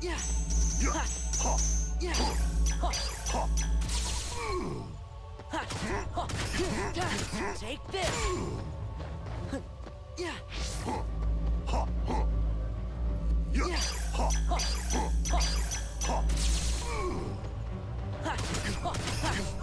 This is it. Yeah. This is it.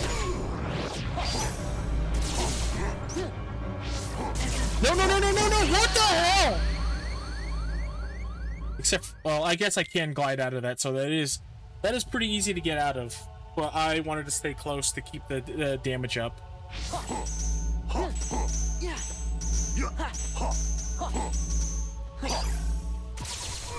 Honestly, guys, I think the worst is behind us now.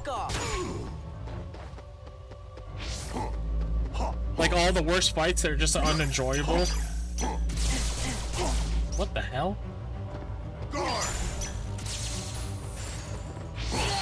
Oh, that comes out so quick.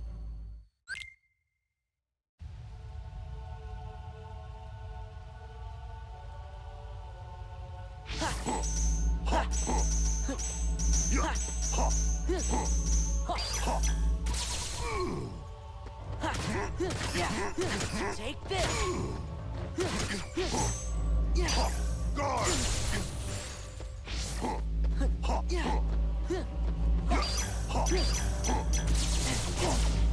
Heal. Uh-oh.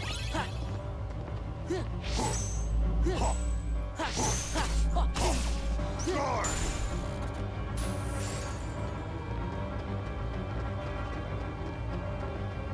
Look at that man sex walk.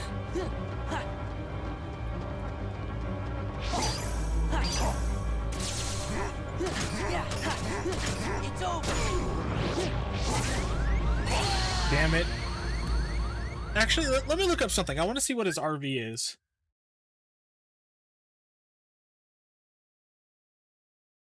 The Semnus KH2 RV.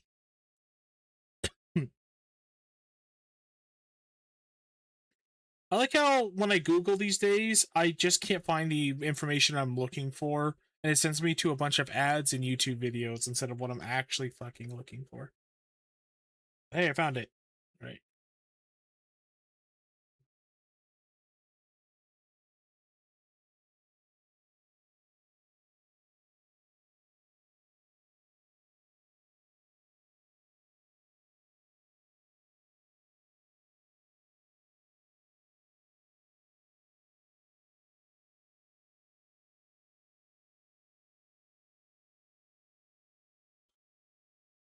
Oh.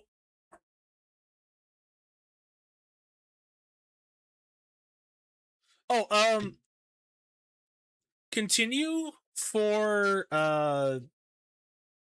Kingdom Hearts 2 is actually the default selection.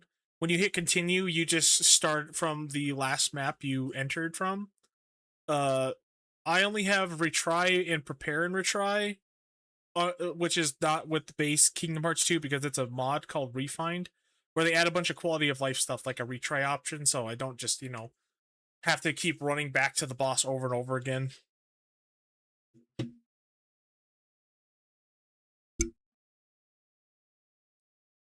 Sorry, I'll get back to the fight in just a moment here. I'm looking up his RV.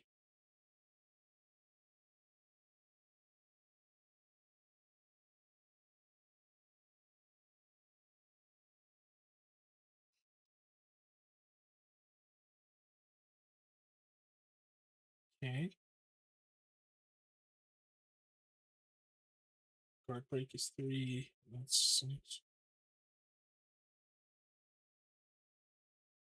I'm gonna try something.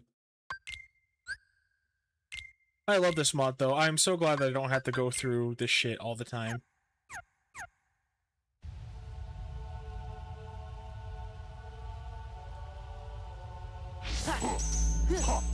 Like, I don't have to run through the data room every single time. Yeah, take this. Take this. Okay, I gotta keep... Ooh, uh-oh.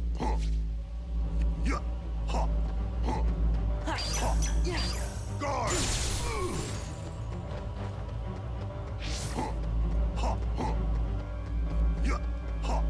Watch my interpretive dance moves, Sora. Aren't they beautiful? This is it. It's over.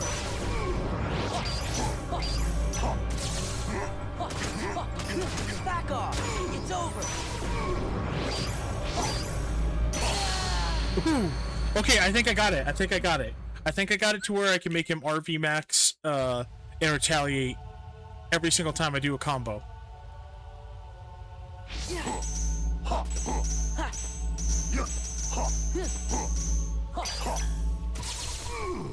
So that's 3, 4, 5, 6, 7. This is it.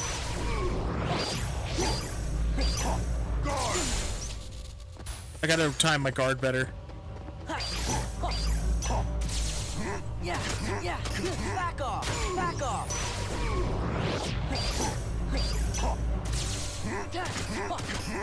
It's over. It's over.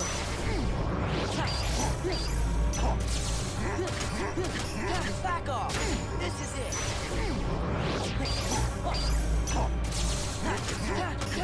It's over. It's over.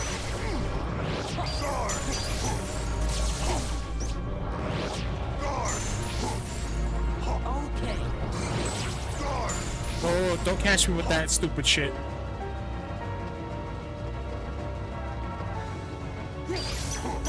Defend! Defend!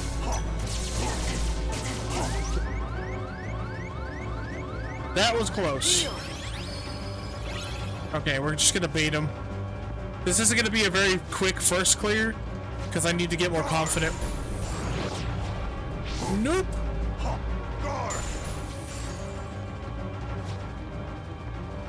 Let me get my MP back first. Okay.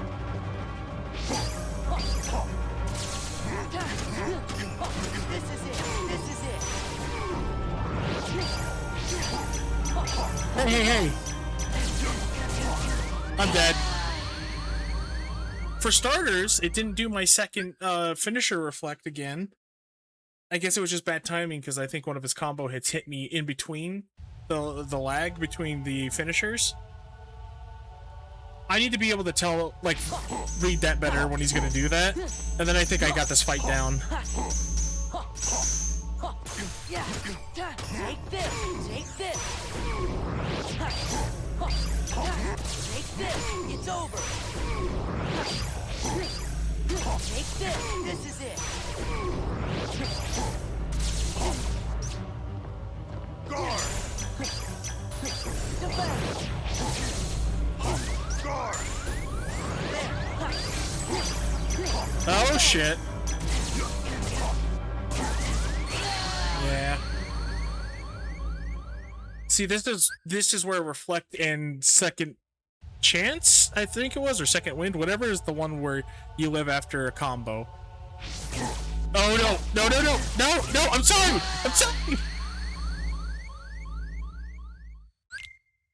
Bruh. You bleed this fucking guy over here, this fucking Zemnis, look at this mook. Guard!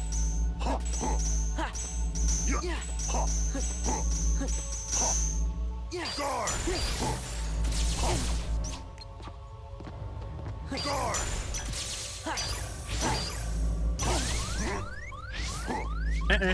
Heal! Eh, fuck it, I'm learning. I'm not gonna clear it like this. Guard! Oh, fuck. There! Oh, fucking hell, dude. There! Guard! Oh, no, no, no, no! You will watch my interpretive dance. I named it the interpretive dance for you, Sora. It's over! This is it! Take this! Take this! Take this! Guard! Guard! It's over! Take this! Guard!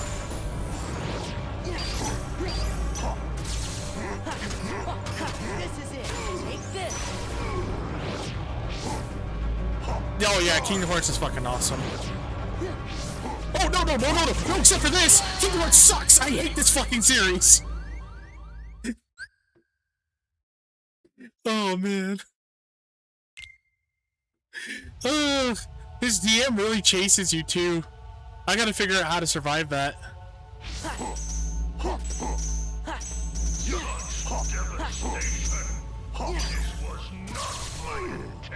Yeah! I don't need your sass. Yeah! Yeah! This is it! This is it! Take this! This is it! Take this! Back off! It's over! I got a little cocky.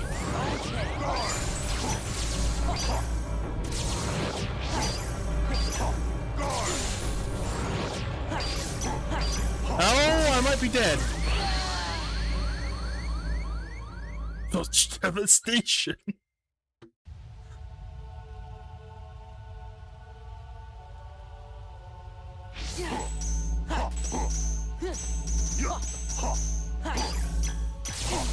Guard! Guard! Ooh, okay. Thought I'd be able to go to a combo right after that. Man, I will get to. Oh, I did it! I did it again! God, this game is shit! It's the game's fault, it's not my fault, man. It's not my fault I'm pressing guard too early, no. Kingdom Hearts is like my favorite game series. Oh, fuck.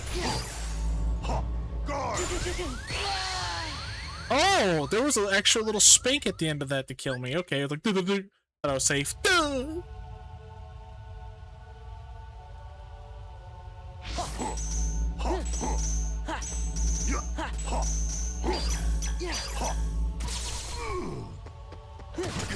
Yeah, take this, take this. Yeah. Guard! Yeah. Defense. Okay.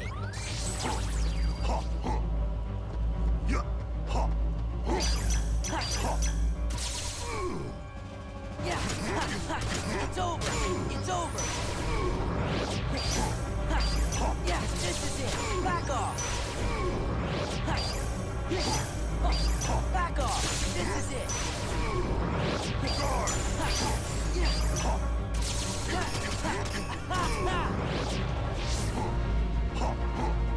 I don't know how I did that. Oh, no, no!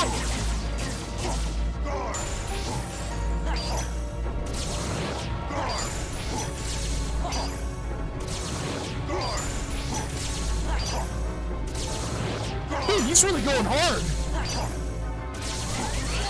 Oh my god! Oh my god! Oh, he was like trying to. Oh, he was trying so hard to get me outside of reflex spamming.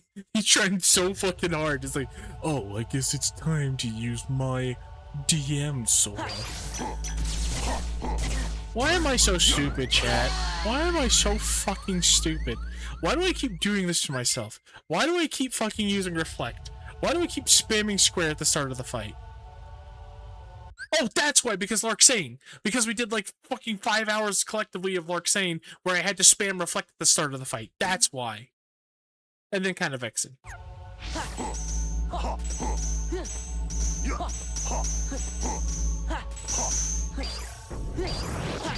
Defense.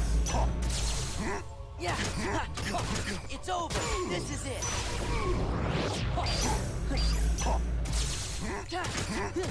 It's over. This is it. Yeah. Yeah. Yeah. Back off. This is it. Yeah. Back off. It's over.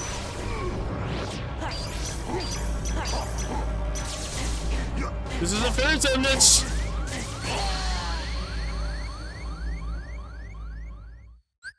I can't wait. I can't fucking wait for Kingdom Hearts 4 so I can have my fucking lightsaber keyblade and beat your goddamn ass for the 5th time with it.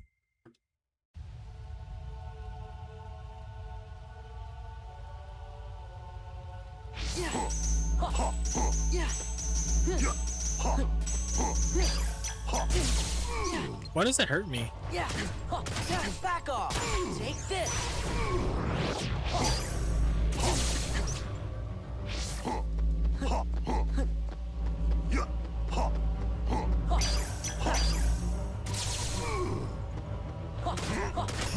Take this. Take this.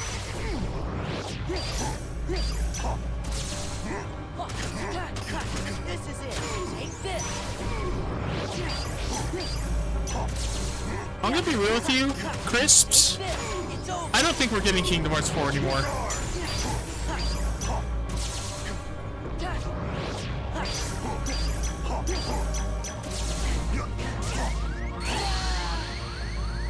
I hate when he teleports behind me and does that because then there's no way for me to survive.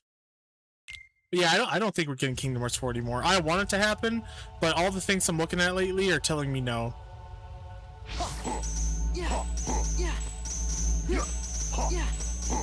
I'll elaborate in a little bit.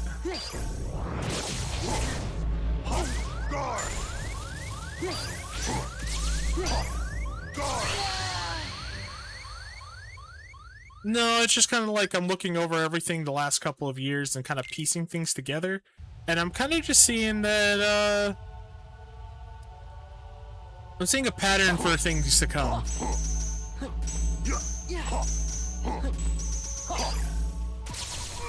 And I think I know this company at least pretty decently well. At least when it comes to the old heads.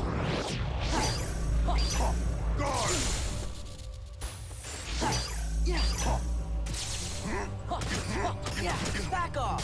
Take this. This is it. Back off. Back off. Take this. Back off. This is it. Yeah, it's over. Back off. Light. It's over. Dude, really? We went into a full-on duel right there. Lightsaber versus lightsaber. And he fucking won because he was in his DM. Damn it. Yeah, I should pause for a second, take a drink of water, and I'll explain a little bit, but... Basically, after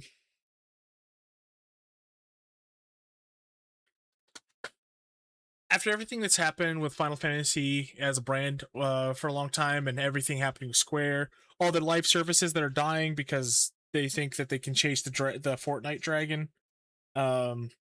and that I forgot what it was called, but it was a I can't remember the exact name for it, but there's a company, or sorry, well, it is a company, but like they're trying to buy as many shares of Square as possible. And I think they have a controlling share now. And they're an activist group that wants to push out more products from Square because I think that they haven't been able to make games like they used to and get people's attention like they used to, and that's why their profits are dipping, which is also true, but it's also that we have them chasing that dragon that everybody was trying to get, which is now eating itself. Fortnite is dying because it wasn't tenable. It was lightning in a bottle, came out at the right time, and it's kind of killed a lot of the bigger companies trying to capture that. It's the same exact thing that happened with Call of Duty back in 2010.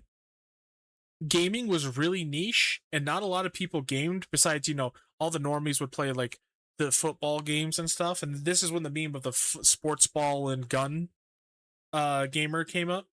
Because that basically sums up most normies. Unless it's like violent and cool and like military themed, most people won't play it. Or if it's not like some kind of sport, people won't play it. So, but it was just sports at first, and it was very niche. But then when Call of Duty blew up in popularity, as well as Halo, and really brought in a lot of people into the gaming zeitgeist, and then the younger generation that grew up with games started to get older and buy more games, we saw explosive growth in the gaming landscape. Explosive growth that brought in a bunch of corporate suits who don't know anything about video games, don't give a fuck about video games, don't even know what a video game is. They came in because they saw a number go up. And that basically caused in my opinion, the gaming drought and graveyard of the 2010s, where we had many long-running video games come out that were unfinished, broken, chasing high-fidelity graphics, and trying to go for the most trendy thing possible. And that continued with Fortnite, because then Fortnite came out and did the same thing Call of Duty did, but 100 times more. And so everybody was trying to catch that dragon. And that has really eaten away at companies like Square Enix, Ubisoft, excuse me, EA, a bunch of these companies that try to go for these live service models. Even WB had to merge with Paramount recently because they were focusing on their on trying to make their own Fortnite, like, you know, with the Suicide Squad game that came out and Multiverse or whatever it was called. They tried too hard to emulate the success of Fortnite, and because of that, they threw all their money at games nobody wanted. Because once you get into a game like Fortnite or like these Genshin Impact games and shit, you only have time for one, maybe two of them. Even as a school, like a young school student who has a shit ton of free time on their hands, you only have enough time for one or two because they are huge time absorbents. So the whole industry kind of started galvanizing itself, and because of that, this fuck, I already forgot the name of it. This activist group came in and bought all those stocks, and there's a huge corporate shakeup with Square Enix. They said in 2024, after Rebirth came out, that there's a huge restructuring going on, and they're going because they got a new president at the time, who's very pro AI, by the way, but they got a new president in, and he wanted to reshuffle the entire company and streamline their processes, do less double A, do more triple A games, which I think is stupid because they need more double A to experiment with and have come out more frequently than these 6-7 year game development cycles. I miss the days when triple A was like 1 or 2 years of development, 3 at max. Anyway, and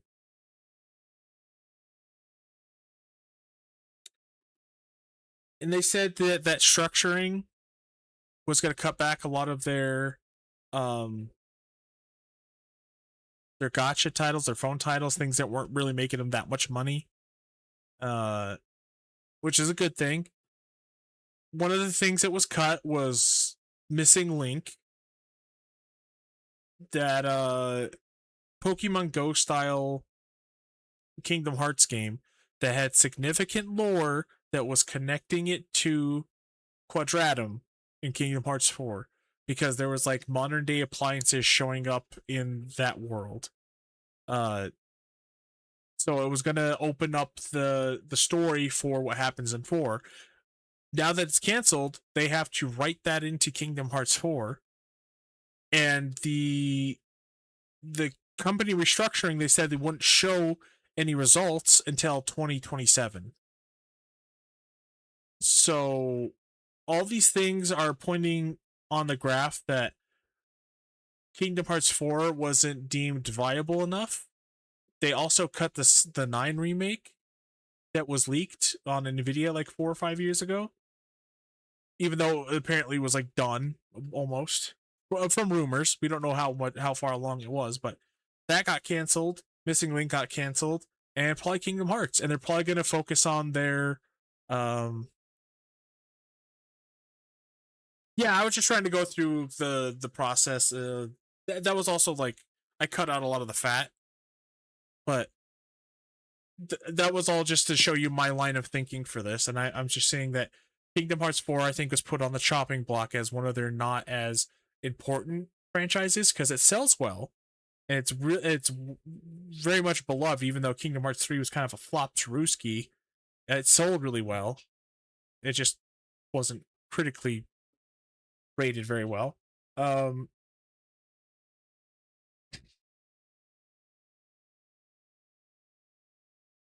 And so, and then the other thing with wait, so King for somebody to cancel this time. That sucks. Where's young Xehanort when you need him? No, we don't need 13 more Kingdom Hearts games. That's what he's gonna do. He's gonna make 13 more Kingdom Hearts games with Xehanort as the main villain. If it's Xehanort doing time travel, it's like, you know what's better than me? 13 of me. Joking aside, Kingdom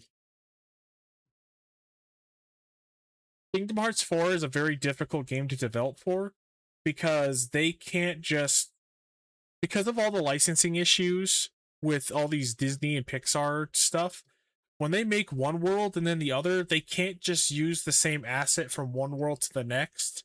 Not only because it's a different design and like aesthetic, but also they're not licensed to use some of those things in other worlds. So if they make like a crate for a special area in one world that would fit in another, they can't use it. And that just increases development time, increases development cost. And Kingdom Hearts is always trying to change the visual design and graphics for the world that you travel to. Not so much in 3 besides texture differences, but Kingdom Hearts 2, you can see that. Like, you go to the Pirates of the Caribbean world, you have darker, grittier, more detailed pixels and shading. You go to Timeless River, obviously that's a big change. So it's just very costly to make, even though it sells well. And so I think it was put on the chopping floor.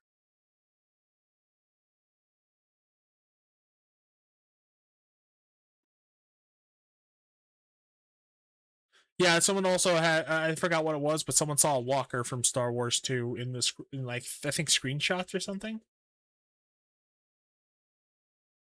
But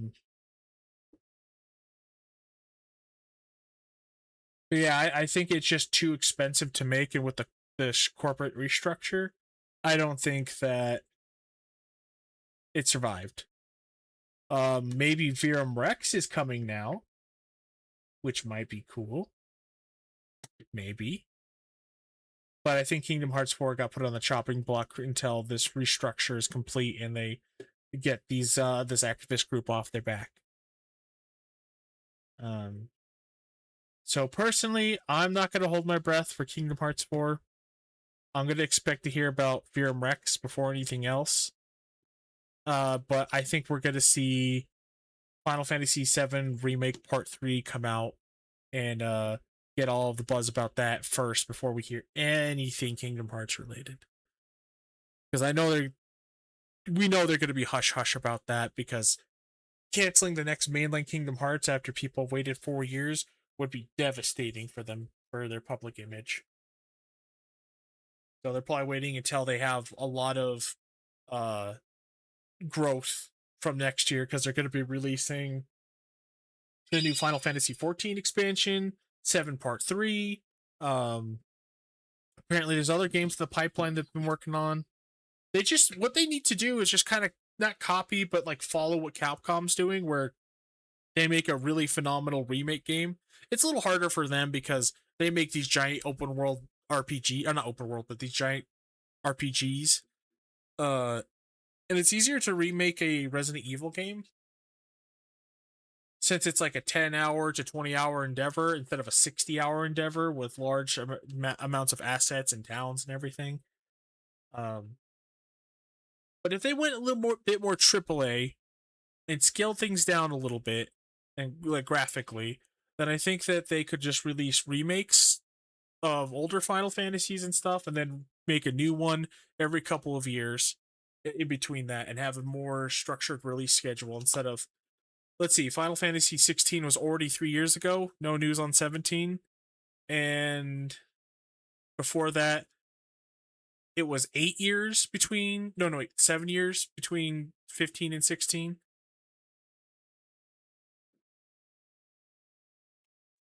Man, we were spoiled. In the 90s, we had back-to-back Final Fantasy releases, and in the 2000s, we had back-to-back Kingdom Hearts releases. We were fucking spoiled back then.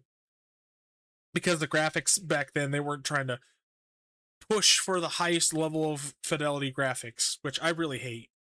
I don't care for graphics. I care for style and artistic intent. I think Kingdom Hearts 2 looks better than Kingdom Hearts 3. Obviously not graphically, because it has, the lighting engine and everything, the shading and everything. The textures are way better.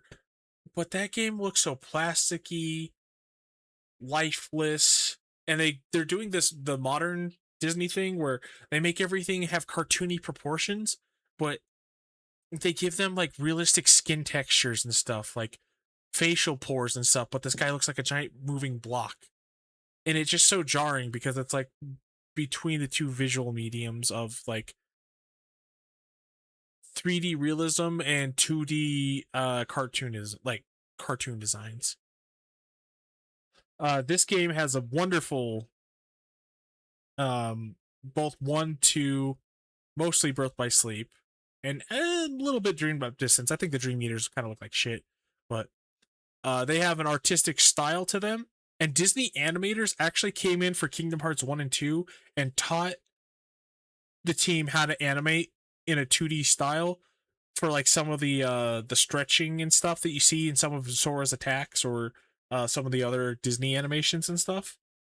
Whereas the new stuff is very flat and like rigid when Sora moves. He doesn't stretch, he doesn't squash, he doesn't have his Keyblade bend as he swings it or anything. Sorry, this is going from one rant to the next. I need to stop right here, or at least slow down. But basically, I don't think we're getting Kingdom Hearts 4 because the corporate structure and the past Square Enix leading up to now of how they handle things. And I also appreciate style graphics over fidelity graphics. That's basically it. I'm sorry for the big long rant.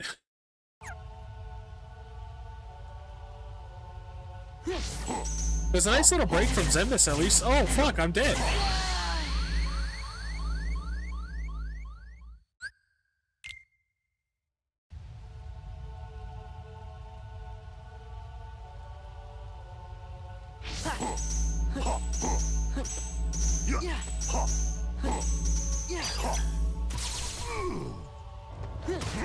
Yeah, take this, take this.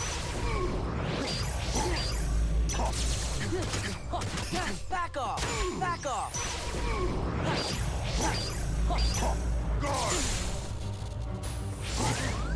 I'm dead.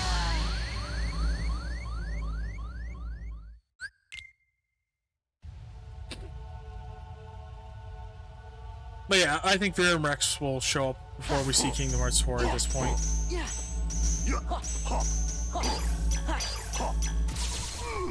Because also, Nomura has stated that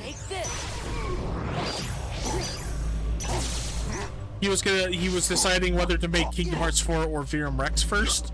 So maybe those plans just changed.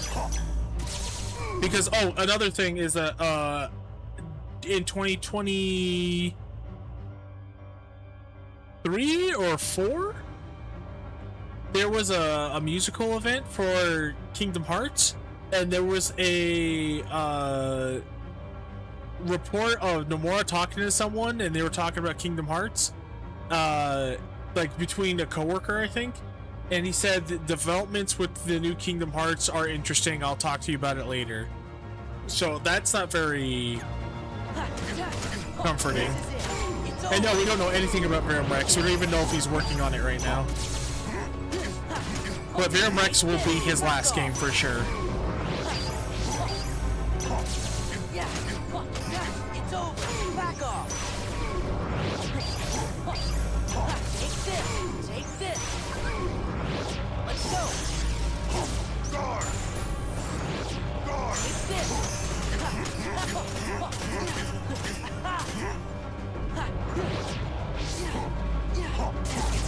Dude, really?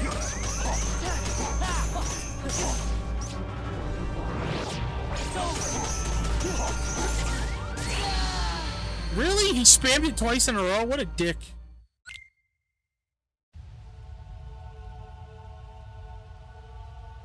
That is really cool to see Ars Arcanum go up against Diem, though. Even though he always wins.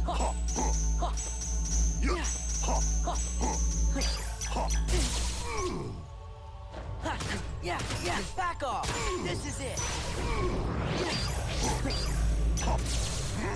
Yeah, take this. Take this. Yeah, this is it. Back off.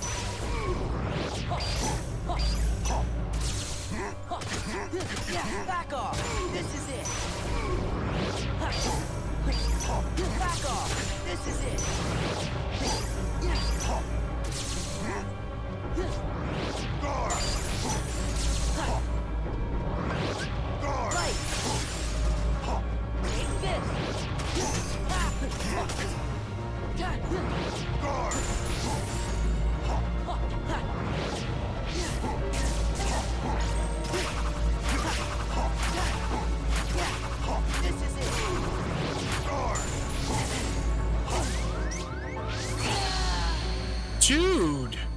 What is he doing? He's just spamming his DM as soon as I get there. Alright, so this fight was fun, but so far it's starting to become kind of another shit-eating fight.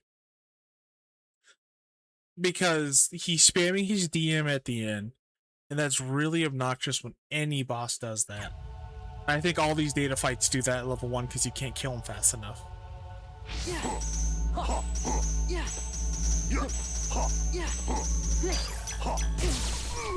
Why does they keep hurting me? It's over. This is it. Yeah, it's over. This is it.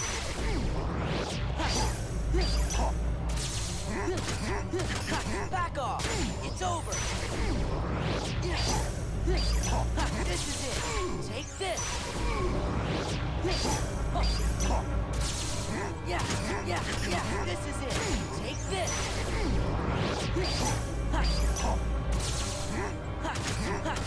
This is it. It's over. Let's go.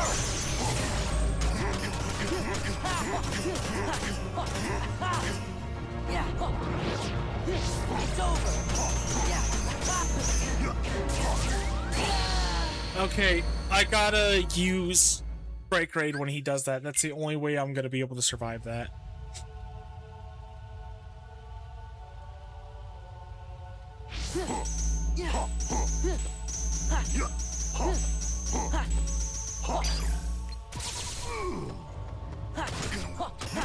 Take this. Take this. Yeah, back off. It's over.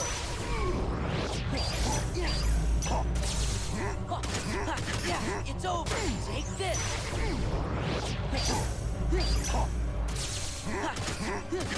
It's over. It's over. Yeah, this is it. Back off.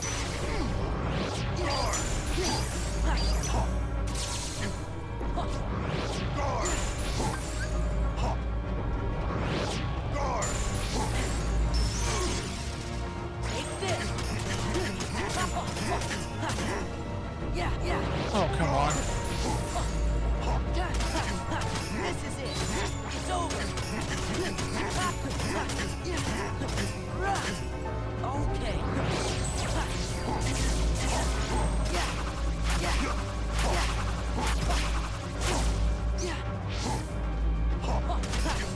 This is it.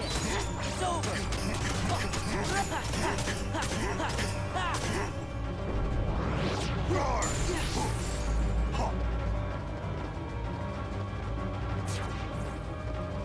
Oh shit.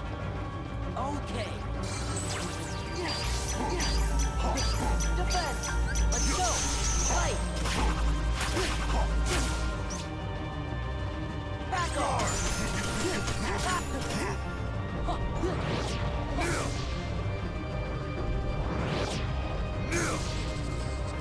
Alright, this is it.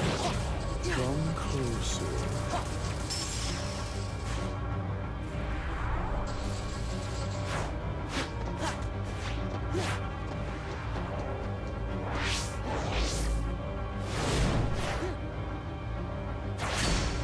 Got his ass.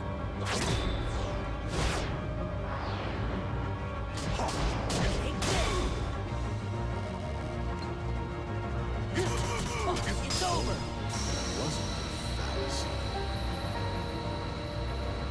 Okay, so I kind of got this fight down.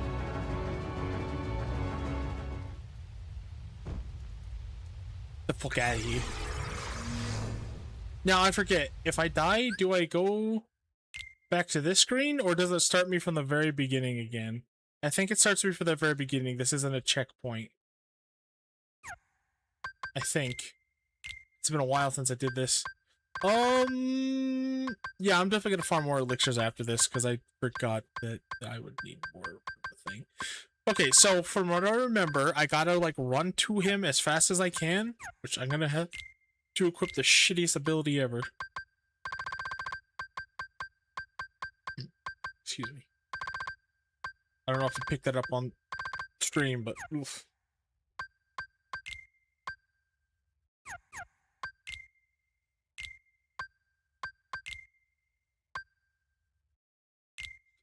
Yeah, there we go. My boy's got his ribbons.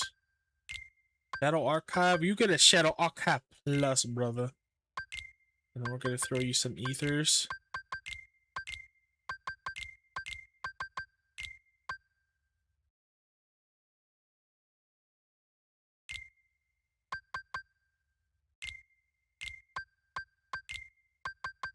Wait, like Slider Nut?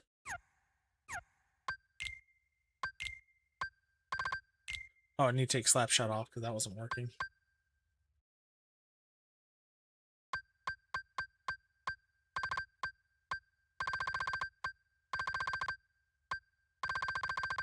Oh, you mean Quick Run? No, I absolutely hate Quick Run. I hate this ability. If you have this, dodge roll, and glide on with guard, you have so many different button presses, it doesn't know what it wants to fucking do. And if you're in a combo, it makes it even more complicated because you could hit square to knock the boss up or whatever. It is very finicky. You can only use it on the ground. The beginning of it is got iframes. It does get you a lot of distance, but if you're just trying to dodge roll, the button press from doing a quick run to a dodge roll is just... it's too imprecise, I think. In my opinion.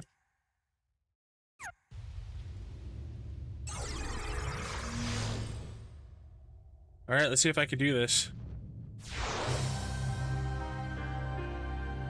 Anger and hate are supreme. Anger and hate are supreme. Be gone! Be gone! Be gone! Fine! Ooh, okay. Please don't tell me that sends me all the way back.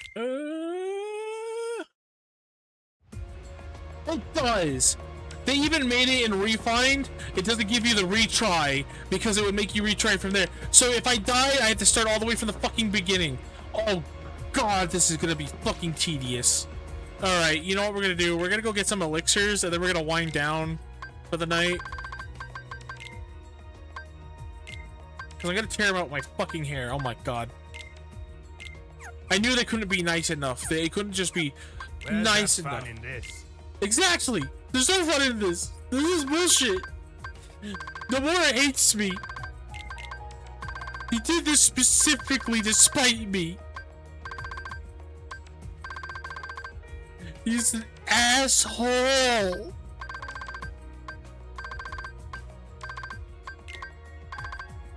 Never trust another Nomura ever again.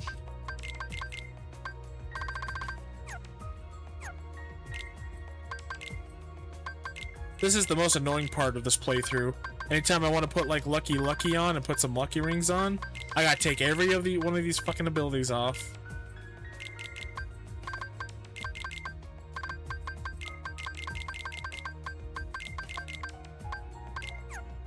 Just to make sure that when I go to equip, it's not like, you can't do that, Wag's finger. You can't do that.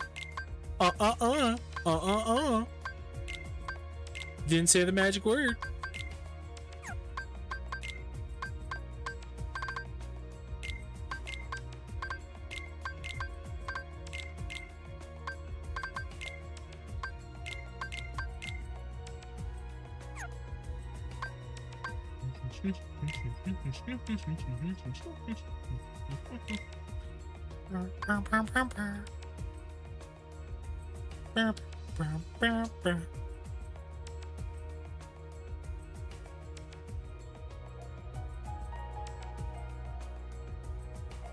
Wait, I'm curious.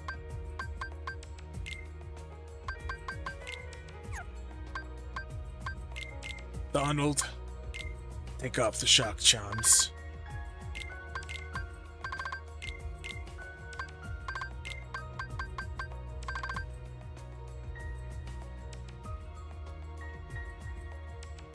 Yeah, that's fun, isn't it? And I was also just being a little goofy because I was panicking. Because you can reflect and then punish him.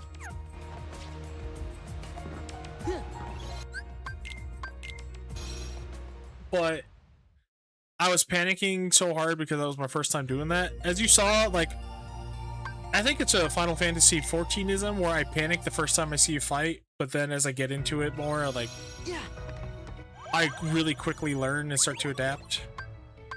Except for Larxene, because the punishment for failing was death. Multiple death. Oh, god dang it.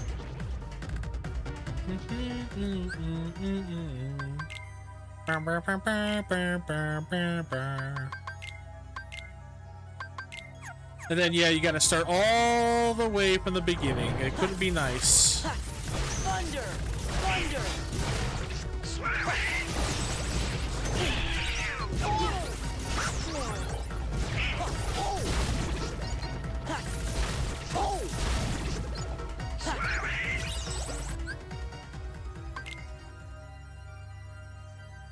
Wait a second.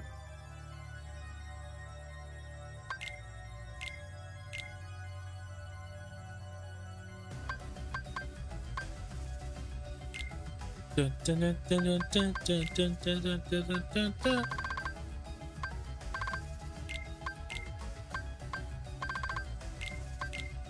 It's very unforgiving.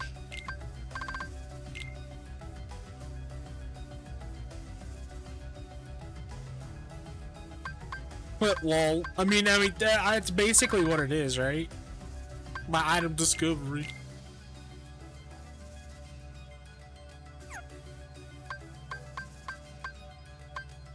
Dun, dun, dun, dun,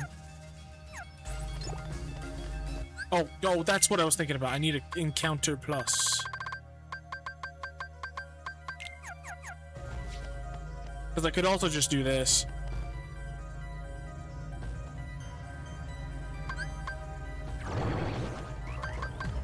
Give me strength! Yeah! It's over! Yeah! This is it! Take this! Oh, great. The one zone where you don't have to push forward to go to the next map. Back off!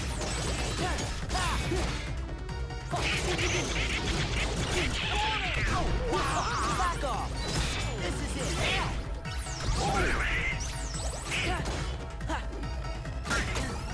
Give me strength! Yeah! This is it! Damn, I already got an elixir. I think I'm gonna farm enough elixirs to give...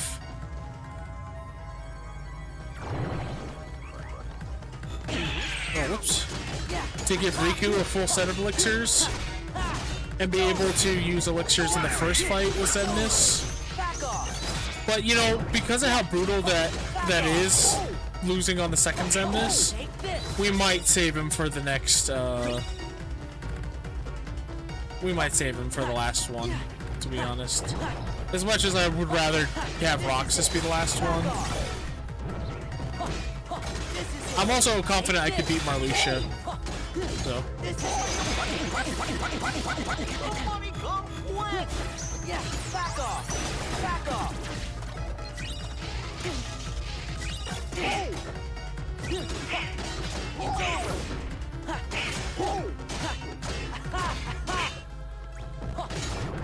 Take this! Take this! Yeah! Gather! Thunder! Yeah! And this is why I have a shit ton of lightning crystals, and I'm like, if I wanted to, I could max out my attack right now and just say, fuck this playthrough. I know my sister would be very mad with me.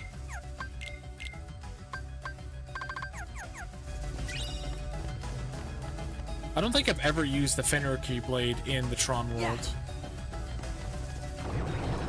Ha, this is it! Back off!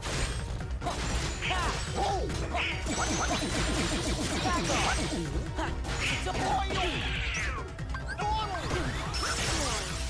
It's over! Yeah!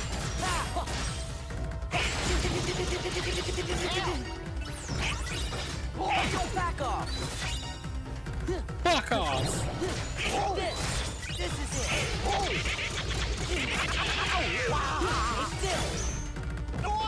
This is it.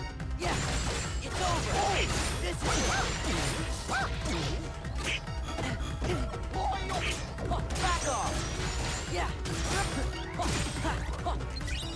Light. Yeah.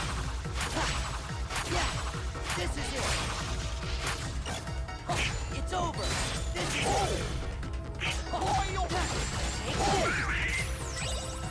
We're getting elixirs at a pretty decent rate. So what I was doing the other day to farm, It's over. I was just going to this room and the other room over and over again. Back off. Yeah, it's it. It's over. It's it. Yeah, it's over. Oh yeah, I get bright crystals from here too. That's not bad at all. This is it. It's over. This is it.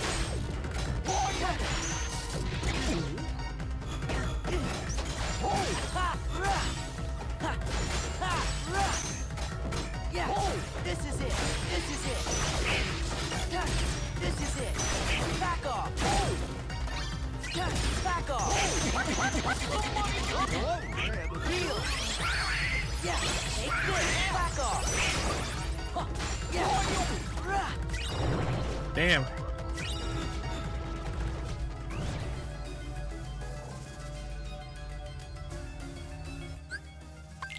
How many Alexa we got? We got 5 more. That's almost enough to give Riku enough, but it's not enough. Not enough! Back off. It's never enough! Yeah, it's over. Back off. Yeah, it's over. This is it. Back off. It's over. It's this. Back off. Take this. No!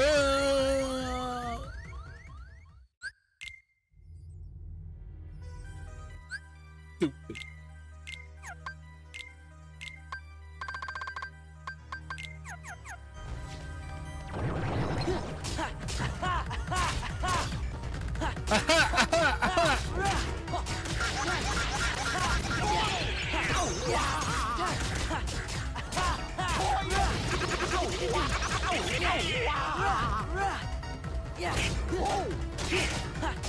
You know, I think El Sword was right. Coach was right. I should have just done Lingering Will before the data fights. Because I watched that fight and I could see me clearing it. Because you can make that fight very predictable. As long as you get that pattern down, you can beat it. Back off.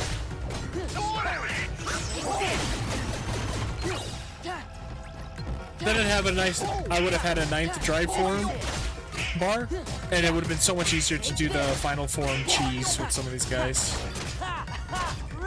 Besides, he's the only boss that really matters for me to overcome legit.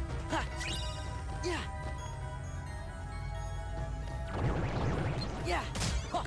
This is it. It's over.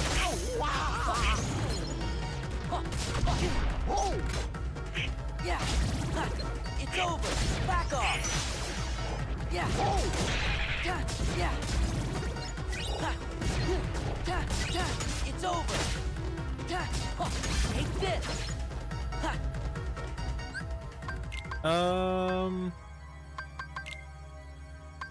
You know what? Let's put some stuff on them.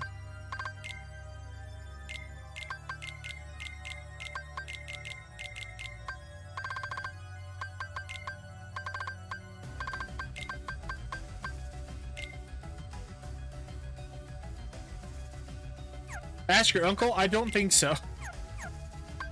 That sounds a little sus.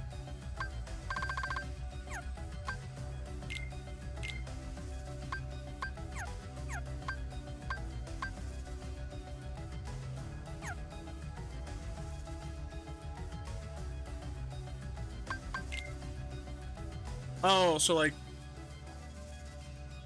Chain of Memories and 358 out of 2. Okay. So all the side games.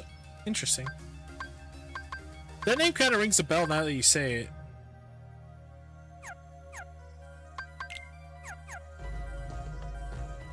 Oh, right. Abilities.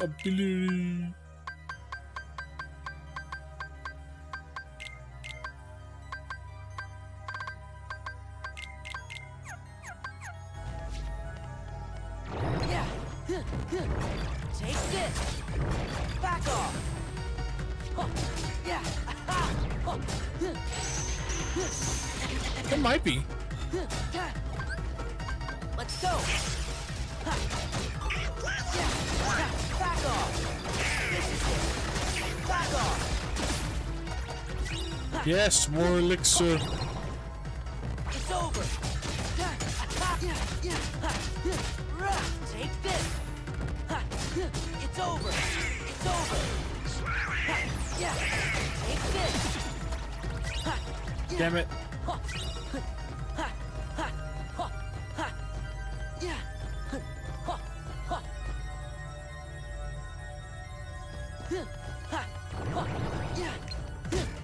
Back off. Shit.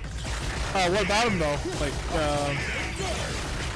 he made good videos on them, or did he talk some shit? Some mad shit. Back off. It's over. It's over. This is it. This is it. Yeah. Light. Yeah. This is it. Okay. Yeah. I'll be down to check it out at some point. Oh fuck. Yeah. I've been trying to find videos with people who are the least I don't know how to say this nice, but the least annoying people Yeah. to watch and listen to for long periods of time about the phone game lore. Yeah. Because it's just so integral to this game's story now that it's like, I don't think I can get around it. It was for 3, but it's going to be even more so for 4. Gather. It's over. It's over.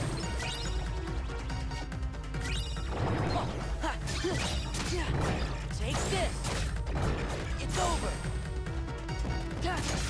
Take this. This is it. Back off. Take this.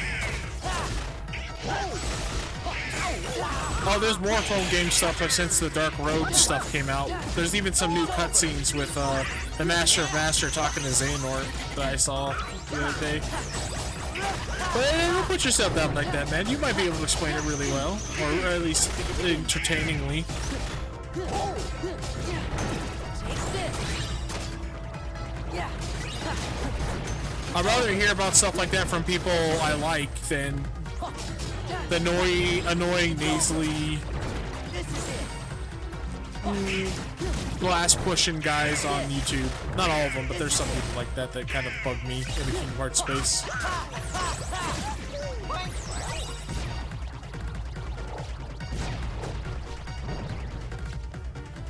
Okay, how many lectures we at?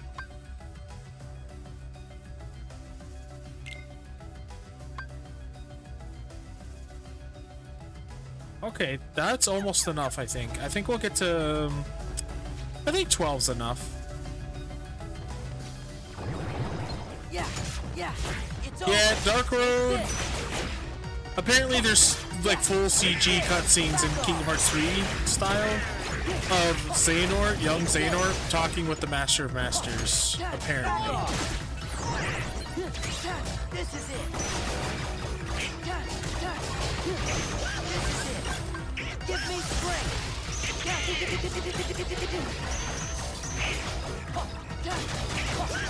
this. Back off. Take this. Oh, I didn't even know that. It's over. It's over. Take this. It's over.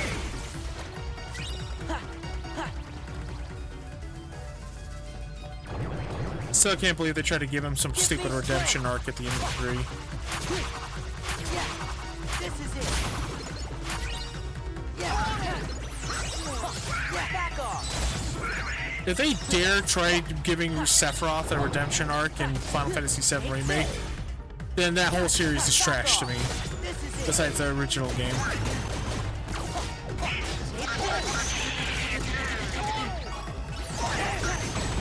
Back off. Back off. Take this. Yeah. Give me strength. Yeah. Yeah. Yeah. What the hell? Back off. This is it. Take this. This is it. Back off. Yeah, yeah.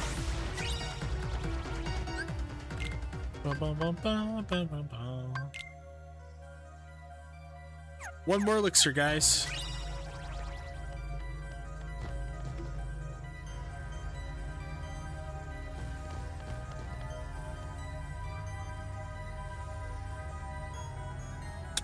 Oh yeah, yeah.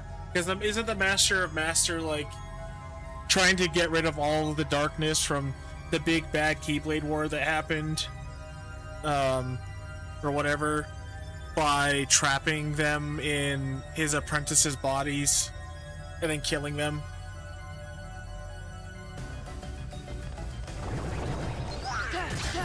Back off. Back off. I think that whole thing with Vanitas. Yeah. This is it. Well, he didn't actually kill them. He imprisoned them because they came back in that well, they came back at the end of Kingdom Hearts 3. Back off. They were in like the date escape for a long time.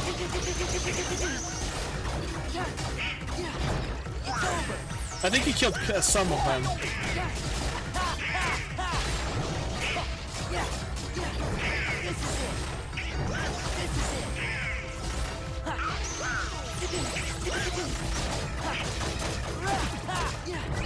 All right, we got it.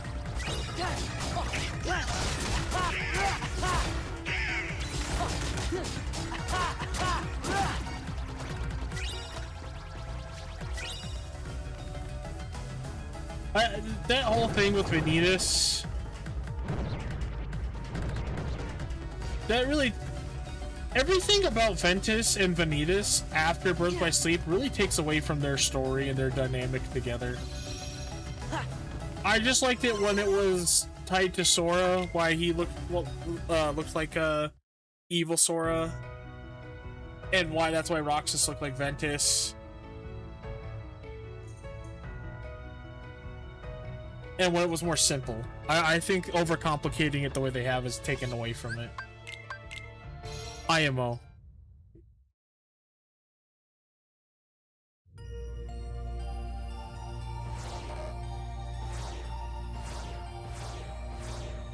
What's the world I spent the most time on so far? 18...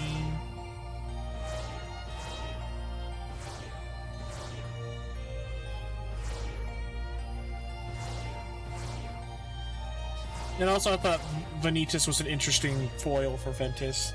I also like the beginning scene in Birth by Sleep where he's casually taunting Ventus at the start of the game.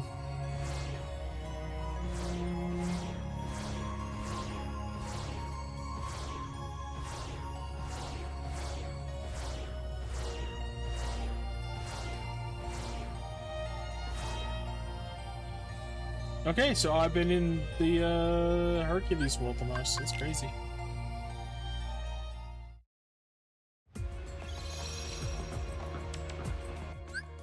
Okay, let's set it up for more runs next time we play.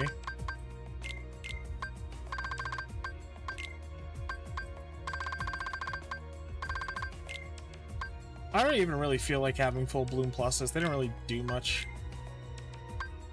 And stats don't really matter. But it is everybody's best accessory, so... That's something lame about level 1 playthroughs that I don't like.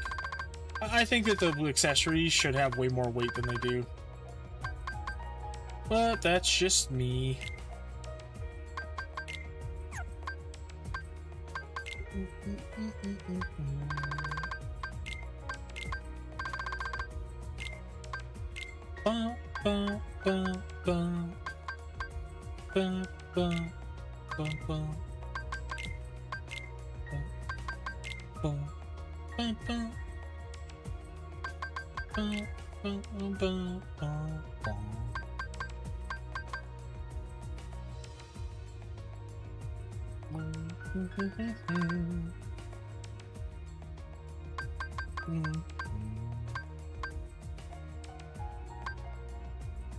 Hyper healing for Donald to wake up faster when I need him for ultimates, or MP Hastica? You know what? Never mind. That's a dumb question. Faster healing.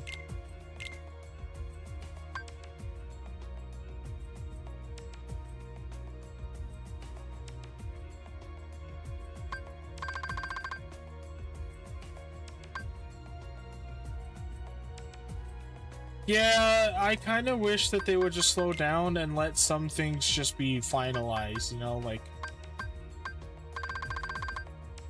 Master's I don't know.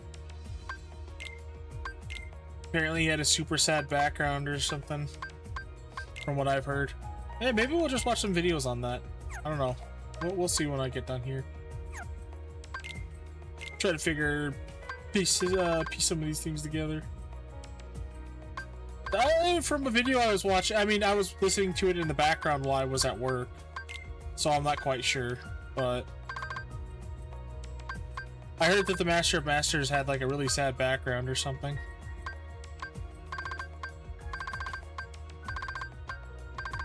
I could be wrong. I have no idea.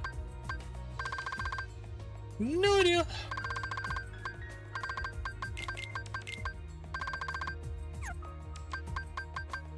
Oops.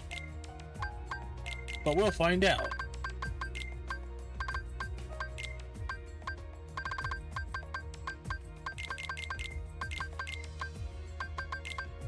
No, on limit bad.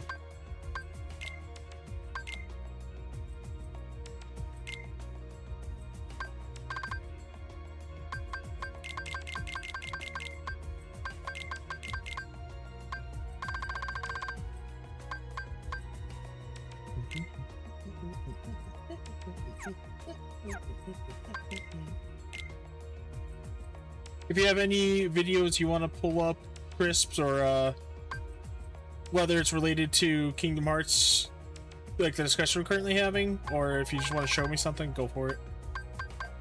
Because I think we're going to start winding down.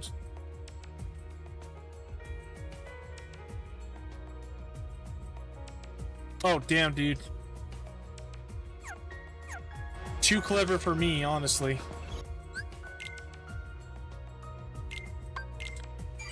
I've seen some people talk about the box holding the Master's heart, and that's what's allowing him to time travel with his body intact. Doesn't make any goddamn sense to me.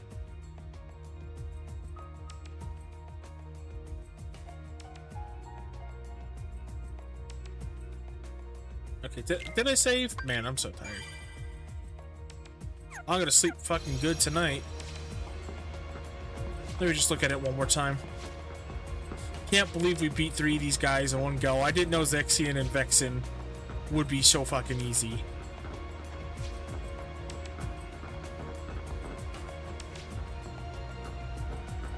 We just got these 3 fucks to go.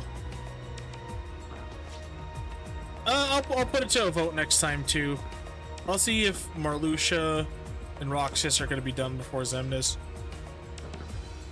Because it would be very cool, like thematically cool, to end with Xemnas.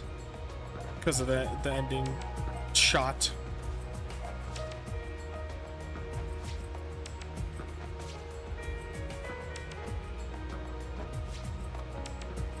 Oh yeah, that's a theory going around that the Master of Master is Sora, who time traveled to the back to stop the darkness in the first place. And so it's like an evil version of Sora from the future who went to the past. Which does sound like a very Nomura thing to do.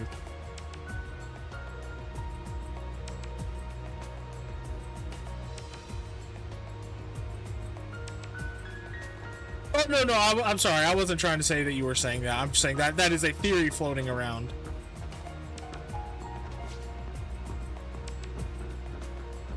Sorry, go ahead. What were you trying to say? I apologize.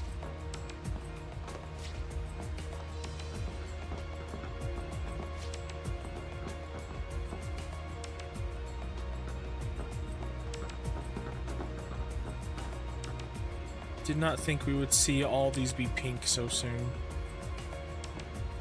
Kind of tempted to try to marathon stream because I could beat Marluxia for sure.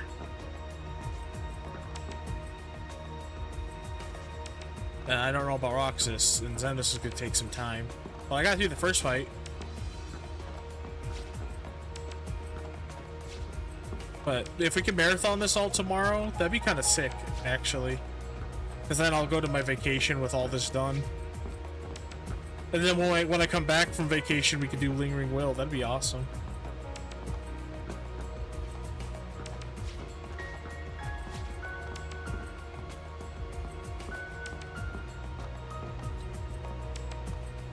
I gotta find that video I was watching, because I think they talked about him being a good guy at first. Like he was someone, a light dude or something. But I don't know. You probably know more than me. I'm just listening to some bullshit in the background. There was one dude who was talking some mad shit like Kyrie is Satan or something. Like Kyrie is the one who's in the box. But I think he was just joking around. No, he was definitely joking around. Oh wait, you know what we should do? We should probably use some of these dry form recoveries. There's no shenanigans.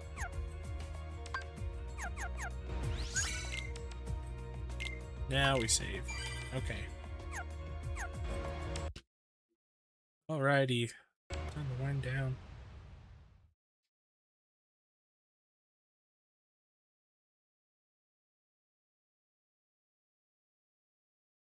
Almost 5 hours. Streaming. Neat. Okay, let's close that for now. Yeah. Oh, sorry, excuse me, it's getting to me. Let's watch some videos, guys. I'm glad I finally figured out the footstep thing. So now you could just hear my feet. I know you're so excited to hear my feet.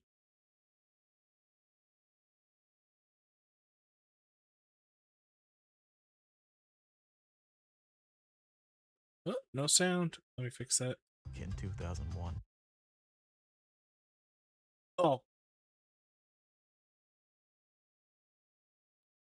It is just such a dead giveaway when someone puts their, like, a year in their name. This poor son of a bitch, born in 2001. This child.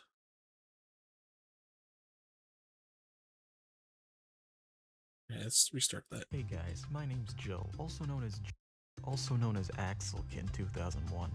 You may recognize me from And or I got something for diabetics. It's called a knuckle sandwich. I love Kingdom Hearts, the video game that was released on many consoles. So when I heard about the now infamous leak saying that Very Sexy Gaming was going to be tackling Kingdom Hearts, I was jumping for joy. Being a master at the deep and meaningful lore of the series, I requested to make .mp4 files explaining the games that Josh and Luke were skipping. They said no. If I'm correct, this video will be seen after they're done with Kingdom Hearts 1. There's some post-game content that these idiots may or may not. I love Kingdom Hearts 2, but there's just something about Kingdom Hearts 1. It's how the camera is or something, but it feels like you're more in the game, you know? It feels like you're more involved than Kingdom Hearts 2. I don't know how to explain it. I've done. I wrote this script when they were starting Infinite Fusion, so I'm gonna have to take a shot in the dark and pretend like they haven't. Which is a shame, because there's a lot of good boss fights you could do. Like Kurt Zisa, a giant heartless named after a PlayStation magazine winner. Or the Phantom, which is the worst thing in the entire world because your teammates get permadeath during the fight. Or the man himself, Sephiroth, who was voiced by Lance Bass of NSYNC. Time to end this. Dodge this! Meet your fate! Over here. Come, power! Oh, you didn't like Kingdom Hearts 1 too much? Boring. Seriously, no one. That's cares right, you... about Sephiroth. Yeah, okay. case you're wondering if this is an ironic statement, no, I recorded this before Sephiroth was announced for Smash, I don't know yet. But the one I want to bring the most attention to is this hooded fellow over here. His name is unknown and he's simply labeled in the game as Enigmatic Man. He doesn't even have a voice, just disembodied text. He says some interesting stuff though. Oh, the Rave Light Sheriff, that's right. We gotta beat this guy on my level 1 playthrough, so... Wait, what are you... We're gonna go back to,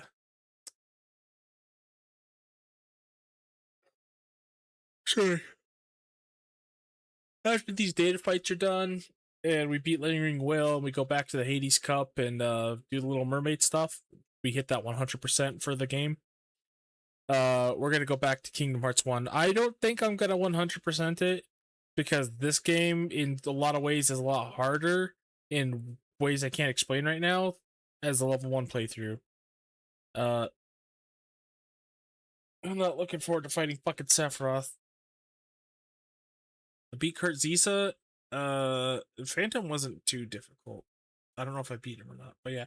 Unknown, I don't know about beating it. But yeah, we're gonna beat those 2 super bosses that are left over, and or 3. And I'm gonna get the ultimate Keyblade for sure.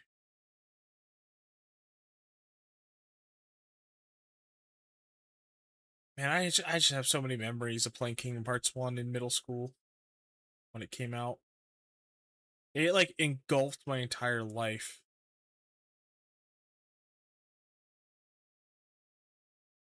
It is. It's like the second game, you kind of just get it for just playing it, because I think the synthesis stuff was like much more well thought out. But in the first game, you have to farm a bunch of you have to farm basically everything to unlock the ultimate Keyblade in the first place. Because you don't find recipes in the first game. I don't think so. I think you make the recipes at the Moogle shop, and then once you've made everything, then it unlocks, and then it requires the most expensive stuff in the game, like the hardest things to get, from what I remember. But yeah, we're gonna get the ultimate Keyblade and beat those bosses. I might, you know what? Fuck it. We did it for Kingdom Hearts 2. We'll 100% Kingdom Hearts 1. All that's gonna involve is me doing the gummy ship missions, beating those secret bosses, and finishing the synthesis list, which we got to do anyway for the ultimate Keyblade. So, you know, like, might as well. It's really just the gummy ships I'm adding. So yeah, we'll 100% Kingdom Hearts 1 as well. And I don't know. I don't know if we'll go to Kingdom Hearts 2 again right away. I might, like, what I might do is I might just give that some time and then come back to it after Birth by Sleep. After we do 100% level 1 run of Birth by Sleep for all 3 characters. Then we'll come back to 2 and do like Roxas and Vanitas and the free flow stuff. And I won't be level 1, so the game will be far more enjoyable. Sorry, I'm ranting again. Just stop me if I'm ranting.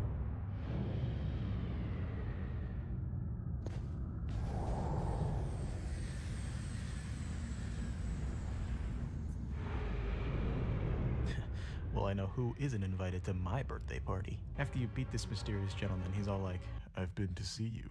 You look a lot like him." But Sora's too busy using reused voice clips to question that.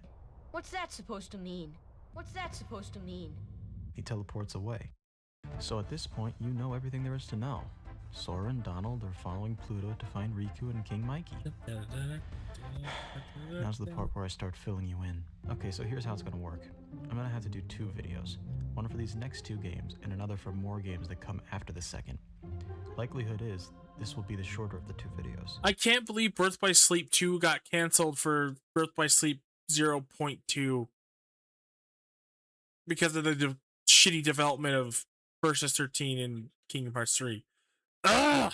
Sorry.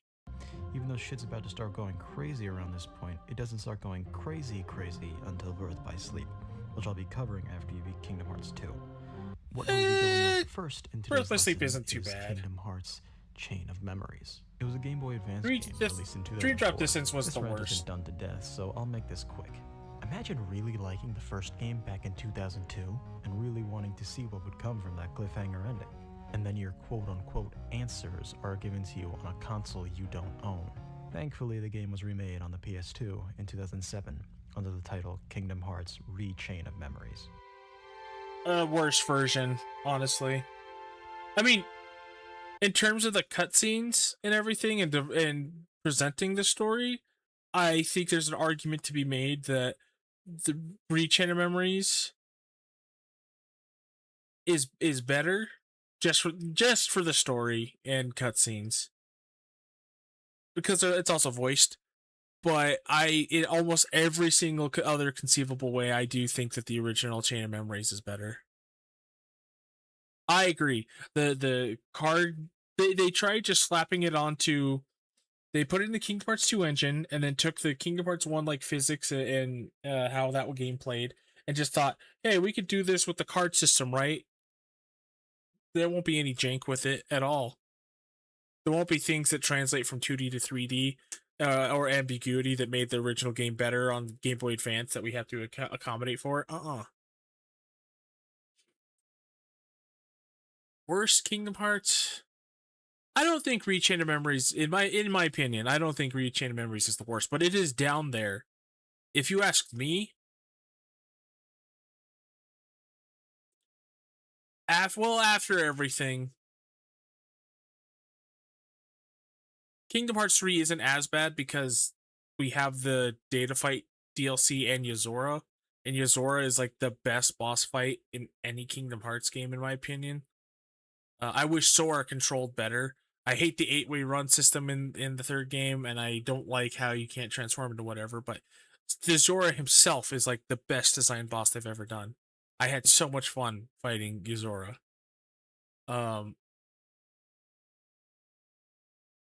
So with that, I think that bumps it up from being the worst. I think the worst is Dream Drop Distance.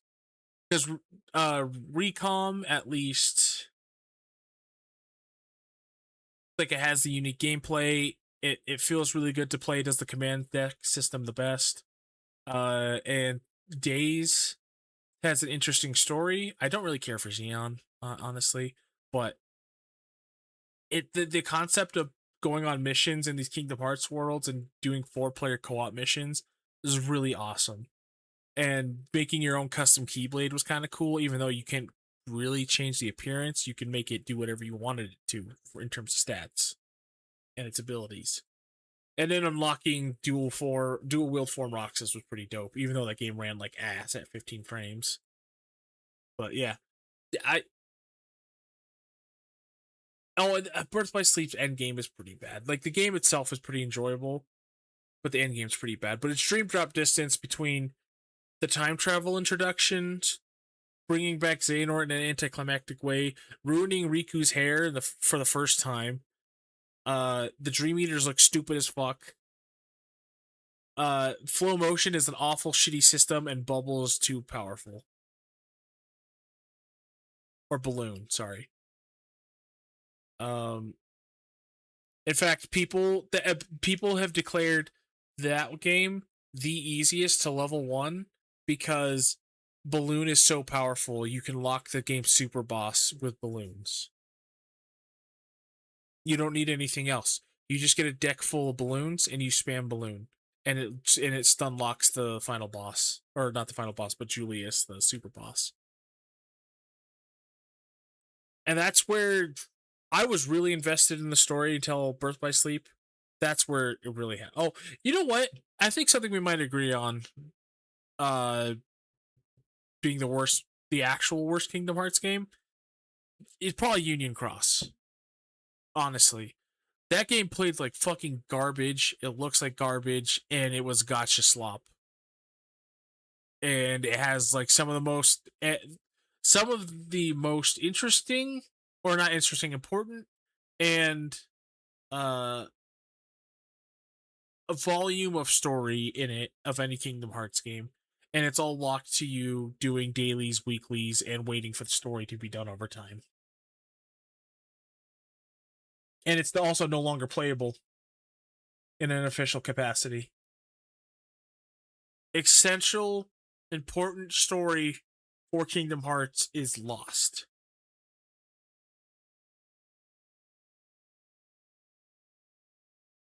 So I think Union Cross is the worst Kingdom Hearts game, and then it's debatable whether Dream Drop Distance or Reach End of Memories is the worst. But I think they could tie for second, honestly. Oh. Oh, sorry. Let's watch more of the video. I'm ranting again. I'm ranting. Our wonderful adventure begins right where Kingdom Hearts 1 left off, with Sora and gang chasing after Pluto. After giving chase for like 10 minutes, they decide they've had enough for the day and go to bed. In the middle of the night, Sora goes out to take a tinkle, when a strange man in a black coat starts saying some dumb shit about, "Along the road ahead lies something you need. However, in order to claim it, oh, I would. I mean, something that is dear to you." I absolutely do, because the story is essential enough to where it influenced the plot of Kingdom Hearts 3.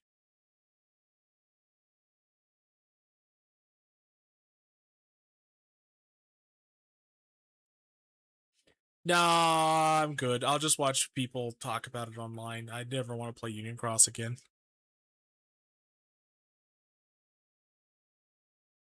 Oh wait, VCast? Wait a minute.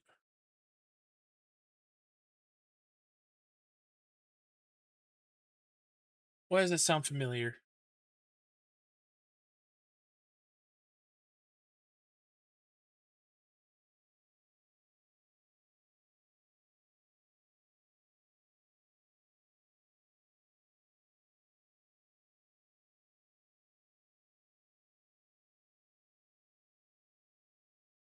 I'm too tired to use my brain, bro.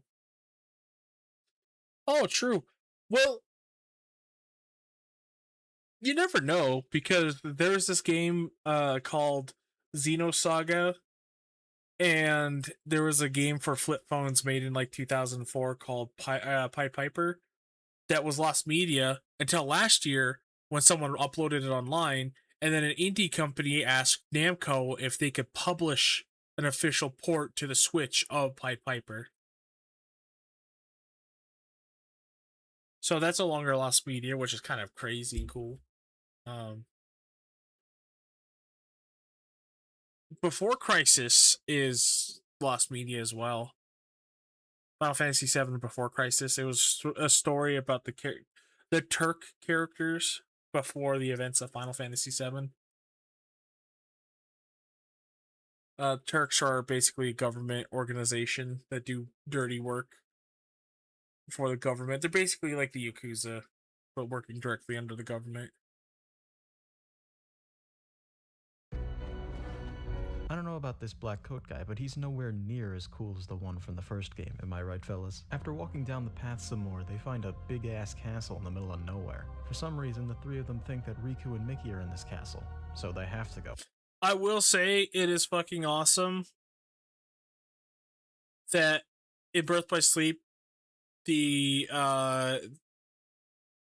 Land of Departure was turned into Castle Oblivion. That was actually really cool.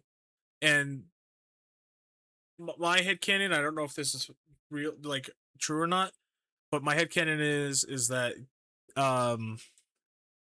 Sora was led here by Ventus to try to get to I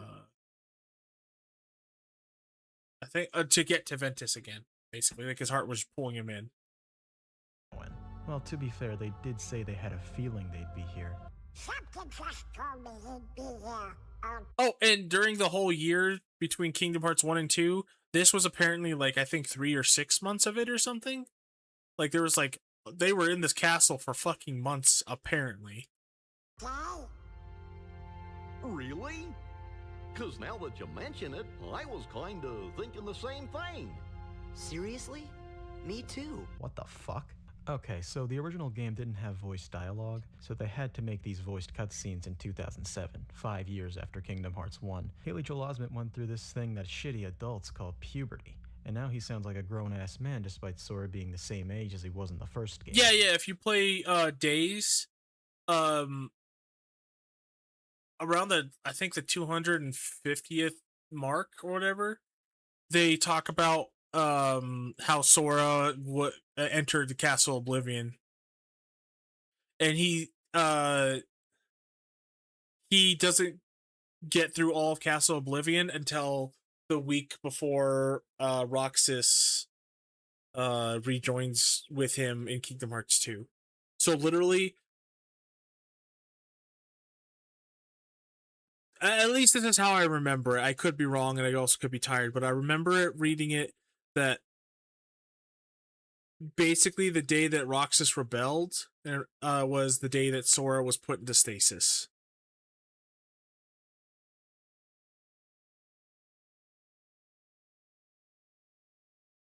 I could be misremembering that. Maybe it was 3 months and then he was sleeping for 3 months. It could be that too. But they were in there for months, for at least 3 months. I'm just a little shaky on the timeline of when he was put into stasis. Jiminy comes out of Sora's snatch to say, hey, maybe this is a bit suspicious actually. We all think the same stuff at the same time. But Sora threatens his life, so he goes back. Suddenly, the Black Coat Man comes back. For some reason, Donald, for the first time in his entire life, feels the need to announce that he's about to use magic. He's about to Zeta Flare this bitch, but uh-oh, he can't. Black Coat Man basically says, you idiots, the second you walked in here, this became a challenge run. Now you're all at level 1. God damn it. He goes on to say, in this place to find is to lose, and to lose is to find. That is the way in Castle Oblivion. What an edgy name. He says that they're going to be seeing people that they've met in the past, except they won't remember them. Then he says that Riku's here, and at this point, I'm already bored. He gives Sora a card that has a picture of Traverse Town on it, and he's like, my dad gave me that? I'm only letting you borrow it because you gave me your Hot Wheels at recess last week. They go through the door and now they're in Traverse Town again. Black Coat Man once again appears behind Sora and says, yo, check it out. This is Traverse Town, but it isn't. It's not real, it's a fake. This is actually a custom VR chat room I made. Do you like it? Oh, God. They're about to exchange Discord IDs when Jiminy comes out and he's like, hello, Donald and Goofy are gone.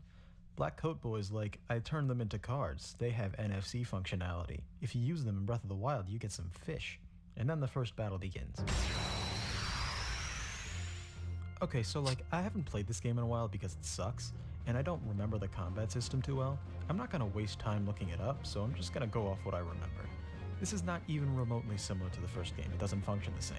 Everything you do outside of running and jumping is determined by cards. You use cards to do spells, you use cards to do summons, you use cards to use Donald and Goofy, you use cards to swing the fucking Keyblade. Every enemy also has cards that they use to do certain attacks against you. Every card has a number attached to it, 1 to 9. If you use a card that's a higher number than your opponent's, then your move will have a higher priority against theirs. If it's lower, they have priority against you. There are also cards that have zeros on them, which is the highest priority of all. There's a meter in your deck that you can use to refill the cards you use. The highest and lowest. You won't get to use lowest. the same ones every refill, okay? After that nightmare, Black Coat Man leaves, and the real adventure can truly begin. It's basically they an dick around ace. for a bit, and then they see Leon. He's back, baby. But he doesn't seem to remember the three, best because Final that's Fantasy not even character. the real Leon at all. He's not back, baby. No one remembers our heroes, so they basically just gotta do all the worlds again, but with a shittier combat system this time. The enemies are all the same ones that you've come to know. Yeah, in both shittier the first if you're game. playing We have Chain the of Memory, Crawler, read Chain the of Memories. Scrounger, the Flat Earther, Xehanort, YouTuber Peanut Butter Gamer, etc. They get the I heck outta forgot there about and Peanut are Butter met by Gamer. Holy Guest 2. shit. Well, Sora. I haven't seen him did since I you used to watch enjoy JonTron. meeting your memories? Yeah, it was good to see everyone. Coat starts walking ominously towards Sora, but is interrupted by everyone's favorite guy. Hello. Oh, my name's Axel. Got it memorized? I don't know if we're playing MGS2 by this point, but he's voiced by Raiden, if you couldn't tell. He says he wants to fight the Keyblade Master, and if Coat Man stops him, then he's telling Mom on him. Axel's the first boss of the game, so the fight is on. The fight is over. Axel's all like, congratulations on defeating me. Here, have this card, and me ominously telling you that you're forgetting someone who's more important to you than Riku. Castle Oblivion. They move on, but it seems like they forgot about Hollow Bastion for whatever reason. Holly? Holler? So they start going through the Disney worlds. I'm not going to explain what happens in all of them. I'd rather die. It's basically the same plot as the original games, but everyone forgot Sora or whatever. In between each Disney world, they talk more about stuff that they're forgetting. Could it be that we don't remember Because we're losing our memories? Because I guess they aren't complete dum-dums. They realize that the further they go into the castle, the more Something I don't like about Kingdom Hearts is Sora's development. He goes from this kind of like snarky little kid who's like optimistic and everything, but has a lot of personality to him and doesn't let other people manipulate him like all the Disney villains or anything like they did Riku. He goes from a kid with personality to kind of being an asshole in this castle because he's letting his negative emotions and his anxiety get to him about the whole situation and like trying to rescue Naminé. To a kid in Kingdom Hearts 2 with attitude, and he will like make comments about like wanting to become king and everything and doing stuff he like kind of technically bad stuff, but not like really bad, but just like, you know, he has a personality to him. He's a kid. He's like, oh, being king would be cool when he was in the Lion King world, or like being mischievous when he was in the Pirates of the Caribbean world. And he's smart. He's not like Riku smart, but he's intelligent. He's emotionally resonant with people, and I think he's a much more interesting character. But as soon as you go to Dream Drop Distance, he becomes a fucking moron. Just going, whoa, to everything he sees, forgetting plot points that have happened over and over again. Being overly optimistic and cheery all the time. And I think that's because what happened with Versus 13 and Nomura no longer being interested in making Kingdom Hearts games. But that's just my opinion. But I think his character development, just making him to a dum-dum, is not very cool. I liked when he was... he's also a little goody two-shoes. There were some redeeming parts to him in Dream Drop Distance, but it was only at the very end when he fought like Ansem or Zemnis and stuff. Memories they'll lose. As they keep going on, they keep talking about how they'd never forget their friends.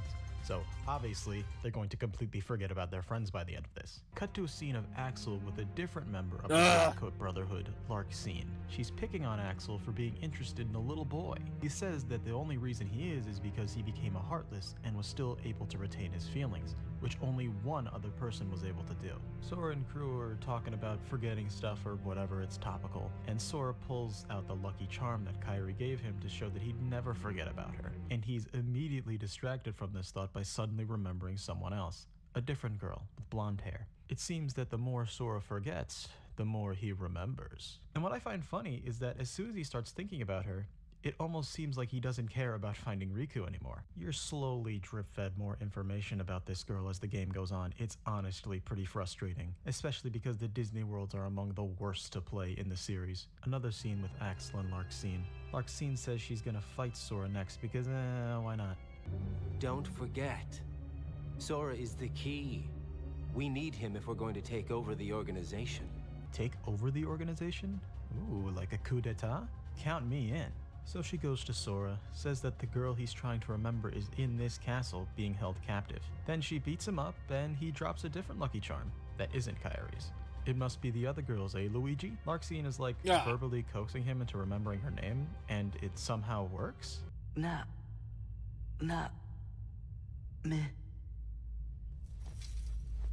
Nami? Naminé.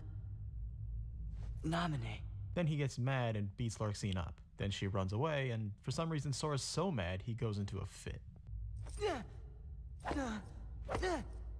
Where are you? Don't you dare hide from me! Show yourself!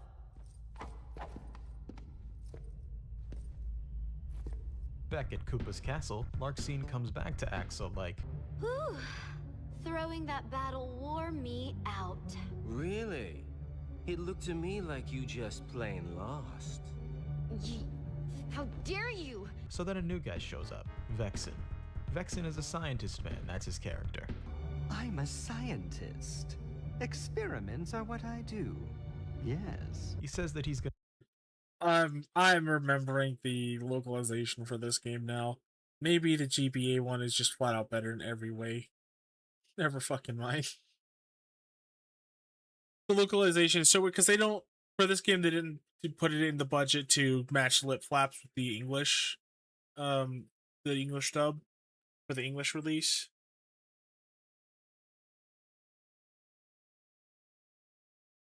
So you get some weird, awkward things like that. And it shows Sora the power of his new experiment, and then Columbia will rue the day they rejected his application. Whew. Sora sure does seem like he's upset. You be too. He just remembered a friend, but found out she's in trouble.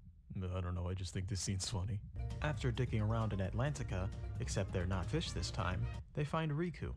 He's just chilling on the 36th floor of Castle Oblivion. So he starts, like, immediately being an asshole. He's like, "You've changed, man. You used to only care about me. Now you, like, care about multiple people. How could you do this? Naminé doesn't even like you anymore." He starts talking about how it's Sora's fault Naminé left the island in the first place, and then Riku turns into a Shadow Man, like he did in the first game. Remember when he did that in the first game? He starts attacking because he's the only one that could protect Naminé. Honestly, that suit After looks getting a awesome. good whacking, I really like that suit. My beautiful gun is destroyed. Good thing I got a spare upstairs. Sora's a bit confused by the situation, and Jiminy comes in with the voice of reason. Sure was strange. Almost like Ansem was back, controlling Riku again. But we got rid of Ansem for good. They hypothesize that Riku just forgot that he's Sora's friend because they're in Castle Oblivion, and they move on.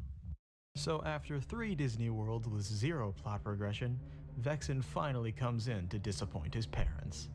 He says he's the reason Riku's here. They fight, he loses, he gives you a card, he leaves, moving on. Another scene in Koopa's castle, this time with the new guy. Pink-Hair Boy tells Axel to kill Vexen because his fight was underwhelming at best, and also because he's a traitor or something. Welcome to Twilight Town. No, not that Twilight Town. Oh, Ansem's built form? I think it's pretty dope. It's a very Nomura thing to do. Ever since Final Fantasy VIII, he liked making big, grotesque fusion of man and monster, things like that. It's an interesting fight. Where it comes to from lore implication, I'm not sure. I think it's just like a big Heartless that he fused with in the final world.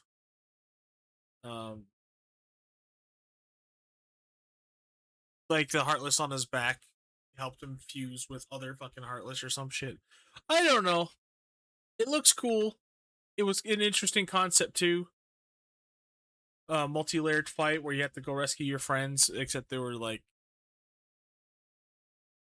there's like trash mob fights in the fight itself, and then you had to fly and fight them, which was kind of lame. It's alright. I'd give it like a 7. The rule of cool really makes it stand out. Because he looks fucking awesome. And that ship is terrifying. I really want to play Parasite Eve because there's more designs like that, but more gritty and realistic. And they're all done by Nomura. Basically Resident Evil, but an RPG. Silly. The worst one. They go through the town, seeing the beautiful sights, until they make it to a mansion that's somewhat out of the way. Sora says that this place is familiar to him as well, but it feels different than it does with remembering Naminé. This one feels realer. And then Vexen pops back up for round 2, baby. But first he says that the memories of this place lie on the other side of Sora's heart. Whatever the fuck that means. Just a slave to twisted memories. Yes, exactly like my Riku. Like your Riku? Worth nothing? Don't talk about him like you own him. Oh god. Especially in front of me. Sora beats the shit out of Vexen with the help of the Nine Tails power. Vexen's all like, If you continue to seek the girl Naminé, the shackles will tighten. You'll lose your heart and end up becoming Marluxia's pawn. But then Axel comes in and silences him. No, please don't. Hey, it's what I did to him just a little bit ago. Also, quick note, Pink-Hair Boy is Goodbye. Marluxia, and he's the hooded guy from the beginning. They start talking about that coup from earlier, and say that Naminé is the key factor in all of it, saying that the memories of Sora for Naminé are less than real. Sora is encountered by Riku once again, and goes off on basically the same exact tangent. Oh, you don't like her, I do. Here's a charm she made me. But it turns out Naminé was a real homewrecker because Sora also has that same exact charm. That gives Riku a rare moment of clarity before snapping back into murder mode. You're the fake.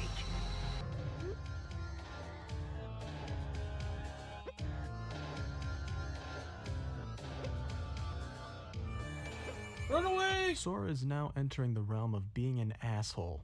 He's yelling at Donald, berating Goofy. He just straight up ate Jiminy. It's a bad time for everyone. So he runs ahead into Destiny Islands, the final world. Axel tells Naminé that she could escape if she wants because no one around currently is gonna stop her. So she escapes into the castle. On Destiny Islands, Sora meets up with Waka, Selphie, and Tidus. Get a good luck because I'm pretty sure this is the last time we're seeing them, and they're not even real here. He struggles to remember their names, which at first I thought was a joke referencing their insignificance to the story, but it's because of Castle. I'm really upset Jack After never came kissing into the Kingdom Hearts Apparition Riku series. for a little bit, the island starts to act a little funny. Uh-oh, looks like Darkseid's back at it again. Gonna have to take him out again, just like old times. After you're done with that, Naminé goes to see you and is like, look, you only like me because I made you like me. Truth is, I'm very insecure. Well, I mean, take a look at that ghost over there.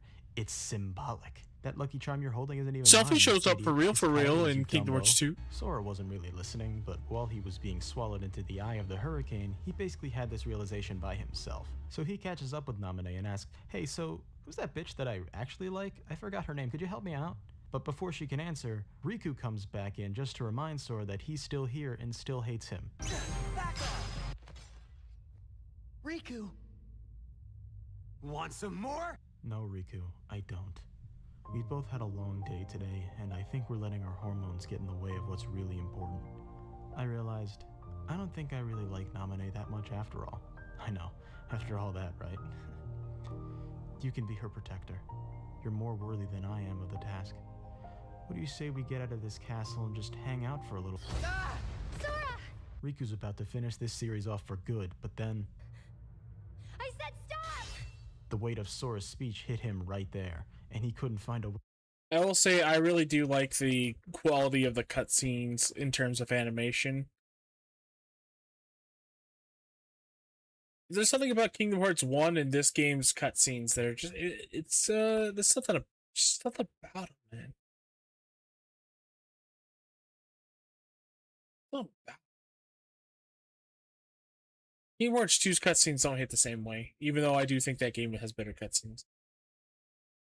Everything about Kingdom Hearts 1 just feels like you're more involved with the game, or like you're in it, you're part of the atmosphere, you're part of the scenery. I don't know how to articulate it right now because how tired I am, but like things in Kingdom Hearts 1 just feel like more tangible, I guess. Will to fight anymore, and by that I mean he died. Even in Larxene cutscenes. comes in and kicks Sora for no good reason, and then she tells him that the Riku that just died there isn't actually Riku, but a replica created by the late Dr. Vexen. It was implanted with fake memories by Naminé. You see, Naminé has the power to alter people's memories. That's how Sora got all those pleasant times in his head. Larxene is quite unhappy with how their plans were foiled by Axel for letting Naminé free, so now she has to kill Sora. Oh no! Naminé gets in the way, so Larxene slaps her next to the dead clone Riku. Yeah. This makes Sora give a speech about how even if the memories are fake, the promise he made to protect her was real to him.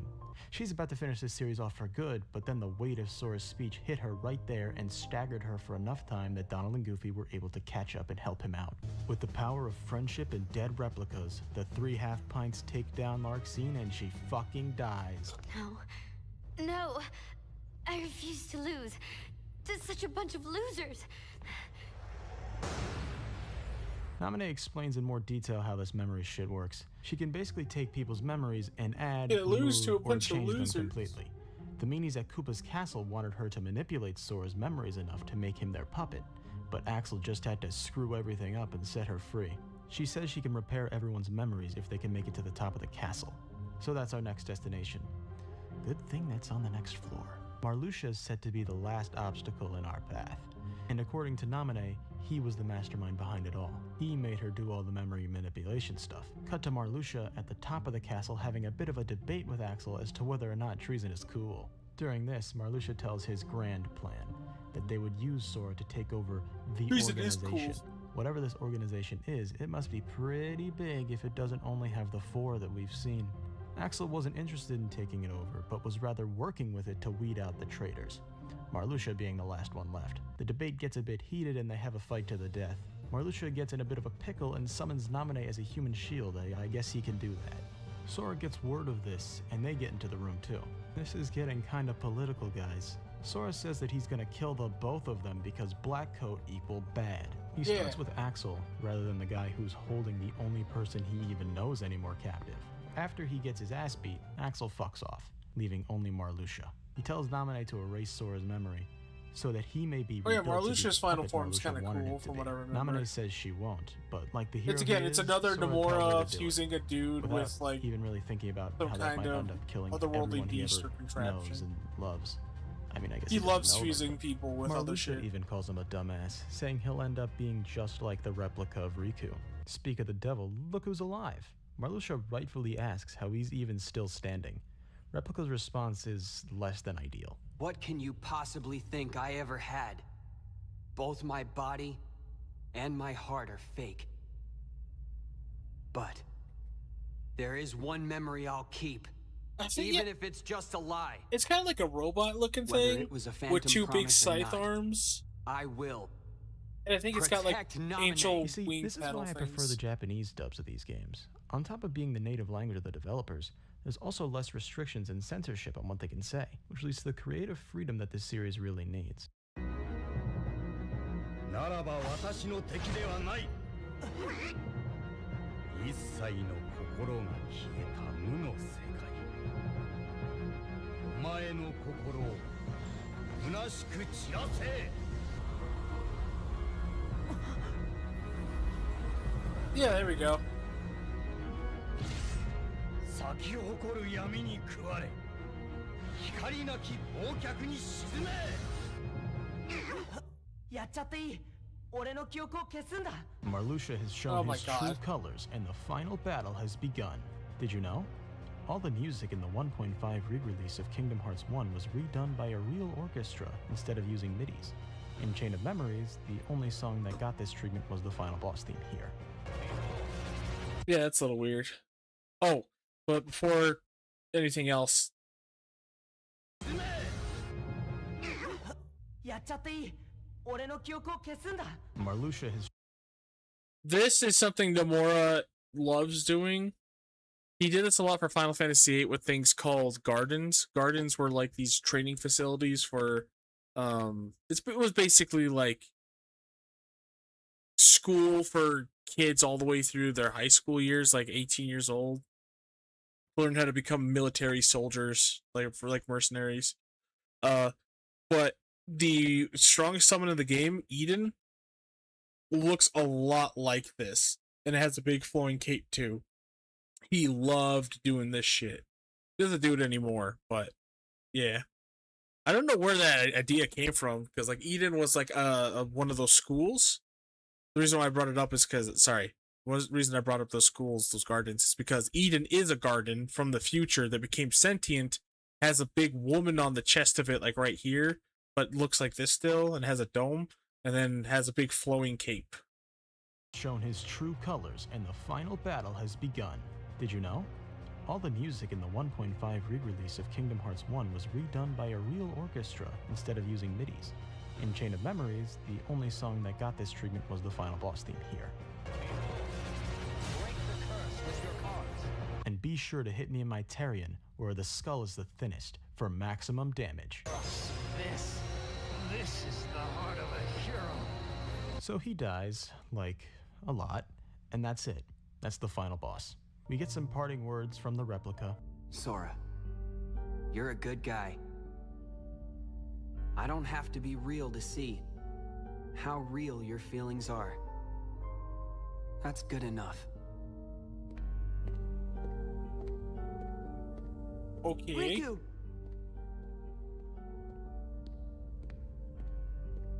Then we get taken to the pod from which our memories will come back. Naminé says it'll take a long time to recover all these memories, and that they'll forget everything about their journey in Castle Oblivion.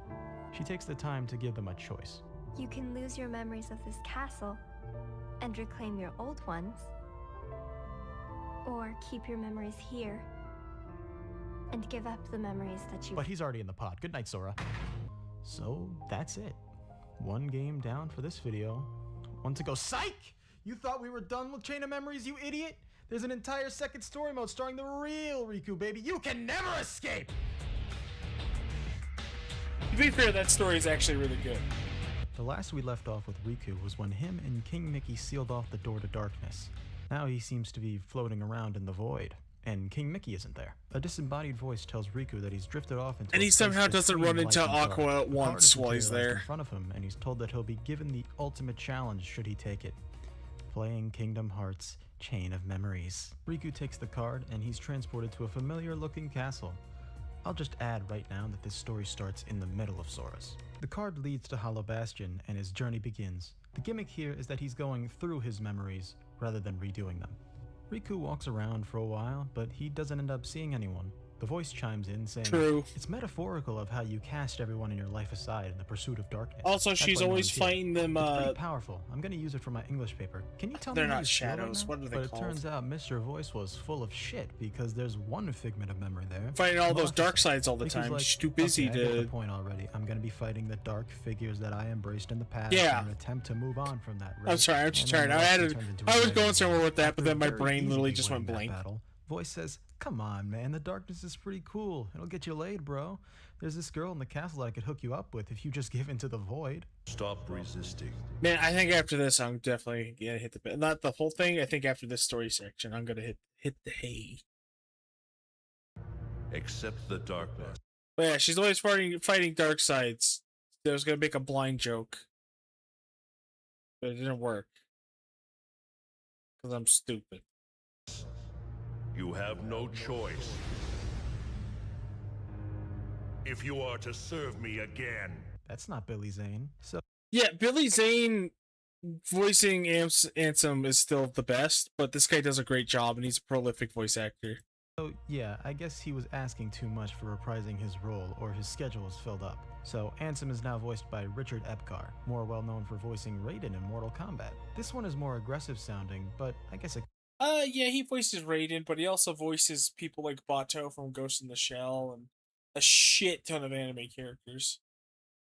could be worse. If you're wondering how he's alive, well, that's easy. You see, Ansem was destroyed by Sora and co, but because he possessed Riku in order to appear in the first place, a piece of him still resides in his heart. But what confuses me is that he's not just an internal voice that Riku hears.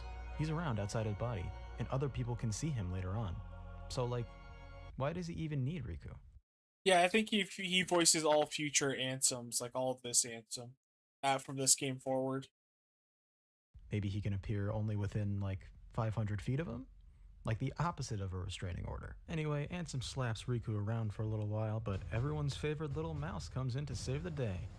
That's right, Stuart Little. I'm just goofing around, it's Mickey. He also appears as a little Riku phantom. So, did Mickey die and possess Riku too? Or...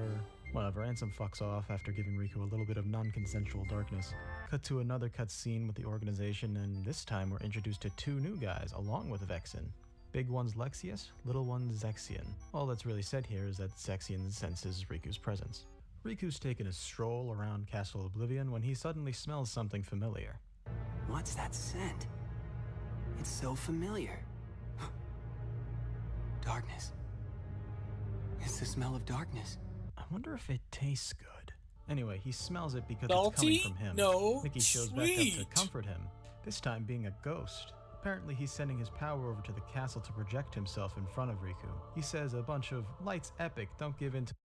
I bet darkness is what it smells the same as what you do smell like coming back from the gym, with a little dirt added to it. To the dark, and leaves. Vexen says he likes Riku more than Sora because, I mean, have you seen those pants? And so he teleports to meet him. All he really says is that his leader is half Ansem, half not Ansem. So there's a bit of lore for you. And then they fight. Vexen says during the clash, well, wait a minute, I've got an idea. BRB, I'm finna make a clone of you, and teleports away. Lexius and Zexion seem to be the least problematic ones here. They're just chilling in the basement of the castle, not doing anything except coming up with ways to not be involved. I like that. While Riku's looking for a bathroom, the newly created replica appears and picks a fight with the real thing, cause why That was not? fast. You know what? I just realized that the replica wields a keyblade. Why didn't they make a clone of Sora instead of trying to manipulate his memories? I mean, Sora fought organization members like 20 It's not a times. keyblade, You'd bro. think that'd be enough data to make a clone. Vexen only needed to fight Riku once and a clone was fully finished 2 scenes later. Better yet, just use the Riku replica you already have as a puppet. He already uses darkness, you need to teach Sora to use it. I should be a writer for this shit. Anyway, they beat each other up and the replica runs off. Riku chases after him but gets distracted by Ansem being funny. It's not a the same keyblade! spiel, except the darkness. No. Okay, love you, bye. Time to do some more Disney Worlds. In the meantime, Axel, Larxene, and Vexen It becomes are a having chat about keyblade, testing but it's not a Sora by keyblade. using the replica, and they decide that they're gonna reset his memory so that he believes he's the real Riku, in order to make it a more authentic experience so they get a good score on Metacritic. Replica speaks up. If I can make an objection to that, I feel the better way to test Sora is if I retain the memories of both the real me and the fake me that I am right now. That way I could utilize the darkness a bit more liberally, which Sora is used to through fighting the real one back in Alabasta.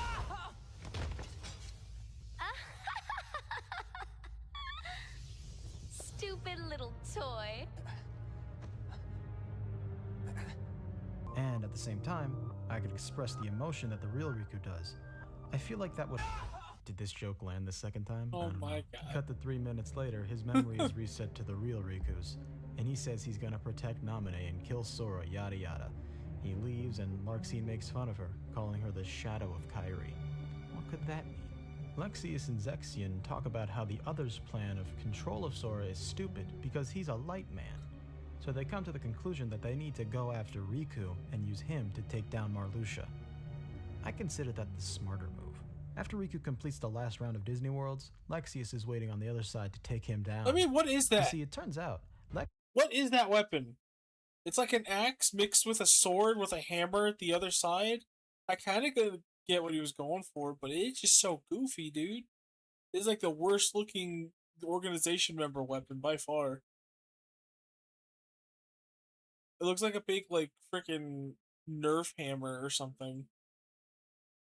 Lexius is strong as fuck, and he's giving Riku the ultimatum of embrace the darkness and join us, or die. Riku chooses to die a few times because this fight's kind of hard. After getting his butt it kinda absolutely does. handed to him, Riku decides, maybe darkness will get me laid after all, and then he one-shots Lexius. Inside Riku's heart, Ansem's like, well, that was a fucking stupid idea, now I'm gonna eat you up. He starts unhinging his jaw when once again Mickey comes in clutch. You meddlesome king! Riku wakes up from his darkness binge and continues onward. Axel goes to Zexion and informs him, as well as the audience, that we're at the chronological point where Sora just beat Marluxia. Zexion's like, well, I guess I gotta die next, BRB. He meets up with Riku and tries to fuck with his head, saying that Sora will have to kill him because of the darkness in his heart. And also that Sora's in the castle with him, at the top floor. Riku goes to Destiny Islands where they have their little battle. And by that, I mean they didn't have enough budget to put in another battle arena, so they had to reuse the same one that Darkseid had. But first, we have to mindfuck Riku a little bit more. So here's an apparition of Sora that tries to kill him. Fake Sora's about to it's finish a Riku off, thematic but then thing. Kairi shows up. It's actually Naminé pretending to be Kairi, but don't tell Riku. Shh. She says, hey, so here's a thought. Why don't you use the light and the dark? Like, you don't have to give in order to use the dark. You just gotta find a balance between the two. Honestly, if you do that, you'll be the most powerful character in this stupid-ass series. Riku takes her genuinely good advice and beats the apparition. Now the true battle can begin. You reek of darkness. Even the light can't block the smell. Yeah, Zexion, you're really not cut out for the organization. Maybe competitive Smash is more up your alley? Now that Riku has definitively figured out that the darkness will, in fact, get him laid, this fight becomes easy for him. Before Zexion bites the dust, he escapes back to the basement so he can get a little better with Greninja before taking on Riku again. But waiting for him there is Axel and the replica. Keep in mind, this is now after the end of Sora's story, so the replica knows he's fake and wants to forge his own personality. Axel says, a good start to have your own identity is to kill Zexion here, lol. And I guess because the replica was literally born today, he does it. Apparently the reason why he had Zexion killed was because he knew way too much. Honestly, I forgot what that means, so I'm gonna move on now. Riku's making his way up when Ansem comes Yeah, back what to the be fuck does that annoying. mean? The more Riku uses the darkness, the more control Ansem gets. So he freezes him up and is about to assume control over his body. For the 20th time, Mickey comes in clutch. Must you interfere again? We'll be back with more of this fucking horseshit after this commercial break, only on Disney Channel. But wow, Mickey's here for real this time. For real, Finally. for real. But I guess that doesn't matter because as soon as they enter Twilight Town, Mickey just disappears, leaving Riku to fight Ansem. But hold on. Riku puts his Keyblade down. It's not the Keyblade! real Ansem. He smells different, of course. Yes, as it turns out, this one's a fake. Ladies and gentlemen, meet Diz. He tells Riku to go to Namine, and from there, all will become clear. Riku goes to the mansion to find her when he's stopped by the replica. Because I'm you. No, I'm me. I'm me, he says. He starts having a mental breakdown, Oh my talking about God, how that's he's right. fake, I'm and will never me. be anything but that.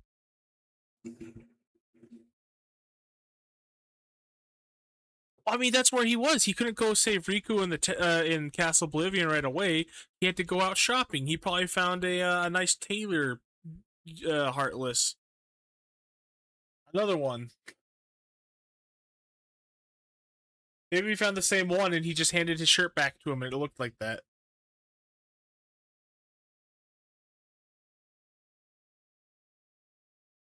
Oh, fuck. What was I going to say? It was something stupid. Oh, yeah. I remember reading somewhere that one of the original ideas, I think this was an interview for Nomura at some point, but Diz was going to just be the actual Ansem. And he was going to use the plot point of Sora turning into a Heartless from the first game, but retaining his real self.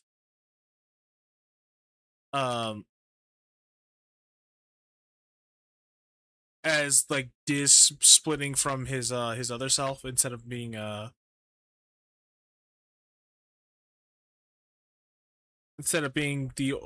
Ansem the Wise, a completely different person. It was gonna be actually like Ansem.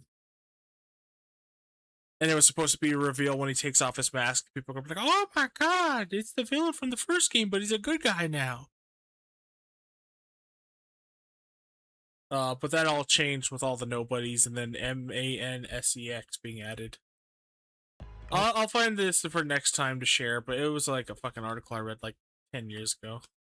The only way for him to be anything more than a shadow is if the real one dies. So the I just thought it battle was begins interesting when I saw Diz once there. again. And once it does begin, I noticed that they're in the complete opposite positions that they were in the cutscene. Yeah, that's funny.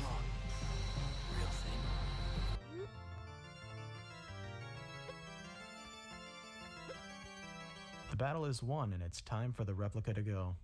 Poor guy. Riku goes into the mansion to find Namine, and finds her, along with Sora. Namine explains everything so I don't have to. He's then given a choice of his own. That choice being whether to get into a pod of his own and forget all memories of Riku's theme from 2 is just so fucking fucking good. darkness, or not doing that. Figures. Sora always did as he pleased. Whatever we'd be doing together, he'd find a way to slack off. Even trying to leave the islands. I did all the work on the raft by myself. That's it. When this slacker wakes up, I'll tell him off. I told him to take care of Kairi, and here he is just taking a nap. But I can't chew him out like he deserves, if I've been asleep. He ends up choosing to stay awake and fight Ansem himself. He also says that he knew it was Namine at Destiny Islands and not Kairi. When'd you know? I knew when I met you. You and Kairi smell the same.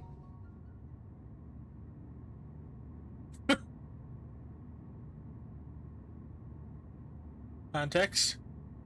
Context? Where you going? Context! He meets with Mickey my and fucking Diz God. back at the castle. Diz gives That was Riku great, an edit. organization code. Apparently it wards off darkness, so that's pretty useful. But now it's time for the final battle. But I do need a favor. If Ansem is the victor, he's going to enslave me. If that happens, use your powers to destroy— Of course! I'll be right there to save you. Huh? No, that's not it. I want you to destroy— No way! No matter what happens— Please kill me. I smell you, Ansem. Who writes this shit? Seriously, what is with Riku all of a sudden having this ability to smell? Is he trying to relate Riku to a wolf or something to make him more cool? Why do you accept the darkness, but still refuse me? Why would you break up with me and date Brad? He's way worse. You know you and I are similar. We both follow where the darkness leads. Indeed, we are the same. So why? He's making it sound like everyone who has darkness in their hearts are friends. So the fight begins, and there's really nothing to say about it, so Riku wins. Why do you refuse the darkness? Ansem says he'll never be fully extinguished and will return one day, and then he disappears. Riku and Mickey walk. Yeah, it's like, oh, I really rely on my smell. Oh, maybe it was because he was thinking of a way for Riku to not be completely senseless, or like I'm trying to figure out how to explain this. I really need to get to fucking sleep. Because he gets the blindfold on, you know, so he, whatever they say in Kingdom Hearts 2, something about him not being able to lie or whatever. Because he had that blindfold on, maybe Nomura was trying to write his nose being like sharper or something, so it would like stop him from doing everyday things. I don't know. It sounds like something Nomura would do. This was from a man. Nomura was 32 when he made Kingdom Hearts, so never mind. I was gonna say a young man, like 20s. What was that? Was what I was thinking, but. Wait a minute. He started working at Square Enix. He only worked there for 8 years until he got his own project. That's crazy. No, wait, no, not even that. He was only there for like 3 years until he was working on Final Fantasy VII. 2 years, actually, because they were starting production. That's crazy. He basically started there, did some coding, and then became the new art director for their games. And that's just how talented he is with art. I wish I still had the soul to laugh at this. And that, finally, is the end of Chain of Memories. Fuck, I completely forgot I have to go over another one.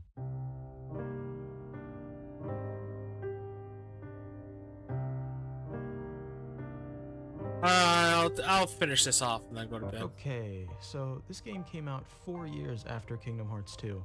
But to me and a lot of others, it feels like it should be played before 2. It was released in 2009 on the DS, where it received fairly But then that would positive ruin reviews, the Kingdom but Hearts not by the 2 fans. surprises. A lot of people seem to have hated its gameplay style. I played this game a few years ago, and from what I remember, it was alright. Not great, but not bad. I had a more painful experience with Chain of Memories. The game never got a remake, but the cutscenes were remastered, along with it getting some new ones. So think of this more as a movie. So, our story starts with a boy waking up in front of that mansion from the last game. A man in a black coat appears in front of him and says the following. Note, he doesn't actually say any of this, it's just that I need to explain some stuff that Kingdom Hearts 2 did and assumes you already knew going in. Listen up, baby boy, you belong to me now. You know what you are? You're a nobody. Everyone at the organization is. A nobody, in case you're wondering, is the husk of a person left behind when it becomes a heartless. Nobodies with strong wills, however, retain their bodies and sentience. You are someone's nobody. Everyone at the organization has a fun little gimmick in their name that I came up with. We rearranged the letters of the original somebody's name and put an X in it. For instance, my good friend Lorax, if Arlo found out I was hanging out with his nobody again, he'd kill me. As for you, your somebody's name was Sora.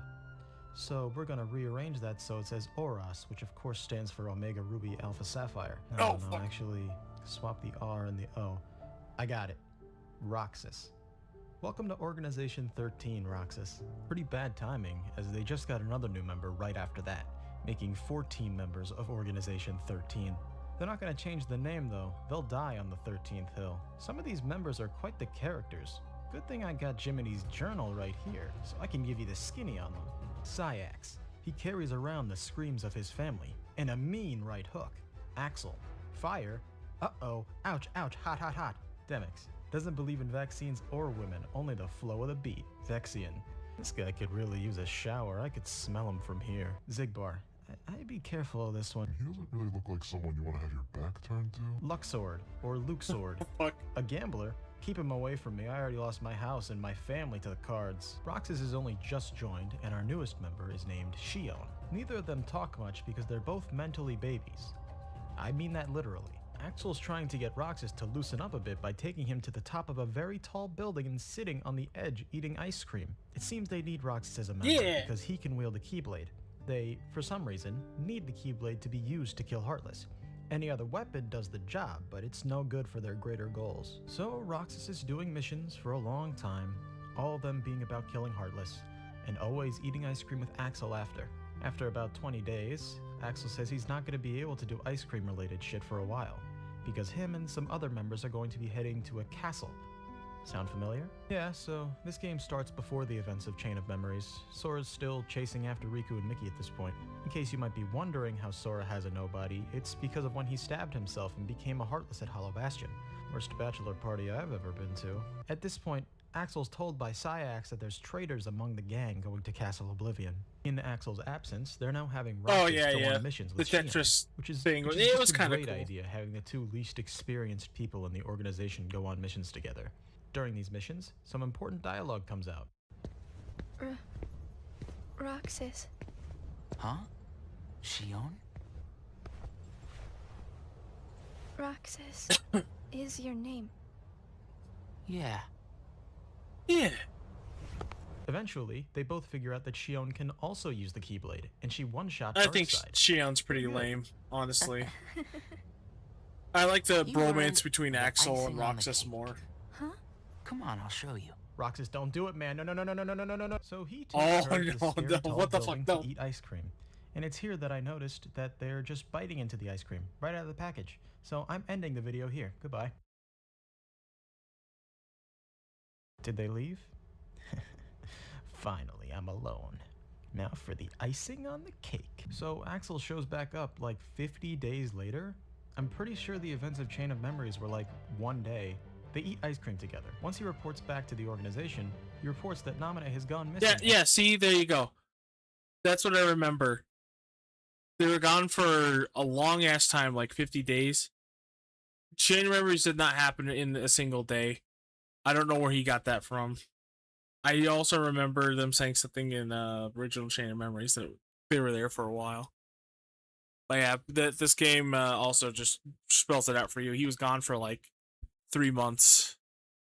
Or at least almost 3 months. Or at least 2 months, I think. They said 50 days? Yeah, it's almost 2 months. So yeah, I'm not a fake fan. It's not a Keyblade, it's Soul Eater. It's a darkness weapon. And he doesn't know how. We all know it was because of him, but don't tell Xehanort. Syax basically implies that he sent everyone that he wanted dead to Castle Oblivion. So you know, he's a dingus. Roxas, Axel, and Shion go on a mission together, and it goes really good. After the intense battle, they go to the usual spot for some more ice cream. Axel says that all the nobodies from the organization remember their lives when they were human, but Roxas and Shion don't have memories. Syax comes back for more and tells Axel he needs to go back to Castle Oblivion to uncover all of its secrets. And then he says that the castle is where Shion was born. He then further elaborates on how he basically facilitated all the other members at the castle to be killed. There's a weird tension going on between the two of them, as if they had some sort of past. Okay, so I'm going through this plot kind of fast, and it's all over the place thus far, because the nature of the plot is very repetitive. Almost every single day ends with a cutscene of them talking while eating ice cream. Every time they meet up, they say, "I knew you'd be here." Like, no shit. They talk about how friendship is pretty rad. The next day, the same thing happens. It's really every 10 days or so that something plot important happens, and it's given to you in pretty short cutscenes. This kind of formula works pretty well with a DS game, but translate that into a near 3-hour movie, and it's painful.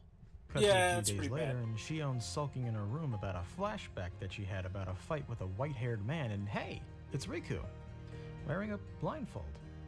What was that about? Anyway, the theme song's so good! Why is he so cool? Sorry. Why? You're the real sham. Oh yeah. That's great. Fair enough. You could say I am the biggest nobody of them all.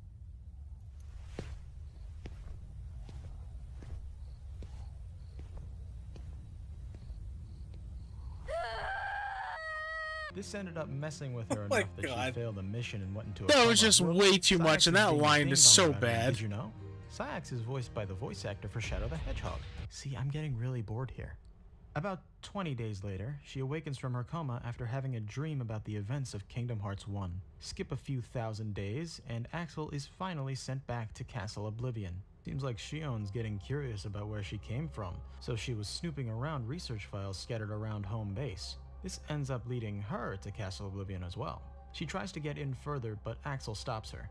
She describes that she's been having dreams of her past involving Hollow Bastion and this castle and even Axel. I wonder why. Axel tries to stop her from going forward, but she moves on anyway. And then, before we could see the truth, we cut back to the usual spot with Roxas eating ice cream with Axel, Roxas wondering where she went. A few decades later, a scene with Riku and Namine plays, where he asks how Sora's doing. She says that there are crucial parts of his memory that are missing. It's Shion that's causing this. You see, Shion has been absorbing Sora's memories, not on purpose, but because they're linked. Shion is Sora's memories of Kairi incarnate. She's comprised of a few snippets of Sora's memory that Namine gathered back during the events of Chain of Memories, all of which related to Kairi, which is why she kinda looks like her, but goth. She takes on a human form because she's a replica, like the Riku replica. Kairi better. The reason she was created by the organization at all was as a backup plan just in case something went wrong with Roxas. The problem with her existence now is that those memories that she carries are not in Sora, and cannot be in Sora unless she's taken out. And on top of that, they also kind of need Roxas to not be in the picture because he's also required for Sora to come back. You see, when one of those nobodies that has a strong will, so has a body of their own like the organization, dies, they go back to being the way that they were before. They go back to being human. Are you following me thus far? Listen, just the main point that I want you to take here is... That's not completely true. It's when the nobody is destroyed, the vessel, and the Heartless as well, the Heartless corresponding to him, that's when they recombine and become whole again. The heart finds the body. Why? Is it stupid and it was just a way to bring back Roxas? Yeah. Well, Roxas and Axel and all the fan favorite characters. But yeah, it's like I believe the Phantom from Kingdom Hearts 1 is Marluxia's Heartless. And then you beat Marluxia and then you're supposed to reform, but then he got Norded. His real self got Norded, so he's still technically nobody. I don't fucking know. Yeah.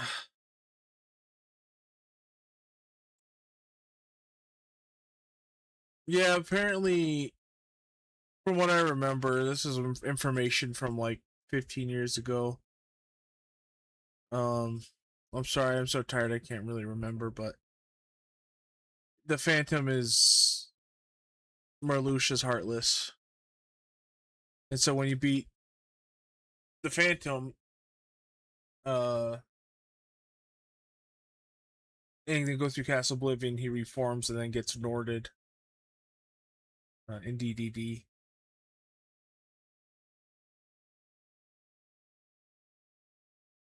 There's some bullshit rumors that were going around though that like that stupid fire swinging thing was Axel's Heartless, and that's just really dumb. But yeah, basically anybody who doesn't have their Heartless and nobody defeated that can't return.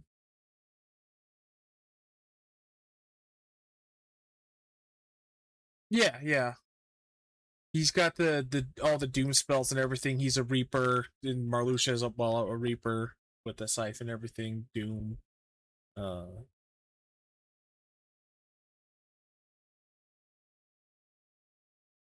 There's another connection. I can't place my fucking finger on it right now. But yeah. Trying to remember the other Heartless that correspond with the organization members. Because that's why Xemnas came back, is because after you beat Ansem from the first game, and then Riku defeats the Ansem that's in his heart, and then you beat Xemnas in the second game, he rejoins and becomes real again.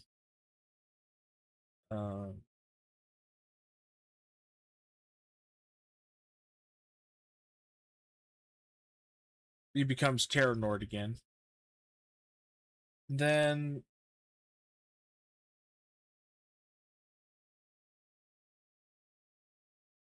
I can't remember who's Zigbar's. Nobody is, or not nobody is Heartless.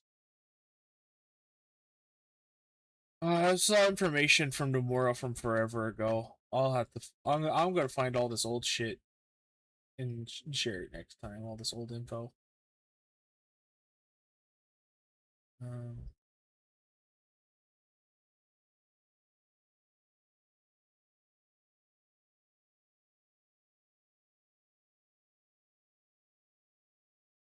I can't remember to save my life. Start counting how many Soras there are, because we're at 3. That's pretty low.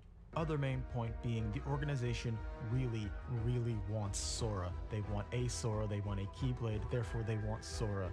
They are willing to create him if they can't have him. Currently, at the moment, things are going pretty good for the organization. Because with Shion and Roxas around, they have 2 Keyblades for whatever their greater goal may be. And also, on top of that, with them around, Sora cannot wake up. AKA, their biggest threat is out of the picture. But they're starting to encounter a snag in the road.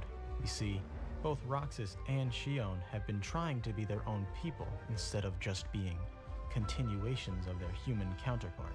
If they become their own people instead of the mindless puppets that they wanted them to be, that's no good. They'll start forming their own opinions. So it's likely that soon, the organization will destroy one, if not both of them. This would bring Sora back, which, unfortunately, that's what Diz wants. He wants Sora back on the ground badly. The motivation, we don't know yet.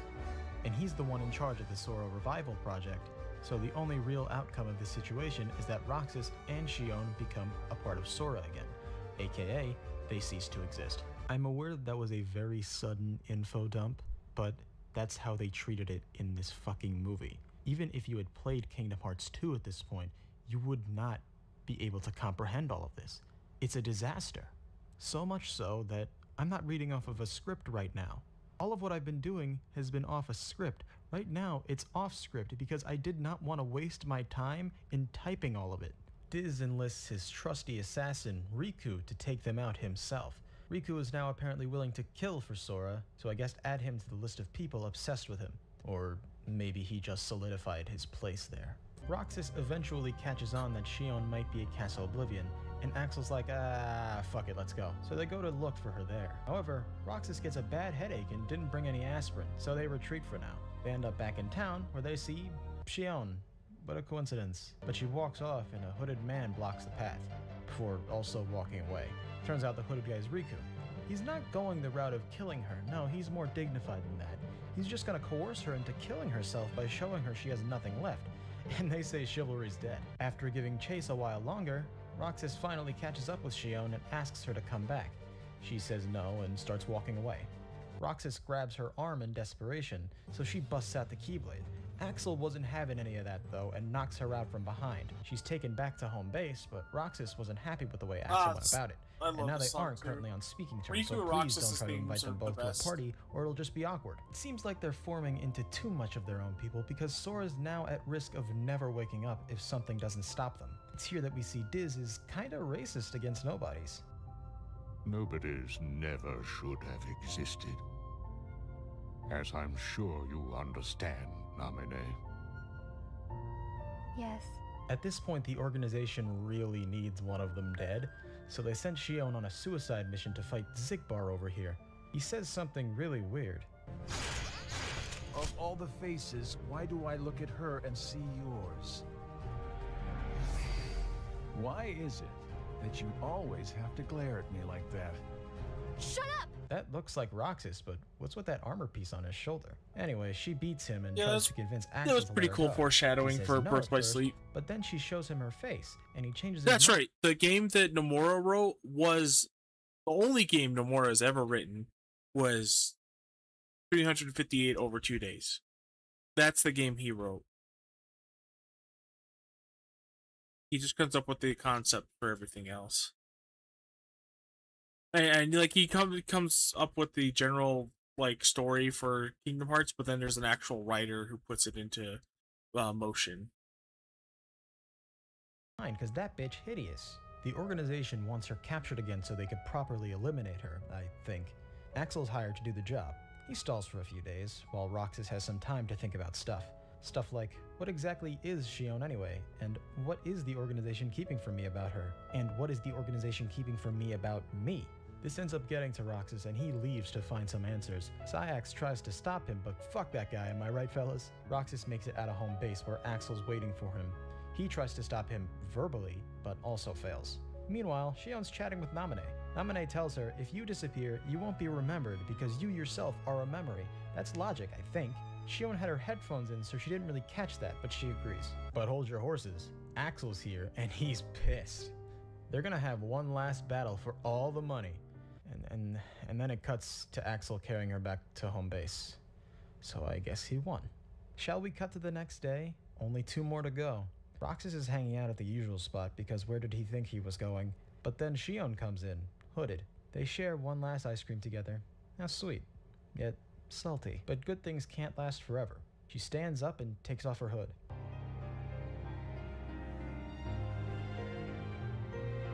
I will give it to this game that Shion has a really great theme. Hey, I know that guy. Looks like Roxas has to become a part of Sora too, so it's fight night tonight, boys.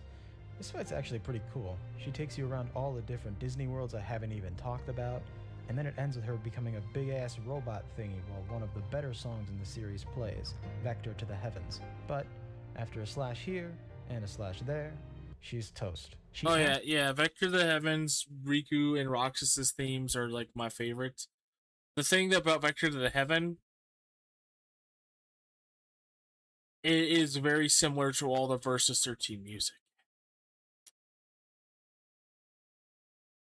Because it was being developed during this game. And every cell in my body is trying not to talk more about Versus 13. Not right now. Asks Roxas to take all the hearts she's taken from the Heartless free. That was a tongue twister. And then she crystallizes into nothingness. I am going to cry. But just like everyone else in this game now, who was I just talking about? Roxas, right?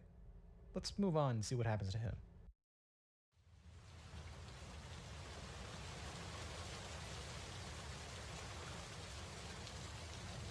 Roxas is walking through downtown New York, seeing if he can maybe mug some poor fool.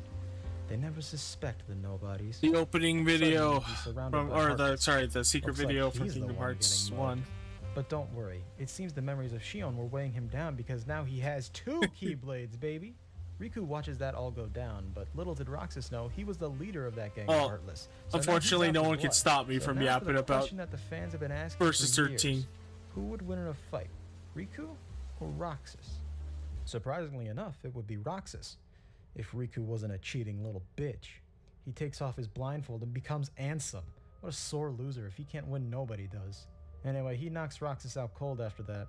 Diz shows up to claim the bounty and drag him back to his secret lab. Once they arrive, Diz uses his technological prowess to transport Roxas somewhere. We don't know yet. When Riku asks where Roxas was sent, Diz responds, well...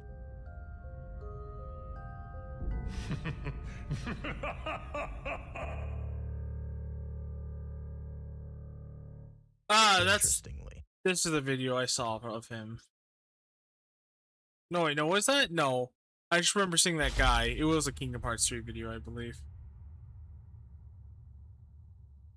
That wasn't even everything? What a ripoff. Play this video right here. Even longer?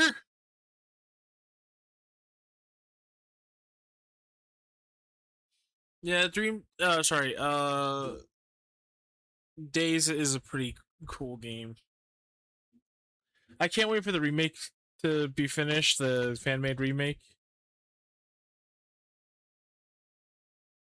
With the multiplayer. I'd love to play that with some people. The one that's being made through the PC port of Kingdom Hearts 2. Because that way it's just going to be a lot easier to just get it running than the other ones, and it'll be more stable. And it's using higher resolution assets as well. It's also running off the Kingdom Hearts 2 engine instead of whatever the fuck they were doing with the 3DS game. That was a fun watch. Yeah, this guy, he's right. He didn't really get any laughs out of me for a lot of that stuff, but it was entertaining at least, which is the most important thing I ask for when I watch these big information videos.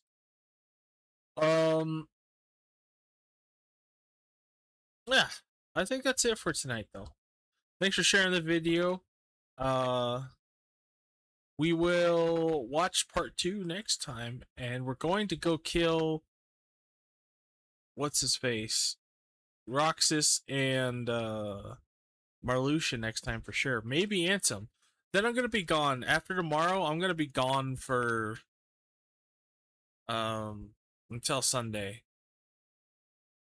So Thursday to Sunday I'll be gone. Then I'll be back Monday, and I'll start streaming then. I might stream Sunday when I get back, but we'll see. Might be tired.